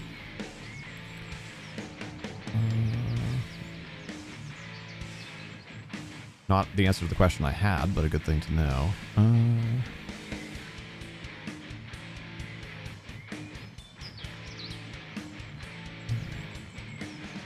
Which, I think Looney may have tuned out for the night. I'm sure Looney would know the answer to this off the top of his head.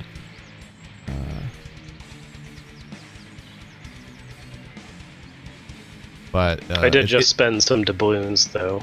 Okay, I'll take a look in a minute. Pixie had to step away because she hasn't been feeling good, so I'll be juggling a bit more than I have been when it comes to that stuff.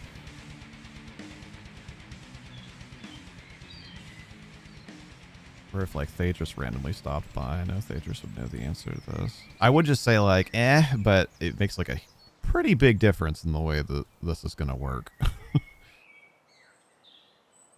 Won't spend too much more time on it, but I would rather look and be right, because also this is like for the sake of my own learning, for just like generally running the game.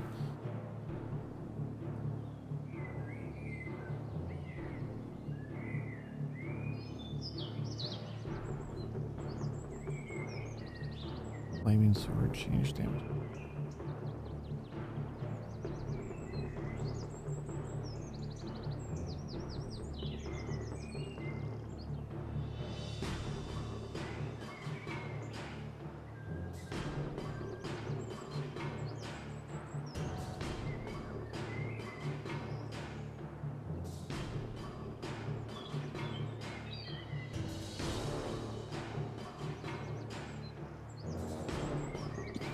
While you're doing that, Mercy, I just want to say I like the birds in the background. The music is intense, but the birds are really lighthearted. I did not notice that until you said something. Yeah, it's funny that you pointed out, because I hadn't really realized it either, and I haven't used the music from Tailspire too much, because there was some uncertainty about whether that was okay to do while we were streaming or not. So when I built the various boards and whatnot, I just turned on like whatever background sound made sense. And then once we started using the music, then then I just like activated the music track without without changing or like thinking any further about any of the rest of that. Good call. I like the birds. Yeah, no, I'm glad that you pointed it out. That is amusing to me. The Google AI summary thing says yes, but then also the citations for it, despite the fact that it says yes, in D&D 3.5, a flaming sword would change all of its melee weapon damage to fire damage. Then when I click on the citations thing, all the citations that it's pulling up are for 5th edition. So I think it's at least lying to me about the version part. Also, one of its references is for actual flaming swords IRL. I don't think that's pertinent to my question.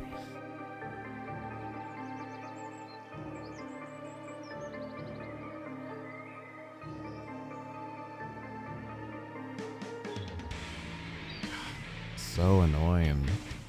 I can't find that answer. What's the answer that you're looking for? What's that? What's the answer you're looking for? If the flaming property on his short sword changes all of the damage that sword deals to fire damage, or only the extra d6 that it adds.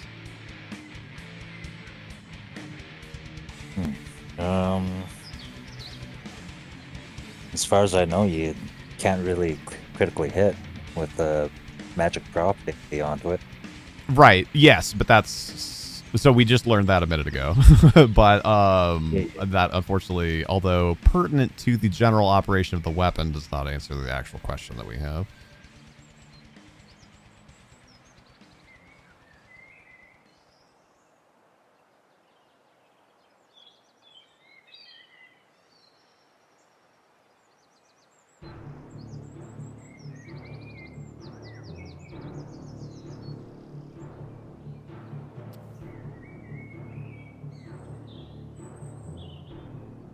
Yeah, it's annoying that I just can't find a feasible answer. I think for the sake of things tonight, we're gonna say that it does all of its damage is fire damage. I think I'm semi-confident. I would say that is the correct answer, and also it's cooler, and also this thing has been alive all night, and I want you to have a good chance at killing it.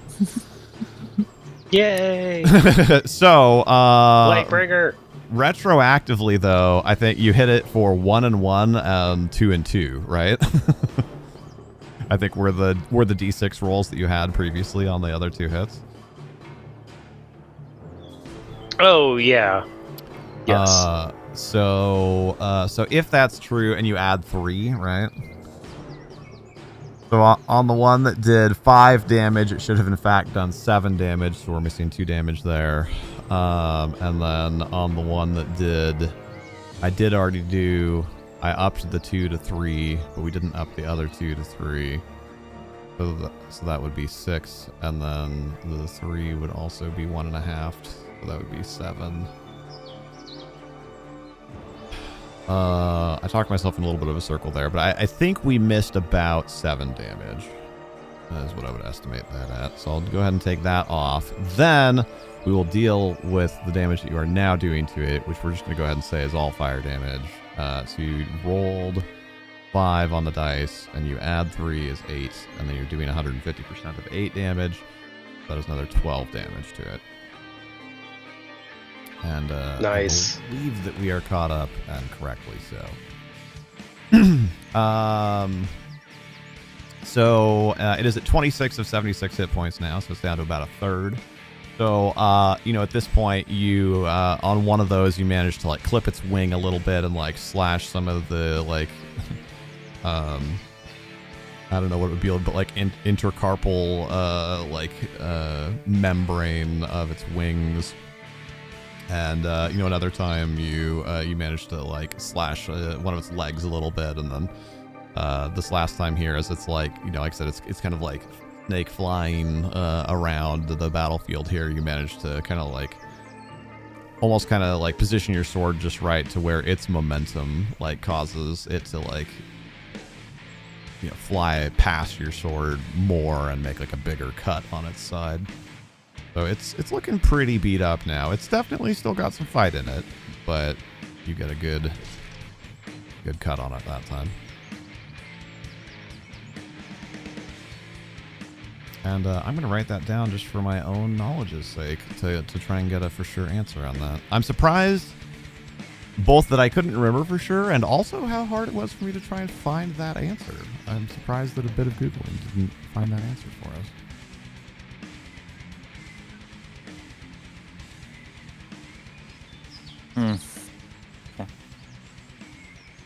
Okay. I'm going to move on up. Here. Especially when the song calms down and now there's just birds chirping. Now I'm super aware of it. Oh.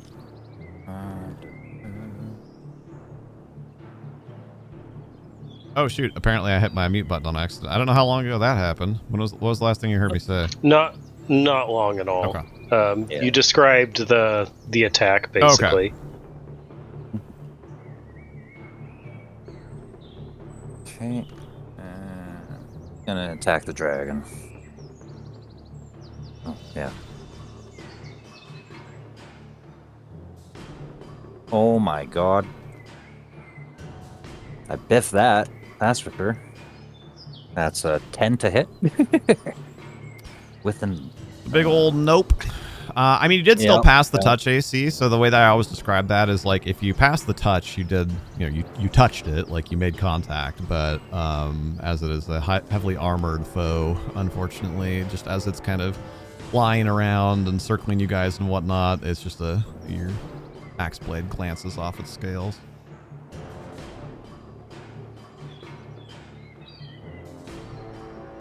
And then apparently, okay, and Tom, I think it was, right? You said you redeemed a thing. Oh, easy enough. Okay. So all I have to do is update your point total there. And that'll end my turn. So did that heal me 50% of my total? 50% of your max, yeah. Okay. Okay, so I'll add 9. Correct.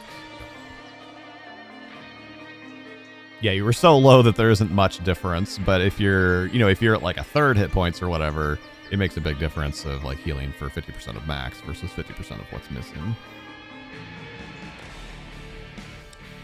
Because if you were already at say 8 health, then you would only heal for 5 instead of 9 if it was the other way. which is why we do 50% of max. Circles, big circles. I don't know why this is like. Fast, This is fast, my small biggest circles. hurdle in this game is just figuring out how to roll. I don't know They've what got I a little motion to them now, but Let them fly. I feel like it's maybe my mouse. I'm gonna you can definitely also, blame like, it on when my you mouse. throw them, like you can like drop them, but also if you are applying lateral motion when you release the click, that also will like throw them, and then they will bounce more. Also, they went far. like I realize that there is a difference between what is happening mechanically and what feels good emotionally, but it's all actually just a random number generator, and what you're doing with the dice is just for your own edification. It matters. I feel like if I don't dial this in, I'm attributing that to my low rolls, but maybe that's not the case. Maybe I'm just rolling low. Okay. Sorry, I was just reading what dude said. So I'm guessing I didn't do anything. Correct. I'm sorry. Total whiff. Didn't Okay. even make contact with it. I do if I ever deal any damage to this dragon ever, I have a narrative of what I want to describe that damage to look like, all Excellent. queued up and ready to go. Excellent. So if I will that remember happens, to pass I that am mic to you. prepared. Okay, all right. Next.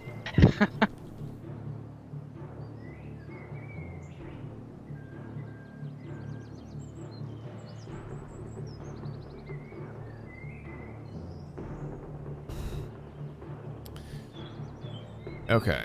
Oh, sorry. I said that as Durgrim on accident, but whatever. It's true nonetheless. I always forget about that as DM, especially because we don't usually do much typing, like when we're using this for campaign play and whatnot. That, like, for me specifically, because, like, I can target any mini, that, like, when you type, you're actually typing as whatever mini you're currently targeting. Which, for you guys, you know, almost 100% of the time is just as you. But for me, that's not necessarily the case.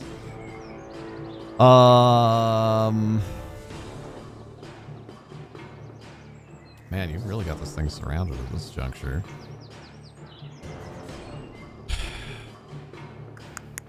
What makes sense? I think it still goes for Mr. Flaming Sword, right? Because I know the rest of you, the other person that has presented as fire damage, is not within reach of it.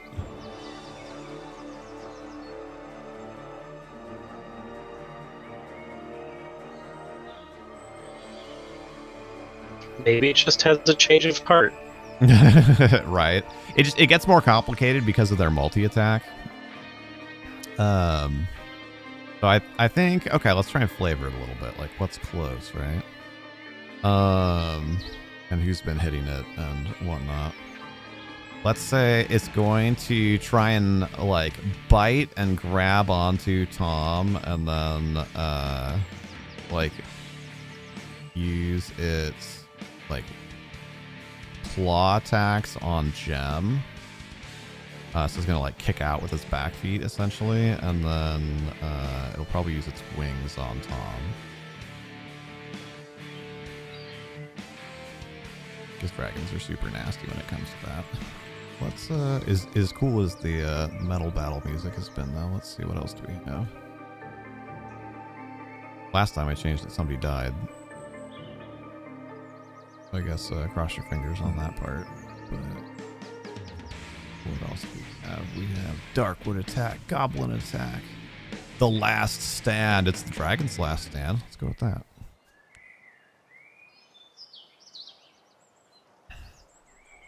The birds just merrily chirp away. Right.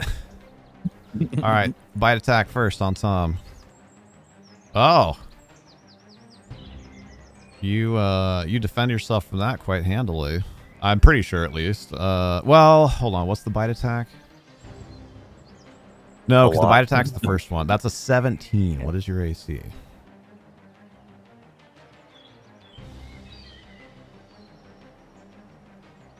Faster talk.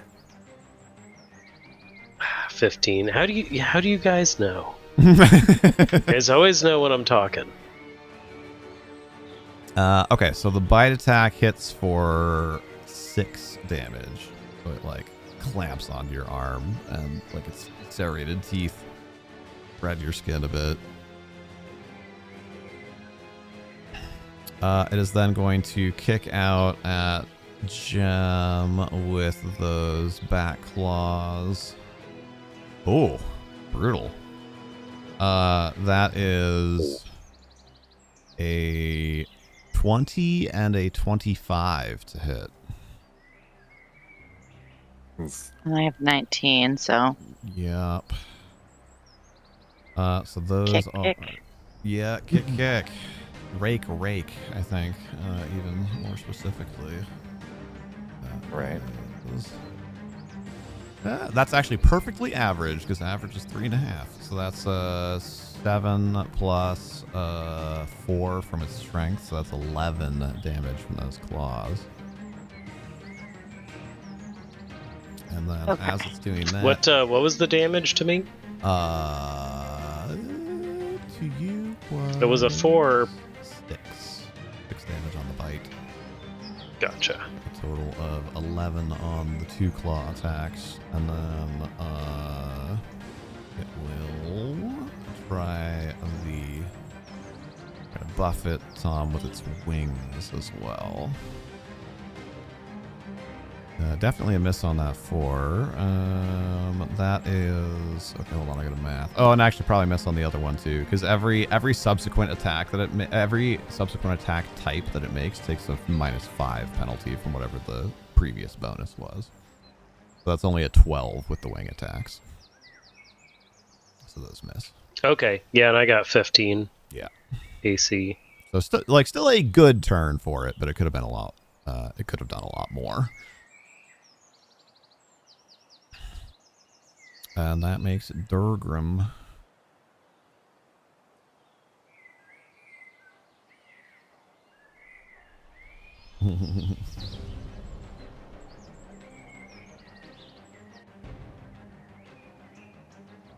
Going in for the melee attack. All right. He had very good luck with the melee attacks. Last time they got ambushed by 4 orcs that spawned in a specific location, and then before they spawned, Mama Woes just accidentally walked literally right into the middle of where they were about to spawn.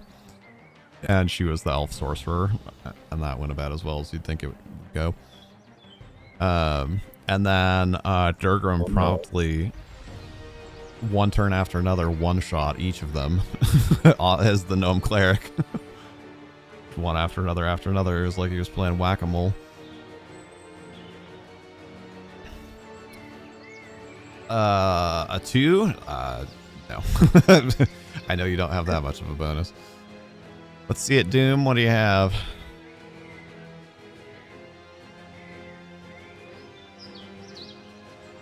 Fire Orb. That's attempt number 3, I believe, right? Or maybe 4 even. Oh, there we go. Yeah, that's something. Indeed. So very much a hit. Go ahead and roll that D8 fire damage. Oh my God. That happened. Unfortunately, in the flurry of bites and claws and whatnot, you struggle to line up the shot in such a way that it's that you hurt it very much, but you did at least finally hit it. Plus 150%, yes. However, in D&D, we always round down, so that's 1 times 1.5 rounded down.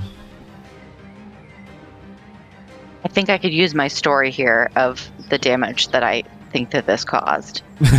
Since I will never damage this dragon on my own. So I mean, you could, but you remember you've got that flanking bonus now this turn. This is your best chance. You know what? I'll hang on to it, but it's a good one. I know. I want to see it. you deliver it. I want to see that poetic justice. All right, that's fair. That's fair. It is possible, but highly unlikely that Tom will one-shot it. I guess it's possible that between Tom and Malkator, they might kill it. But you could also, you know, if it's looking like it's gonna go, you could fill in for one of them if one of them doesn't feel like. It's got to be a description of a small amount of damage. Got it. It's up to you. Whatever sounds the most fun to you. If you want to let it fly now, let it fly. You know what? I'm gonna go for it because life is short. So in that attack, one of the dragon's horns broke off. It's still attached, but it's just dangling now. And this description of an injury is inspired by an actual mountain goat that I used to see fairly regularly when I lived in Montana. We called Snagglehorn. And it had one horn that was just like dangling and just kind of like almost like an emo bang in front of its eyes. Excellent. And so that is what happened here. Excellent. I like it because it says that the ball of energy is about 2 inches in diameter that he's like throwing, right? So I'm thinking, you know, it's not bone. Right time, yeah. It's like a real life horn. It's like keratin instead, right? And just so still there, just dangling now. And the horn was probably like 3 inches wide, and so his little like 2-inch ball of fire passed right through it and like kind of bifurcated it, but there's still enough of it there that now it's dangling. He's got a little emo horn. I like it. I like where your head's at. Thank you. Yeah, drawing on real life experience here. So this is now, dragon. Let's see here. Mr. Team Rocket, young white dragon Snagglehorn. Nice. Oh, I mean, dragons always have names, right? Like you have Smog the Magnificent and whatnot. So I think this is now, hold on, where is it? GM Tools, rename. This is Mr. Team Rocket. That is quite a name for the white dragon, just saying. This is now... Your name should tell a story. Snagglehorn, the emotional. There you go. It's like an ant name. If I can find an old photo of Snagglehorn, I will drop that in one of the chats or something. Yeah, Discord is having a real rough night. I've never seen Discord have this many issues this persistently. Usually if this kind of thing happens, it lasts for like, a few minutes and then it's done. Tonight has been brutal. And this is the only time where I'm hitting nothing but red ping. Yeah. Yeah, I've literally, in all my years of using Discord, which I use Discord quite a lot, I've never seen it have this much trouble for this long.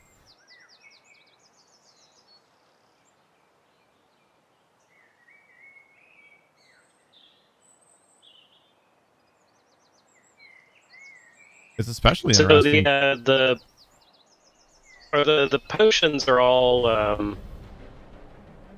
I couldn't do a potion and attack, right? So technically potions are a standard action to drink, but I don't especially like that, and especially don't like that for the battle arena. Like that just feels so slow. So in the battle arenas, at least, I have generally allowed that to be done as a move action. So you could, in theory, drink the potion and then perform an attack. However, drinking a potion is a somewhat distracting, it's not exactly a combat ready type thing to do while something is currently ripping you to shreds. So it is the type of action that provokes an attack of opportunity if done within something's threatened area. Yeah, and I don't have the HP to afford an attack of opportunity. Yeah, so I guess the most optimal thing that you could do would be you could take a 5-foot step backwards, use your move action to drink the potion, and then command your weapon to turn back into a bow, and then fire a ranged attack. Technically, that's all within action economy, but you don't get the flanking bonus with ranged weapons, so that's worth noting. Yeah, And I was. and it would not I be a think I fire definitely attack. want to hit it. Yeah. Yeah, I definitely want to hit it with the fire sword. Yeah. Let's just do that for now and Okay. see how that Sure. shakes out.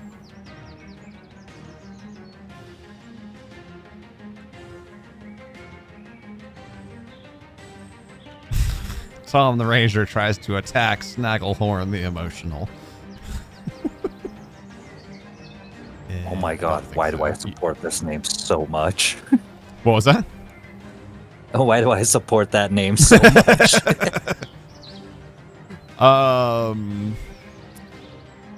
You do get the additional +2 for flanking, but you would need a total of 11 bonus in order to actually get that attack through.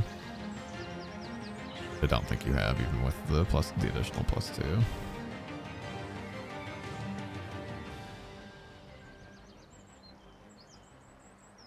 I'm Is there assuming a you're best confirming. place to drop a picture of Snagglehorn? Yeah, I got rolled a 7, and then I got +5.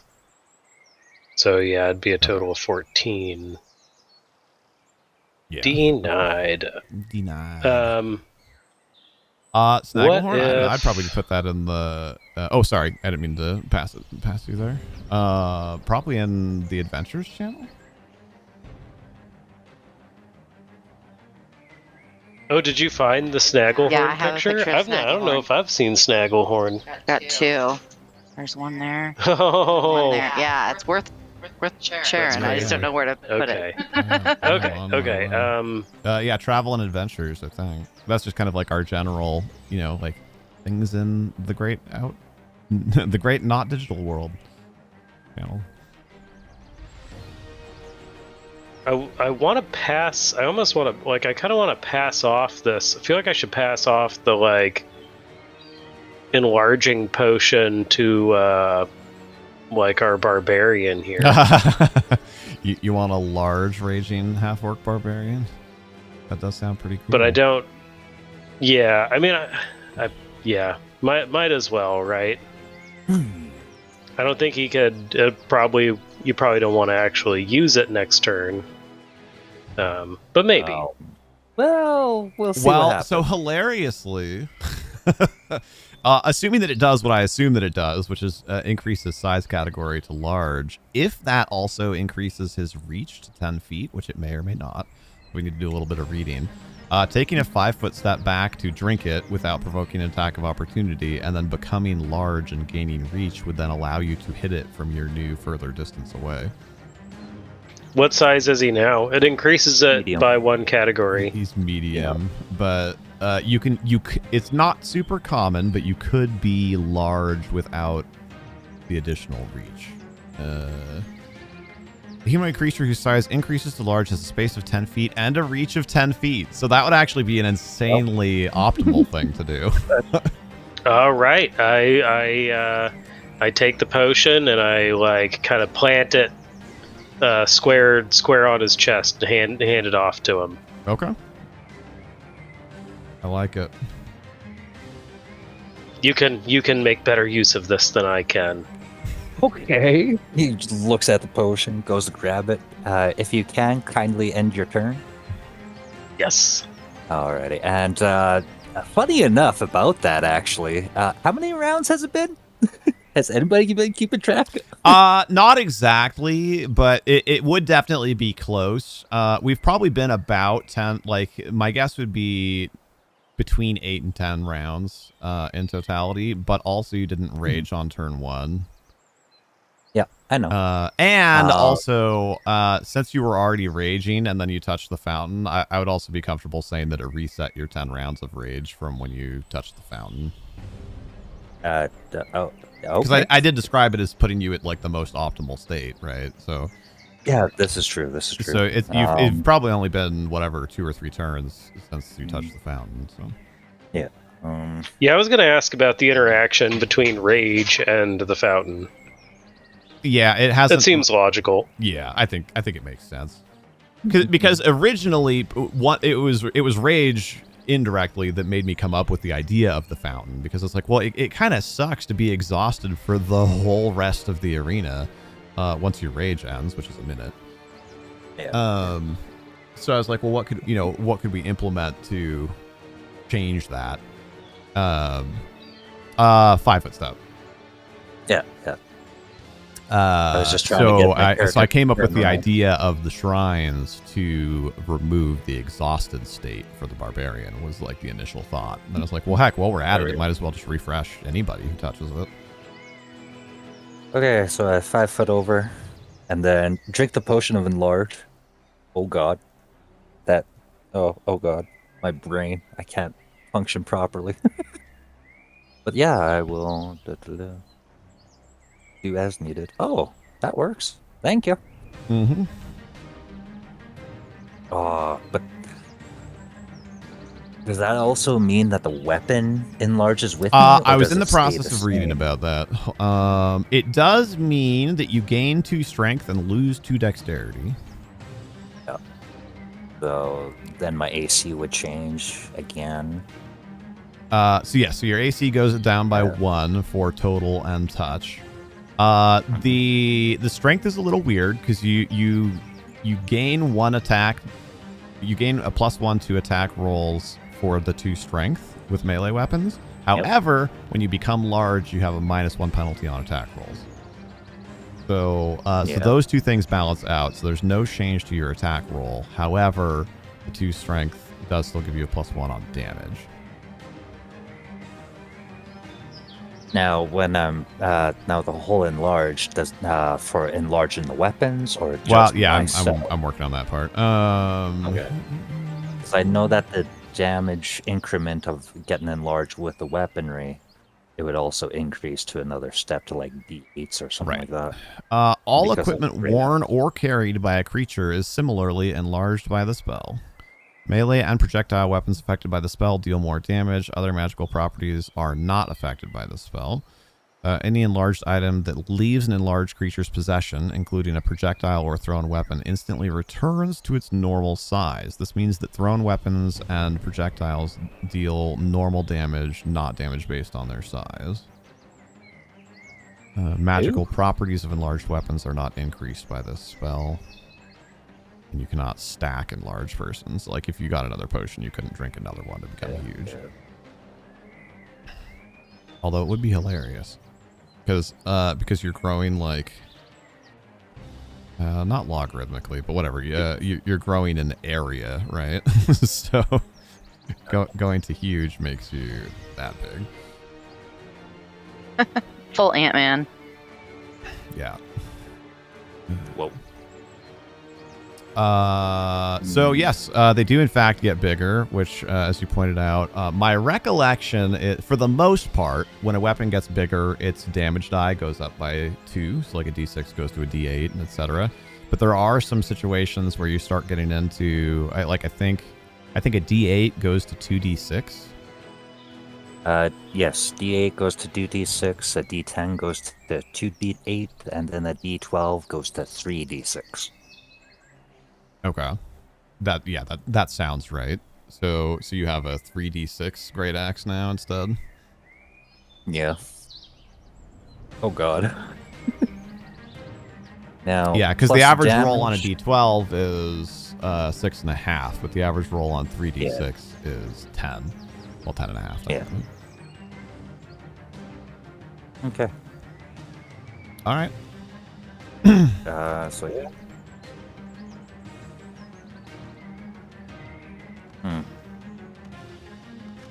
Well, that works.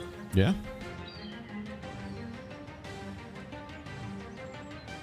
A +7 to attack. That would be a 19 to hit. +7? Yeah. While enraged, while enlarged. Nice. Okay. Well, but remember, the enlarged doesn't change your +2 attack, because it's +2 strength, but then -1 attack. Yeah. So yeah, that stayed the same. So 19 to hit, and then still +5? Or would it be a +6 now? The weapon damage bonus would increase by 1 as well. So if it was +5, it is now +6 instead. Okay. So then that. So 4, 8. 13 plus That's 19, I 6 think? is Nice. 19 damage. Okay, yeah. All right, unless you have a specific description you want to deliver. Broadly speaking, he lands an absolutely crippling blow on this dragon, and it like stops flying and like lands on the ground and lets out like a final roar of defiance. Yeah, a little bit of a flavor to it. He looks down at the potion. He looks over to Captain Tom, nods his head. Okay, just takes a step back, chugs it back. As he's grown in size, he starts laughing like maniacally, looking at the white dragon. I'm coming at you now. Brings down his great axe towards one of his wings, clips it, quite fairly well. Not fully off, maybe dangling off by like a few tendrils, not Yeah, tendrils. he has more dangly bits now. Yeah. Come at me. This is the one that you want. And that'll end my turn. Yeah, push of a large person is an insanely good thing to get for this. Oh yeah. Gem, the heart of the cards. It's me. It's Okay. got 6 health left. I don't know that I can do anything about that. Okay, so I will attack. Let's see here. Okay. And that is an 8. No, a 6, an 8, and a 20. Yes. Okay. And I just have to figure out how to roll these things. Okay, they're kind of going here. Yeah. You could also make them collide with like the walls and stuff. Ooh. Yeah. That's a good idea. Okay, I got some numbers. Indeed. 14. And oh, hang on, I have my special stats now. So the trident is +6, 1d8 +3 now. Yes, the So +6 that's- should be for the attack roll. So it's a 20 to hit. Also known as, Okay. as a dirty 20. As opposed to the natural 20. So 20 does in fact beat its AC of 18. You successfully Okay. hit it for 7 plus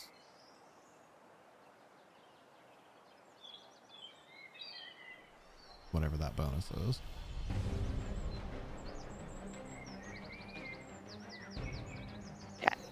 It's +3. Yeah. So 10 damage. So you did so good on the last one. I got to give you a Matt Mercer. How do you want to do this? You are going to land the killing blow on Snagglehorn. Oh my the gosh. Emotional. First of all, I want to say this is an honor. Okay. So, after having several failed attempts, my character, Gem Fighter, awesome, Good. slips in underneath its guard and just absolutely tridents it right in the back, but it goes straight through because it's been weakened, and just like it basically explodes its heart. So it is now toppling over dramatically and gasping for breath, and it is now deceased. R.I.P. It has been- Snagglehorn. Shocked through the heart. You're to blame. Bam! Well done. Darling, you give love a bad name. Yeah, I was gonna go into like you give Snagglehorn a stopped heart. Or I don't know. Well Aren't they done, emotional you guys. That is an incredibly difficult foe. So to get through that with only the one death is actually quite good.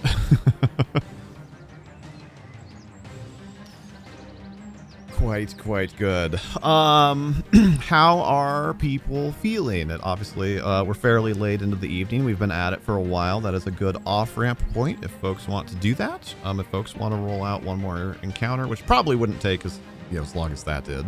I'm also okay with doing that. What's the vibe? You wouldn't mind calling it just because it's a little late for me, Yeah, it's a and good I'm an natural early. break. You got it, yeah. But also, I don't think I'm going to top this high note. So. Sure. Yeah, no, that makes sense. I think that was an incredibly successful first session. A round of applause in chat for all of our players, certainly, but especially for Tom and Jem, who came into this, as far as I know, pretty much totally blind, and did whatever research they did ahead of time, and then like listened intently to the instructions, and you guys did a fantastic job. You followed through on describing what you wanted to do, and I know there's some fumbling with like, wait, hold on, which dice and whatever, but like that's super normal. So like definitely don't feel bad about that at all. You guys did, I think, a fantastic job. Thank you. Yeah, You've made it thank very you. approachable. Mm-hmm. Absolutely. I'm glad to hear that. I am very. If glad only to I hear could that. figure out push to talk. the hardest part, the big bad evil guy was actually not in the arena. It was Discord tonight. In a number It of truly ways. was. Actually, And I dropped OG Snagglehorn in the Travel and Adventures chat. Oh yes, subsection. hold on. We gotta look at this before you guys go. Hold on. We all need to experience the inspiration this for together. the monster. Oh my god, that's amazing. Hold on. I forget. How do I open link? There we go. I gotta show that on stream. Yeah, and you would always hang out on the same trail, so you could find. I mean, he's kind of a bit of a bully, as you can see with the horns. But we'll always hang out in the same spot, so we always knew where he was to go say hi, I guess. You got pretty darn close too for that picture. I know. It's a very narrow trail with a huge drop off. No choice. The inspiration for Snagglehorn, the emotional. Magnificent. Well, the last thing that I will call out, or I guess last two things, a couple of one, I guess not a promo explicitly so, but is if you guys had fun, if you want to be notified, when we're doing these in the future, make sure that you have gone to the interests channel and marked the @tabletop role-playing interest.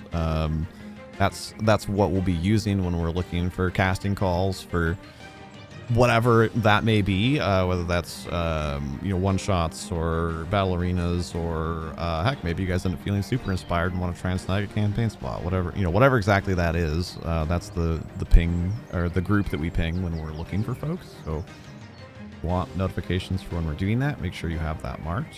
And then also for anybody, but I'll there is certainly no obligation, but I will still take the opportunity for the shameless plug of if y'all are having fun getting into D&D podcasts and the such, if you haven't had a chance, we'd super appreciate anybody that can take a look at our own YouTube channel and our D&D campaign. And so far we've had really good reviews on it. People have enjoyed listening to it. We're certainly not professional actors or professional comedians or whatever, like happens with with a lot of D&D productions, but I think we've managed to bring together a pretty interesting group of players and a pretty interesting group of characters, and done some pretty fun stuff. So hashtag ad, but check out youtube.com/HereThereBeMonsters for more D&D fun.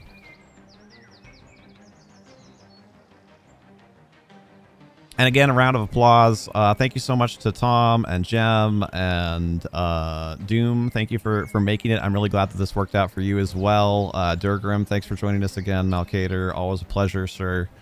Thank you guys so much for sharing your Saturday night with us. It was a ton of fun. Right? Yeah, quick thanks from Jim to everyone who played with me today. This was a lot of fun being able to do this with you guys. Appreciate it. Always a pleasure to be here. Always wanted to do these type of things. Just haven't had time. I have all the Totally tab. understand. Yeah. Yeah. No, and Yeah, thank thanks, you guys. for sharing the love around, Jim. It was a blast. I'm glad to hear it. I'm glad to hear it. Actually, Also, both if Jen you and- enjoy farting around with Tailspire, obviously it would be different from what you're doing right now. But if you are so inclined, and I know especially like Tom in the past has had a lot of his fun building things in Valheim and whatnot. We do like we have like community, I don't know, input, I guess, for lack of a better word, on like our builds and whatnot. So if you want to fiddle around at all with building in Tailspire, that's definitely a thing that we could facilitate as well. Can you do that with the the guest version that we have, or do you need to have the paid version? We could test it real quick. I mean, it's going to take literally like less than a minute to test that. So let me, hold on. I was disconnecting, but let me reconnect real fast. I think you can, but yeah, that's a good question. Let's science it real quick. Go back to where you were. We'll go to players and Captain Tom, make you a game master. So when you hit, if you have it toggled off currently, when you hit spacebar to bring up like your dice and all that, there should now be an additional tray down at the bottom and also one at the top. At the top, it should have a little orange toggle box and say build mode. Oh yeah, no, that totally worked. So go ahead and click on it, and then let's see if it actually functions. So once you're in build mode, then down at the bottom you'll want to go to Open Library, the blue tab. And then, I don't really care what it is, I'll just delete it afterwards, but just try and grab something and place it. Yeah? Sweet. So yeah, you totally can. And while we're at it, I'll just show really quickly for you and anybody else who hasn't seen them. I need to switch campaigns out of the Doubloon campaign really quickly, but show some of the Neato burrito things that we have made both ourselves and also that we have made in collaboration with other folks. I cannot call you to this board in game, so you'll have to look on stream. But go to Capstone. This is definitely the biggest community build that we've done. Callihawk and Orar and Amras and I think one or two other people probably that I'm not thinking of have all contributed to this build, but this is the frontier town of Capstone around which our campaign takes place. And all of these buildings have like designed interiors and everything too. This has been a super fun build to do with the community. Callihawk made the mountain, Orar made the windmill and the church, and I'm sure a bunch of other stuff that I'm not thinking of. Amras made the docks and like the harbor. It's been super fun to like collaborate with people on these builds, and it's a lot of fun to get into the nitty gritty of I'll like rip the tops off of some of these barracks and stuff. But you know, like get into like designing internal spaces as well. It reminds me a lot of like EverQuest towns. Yeah, I was somewhat intentionally and somewhat unintentionally, but like I'm sure that was in my psyche, for lack of a better It's way like of some putting it. Kinos vibes. Mm-hmm. And then there's for other builds, our, I guess, small spoiler alert. So for anybody who does potentially want to watch our stuff, if you are a person who is invested in not having things spoiled, you can earmuffs for like 30 seconds to a minute really quickly. 5, 4, 3, 2, 1. But after the successful defense of Capstone against a large invading force of orcs, one of our players has been awarded a fort that is being constructed and to help with the future defense of Capstone, and they got to choose what types of amenities and buildings and whatnot would be in that fort. And so we've been working on, we have not, as you can see, assembled them into a fort yet, but we've been building the various pieces that will make up that fort. So we have barracks, a magical lab,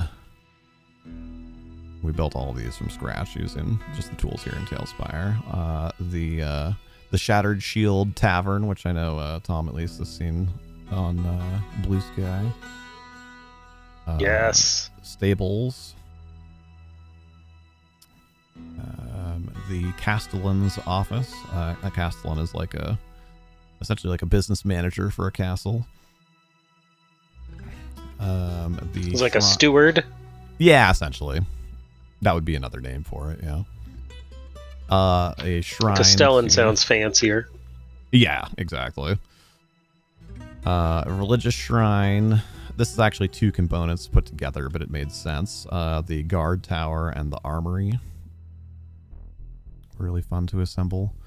And then we added some details kind of on the way up the tower. There's like a little like break room spot, for lack of a better word. And another like storage on the way up.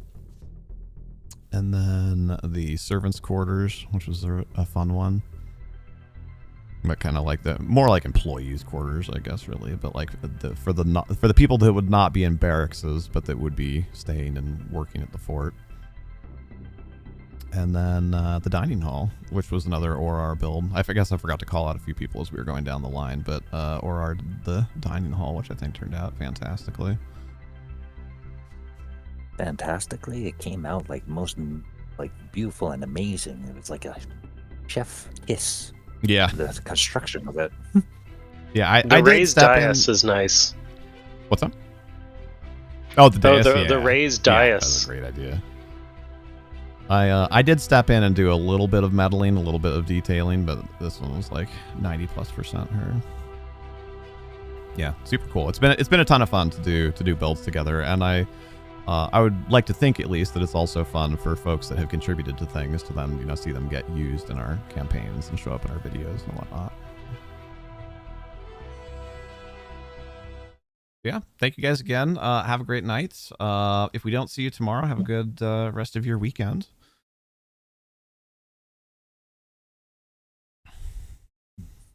Yeah, thank you, Doom. Thank you, Izzy. Good night, Izzy. Thanks for hanging out. Thank you again for the cheer earlier as well. This was a blast. We'll definitely be looking to do it again. Mainly for now, we're still kind of interspersing battle arenas with when we have like a gap in our schedule or in our campaign schedule. So we don't know exactly how frequently or exactly how long there'll be in between them. Before we did last week's, it had been like 3 or 4 months since we'd done one, which is definitely longer than I want it to be. But the hope is to do Battle Arena like about every month or two, like every 6-ish weeks on average. So we'll see. We'll do Battle Arena during the spring subathon, I guess. So for folks that either if you played tonight or if you watched and you're curious to join for Battle Arena another time or whatever, it'll certainly be included as a stretch goal during the subathon. Like Monday night or Tuesday night of that week or something. So we'll at least be doing it again then, but I don't know for sure if we'll be doing it again between now and then. It just kind of depends on how many sessions we're having for our normal campaign. Yeah, you too, Tom. Thank you, sir. I'm really glad that you guys enjoyed yourselves. It makes me happy. I'm looking forward to slinging some more dice with you, hopefully in the future. Let's see for a raid out. Oh yeah, and while thanking people, of course we did when they came in, but a thank you to Magical Misfits for bringing their folks in as well. Hopefully by now they're long gone and doing self-care or sleeping or whatever after their own stream, but that was very nice as well.